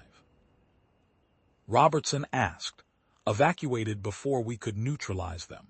Intelligence suggests Draxian forces implemented emergency protocols, relocating critical research materials and key scientific personnel to a previously unknown facility within their core territory." She transmitted a data packet, designated the Crucible. "Our analysts believe they're consolidating resources to develop a third-generation biological weapon specifically designed to counter your enzymatic compounds." Doctor, to review the Crafthill interrogation transcripts," Robertson said. "Already authorized. His information has proven valuable." The scientist confirmed our worst fears Operation Sundered Earth was merely the initial phase of a larger strategic plan called Evolutionary Terminus. "Evolutionary Terminus?" Dr. Parker asked.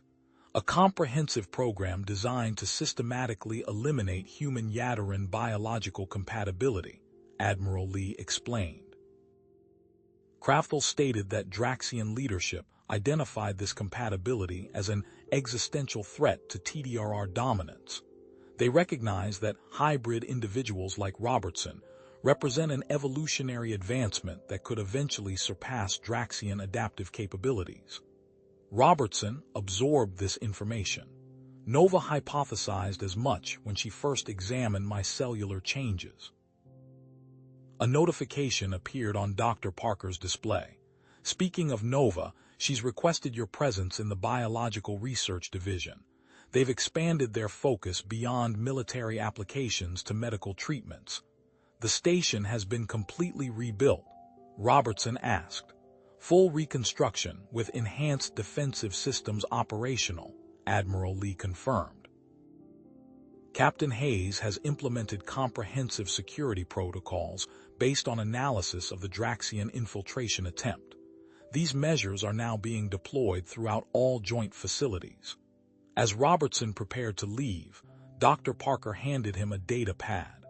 Complete analysis of your current physiology. You're cleared for full duty with an adjusted supplement regimen to maintain enzymatic balance. The Biological Research Division occupied an expanded section of Station Epsilon 7's scientific wing. Robertson navigated through the busy corridors, noting the increased integration of human and Yadaran personnel. Research teams worked together seamlessly, using equipment that combined technologies from both species. Nova stood DRA Central Workstation, her slender Yadaran frame slightly hunched as she examined cellular responses to various compounds. Despite her advanced age, her movements remained precise, though Robertson noticed subtle indicators of physical strain in her posture. The fungal compounds performed beyond expectations, she said without looking up. The last engineered predator specimens have been neutralized, and ecological monitoring confirms the surrounding ecosystem has begun recovery. Robertson approached her workstation. I received reports that your enhanced compounds are breaking down residual Draxian biological material and converting it to nutrients.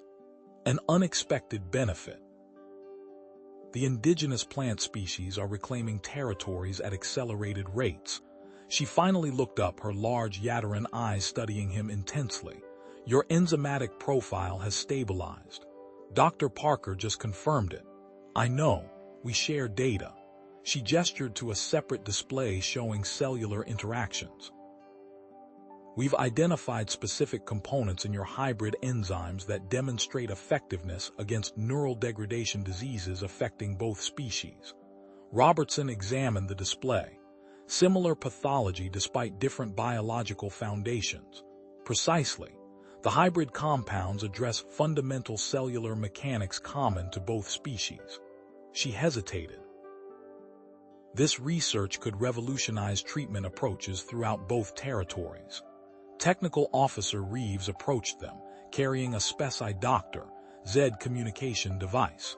Commander Robertson, I've identified a critical vulnerability in Draxian quantum communication systems based on equipment captured at Tau Ceti. Exploitation potential, already implemented. Specialized interception teams have begun decrypting Draxian strategic communications. Reeves activated a secure display. These intercepts co-DRRM they're consolidating around the Crucible in the Deneb system. Internal documents describe it as a facility specifically designed for developing biological countermeasures against enzymatic compounds evolved from your hybrid biolog doctor. Nova's hand trembled slightly as she adjusted her workstation settings. The motion was subtle, but Robertson's enhanced senses detected it immediately. Nova, are you well? He asked quietly. Age affects even Yadarans eventually, she replied. Nothing to concern yourself with. Dr. Parker entered the laboratory. Robertson, Admiral Lee has requested your participation in tactical planning for operations again, Doctor. The Crucible. The Joint Species Development Directorate has completed preliminary designs for a specialized vessel designated evolutionary synthesis. I'll review the specifications, Robertson said, but his attention remained on Nova. Dr. Parker followed his gaze, her expression shifting slightly. Nova, we should discuss the test results from this morning. Later, Nova dismissed with a wave. The hybrid enzymatic applications require my attention. Robertson stepped closer to Dr. Parker. What test results? The doctor hesitated, glancing at Nova before responding. Medical assessments confirm that despite mild rejuvenative effects from exposure to modified enzymatic compounds, Nova's cellular structure is approaching natural limits for Yatteran longevity. Is TDRE intervention potential? Robertson asked, maintaining clinical detachment despite a sudden tightening in his chest. Potentially. Dr. Parker lowered her voice. I've developed a theoretical treatment using modified enzymatic compounds derived from your glandular tissue. The procedure could extend Nova's funk doctor, now lifespan, by stabilizing deteriorating cellular mechanisms. Theoretical risks. Significant, given her advanced age and the unprecedented nature of cross-species cellular stabilization. However, preliminary testing on tissue samples shows promising results. Robertson turned toward Nova, who continued working despite clearly hearing their conversation. Have you reviewed the procedure? I have, Nova replied without looking up. The potential benefits outweigh the risks. However, current operational priorities take precedence. The Joint Fleet is assembling for operations against the Crucible, Dr. Parker added. Admiral Lee has designated you as primary tactical advisor, given your hybrid perspective. Robertson's tactical mind assessed priorities, calculating timelines against deterioration rates. How long until Nova's condition becomes critical? 3 to 4 months before significant functional impairment, Dr. Parker replied. The procedure requires approximately 2 weeks for preparation and recovery. We can coordinate with operational timelines, Robertson decided. Begin preparatory protocols while I assist with tactical planning. Nova finally looked up from her work. Always making decisions without consultation, Robertson. Some might consider that a human trait, and proceeding with work while ignoring physical limitations might be considered a Yatteran one, he countered. We'll integrate both approaches.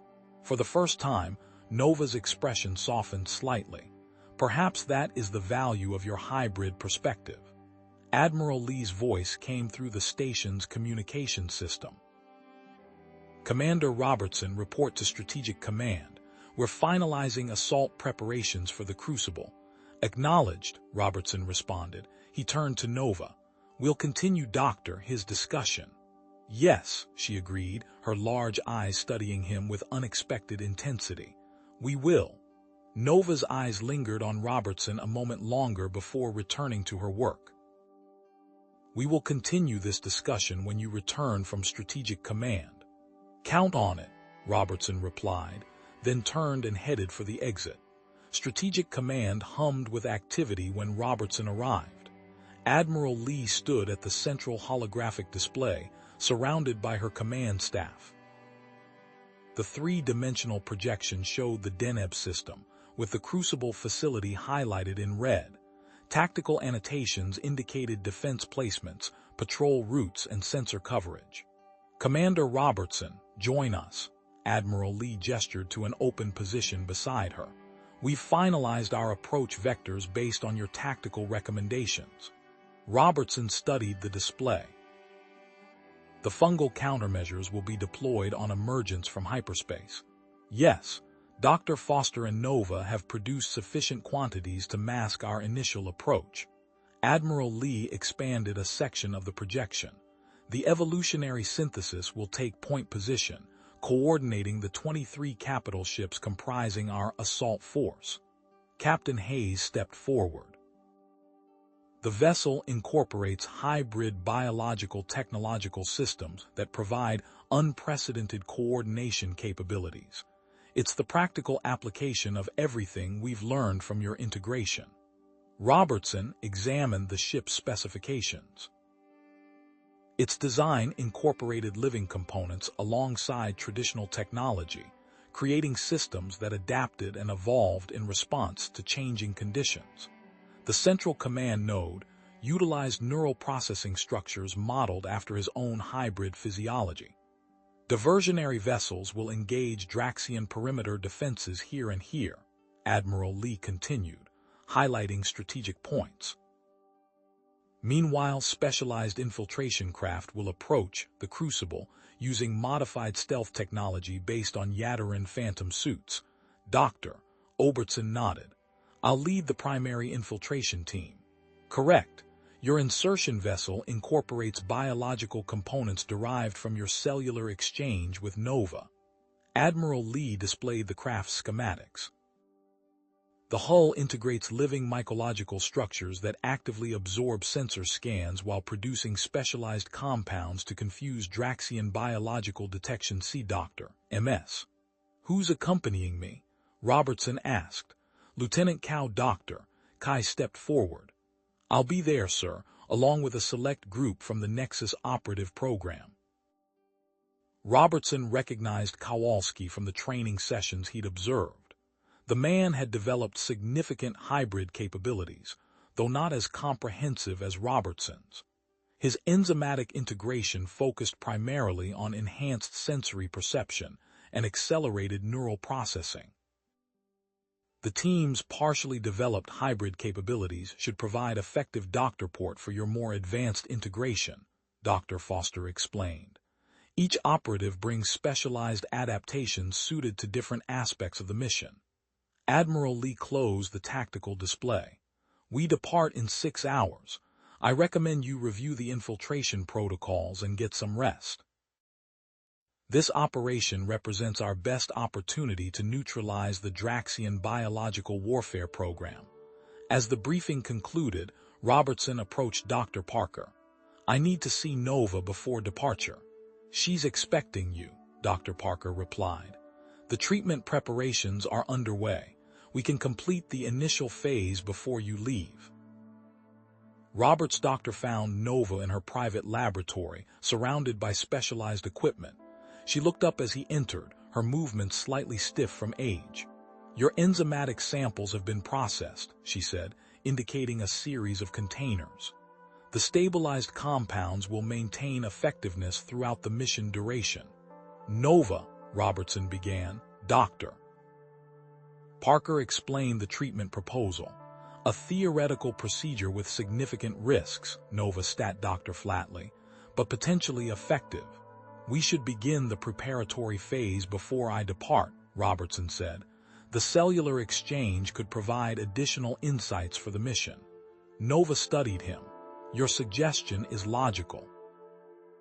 The exchange would transfer aspects of my mycological knowledge directly to your cellular structure, potentially enhancing your operational effectiveness, and potentially extending your functional lifespan, Robertson added. A secondary consideration, Nova dismissed, though her posture softened slightly. Dr. Parker joined them, carrying specialized equipment. I've prepared everything for the initial phase. The pros doctor takes approximately 40 minutes.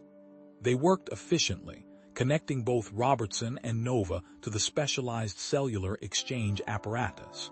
The system harvested specific enzymatic compounds from Robertson's hybrid glands while extracting concentrated knowledge-bearing cellular structures from Nova's neural tissue.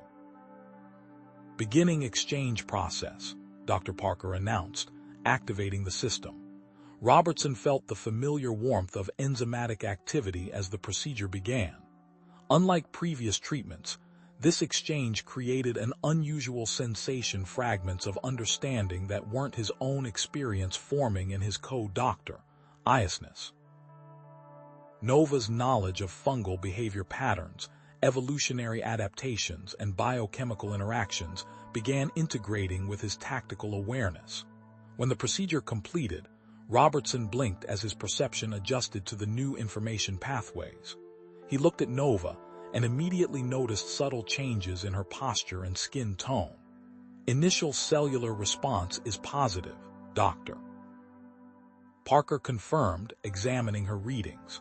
Nova's neural tissue shows early rejuvenation markers. Nova flexed her hand, the tremor noticeably reduced. Fascinating. The hybrid enzymatic compounds are targeting deterioration points with remarkable precision. Robertson experienced a strange doubling of perception as he examined a fungal culture on Nova's workstation.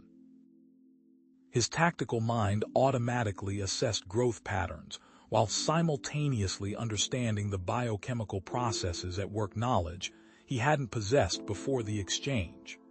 The full treatment will require 2 additional exchange sessions after your return, Dr. Parker explained. But this initial phase has established the framework for complete integration. The mission to the Crucible comes first, Nova stated firmly. My condition can wait. Robertson nodded. We depart in 5 hours. I'll return when the facility is secured. Nova surprised him by reaching out and grasping his forearm, a rare physical gesture for a Yadarin. Your increased understanding of mycological defense mechanisms will prove valuable against Draxian biological systems. Use it wisely. 6 hours later, the joint fleet emerged from hyperspace at the edge of the Deneb system. Robertson stood on the command deck of the evolutionary synthesis, watching as specialized fungal countermeasures deployed from launch tubes, spreading an invisible cloud that masked their approach vectors. Admiral Lee's voice came through the communication system. First phase initiated. Diversionary vessels engaging Draxian perimeter defenses. On the tactical display, Robertson watched the battle unfold. The joint fleet moved with unprecedented coordination, human and Yadarin vessels implementing complementary attack patterns that consistently outmaneuvered the rigid Draxian command structure.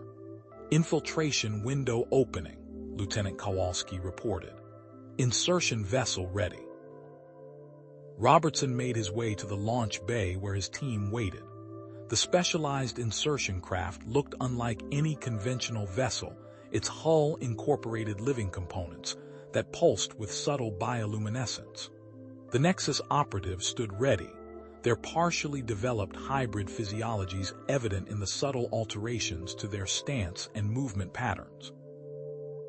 Our approach will be completely undetected if Nova's mycological systems function as designed, Robertson explained. Once inside, we locate and secure the 3rd-generation weapon while accessing the facility's central control systems. The team boarded the vessel, securing themselves in the specialized containment seats. Robertson felt the living components of the ship respond to his presence, the mycological structures adjusting to optimize their stealth functions based on his hybrid biology. As the insertion vessel launched, Robertson experienced an unexpected clarity of perception. The knowledge gained through his cellular exchange, with Nova integrated seamlessly with his tactical awareness, creating insights that transcended either perspective alone. He understood not just how to fight the Draxians, but how to fundamentally disrupt their biological warfare approach at its foundation. The vessel slipped through space, completely invisible to Draxian sensors. Through the viewport, Robertson watched the massive battle unfolding around them, yet their small craft remained untouched, protected by the revolutionary stealth systems that combined Nova's mycological expertise with his tactical experience. Approaching outer defense perimeter, Kowalski reported. Robertson focused on the facility growing larger in their view. Beyond the immediate mission objectives, he found himself thinking of Nova. The cellular exchange had created a connection deeper than he'd anticipated, not just sharing knowledge, but establishing a fundamental bond that transcended conventional understanding. Preparing for docking procedure, the pilot announced. Outer defensive perimeter penetration successful. No detection registered. The Crucible loomed before them, its massive structure housing the most dangerous threat. They'd yet faced a pathogen specifically designed to destroy the hybrid biology that represented the future of human-Yadarin cooperation. Robertson checked his specialized equipment one final time, feeling the weight of responsibility for not just this mission, but for the evolutionary path his unique biology represented. "Team ready," he announced. "Begin infiltration sequence."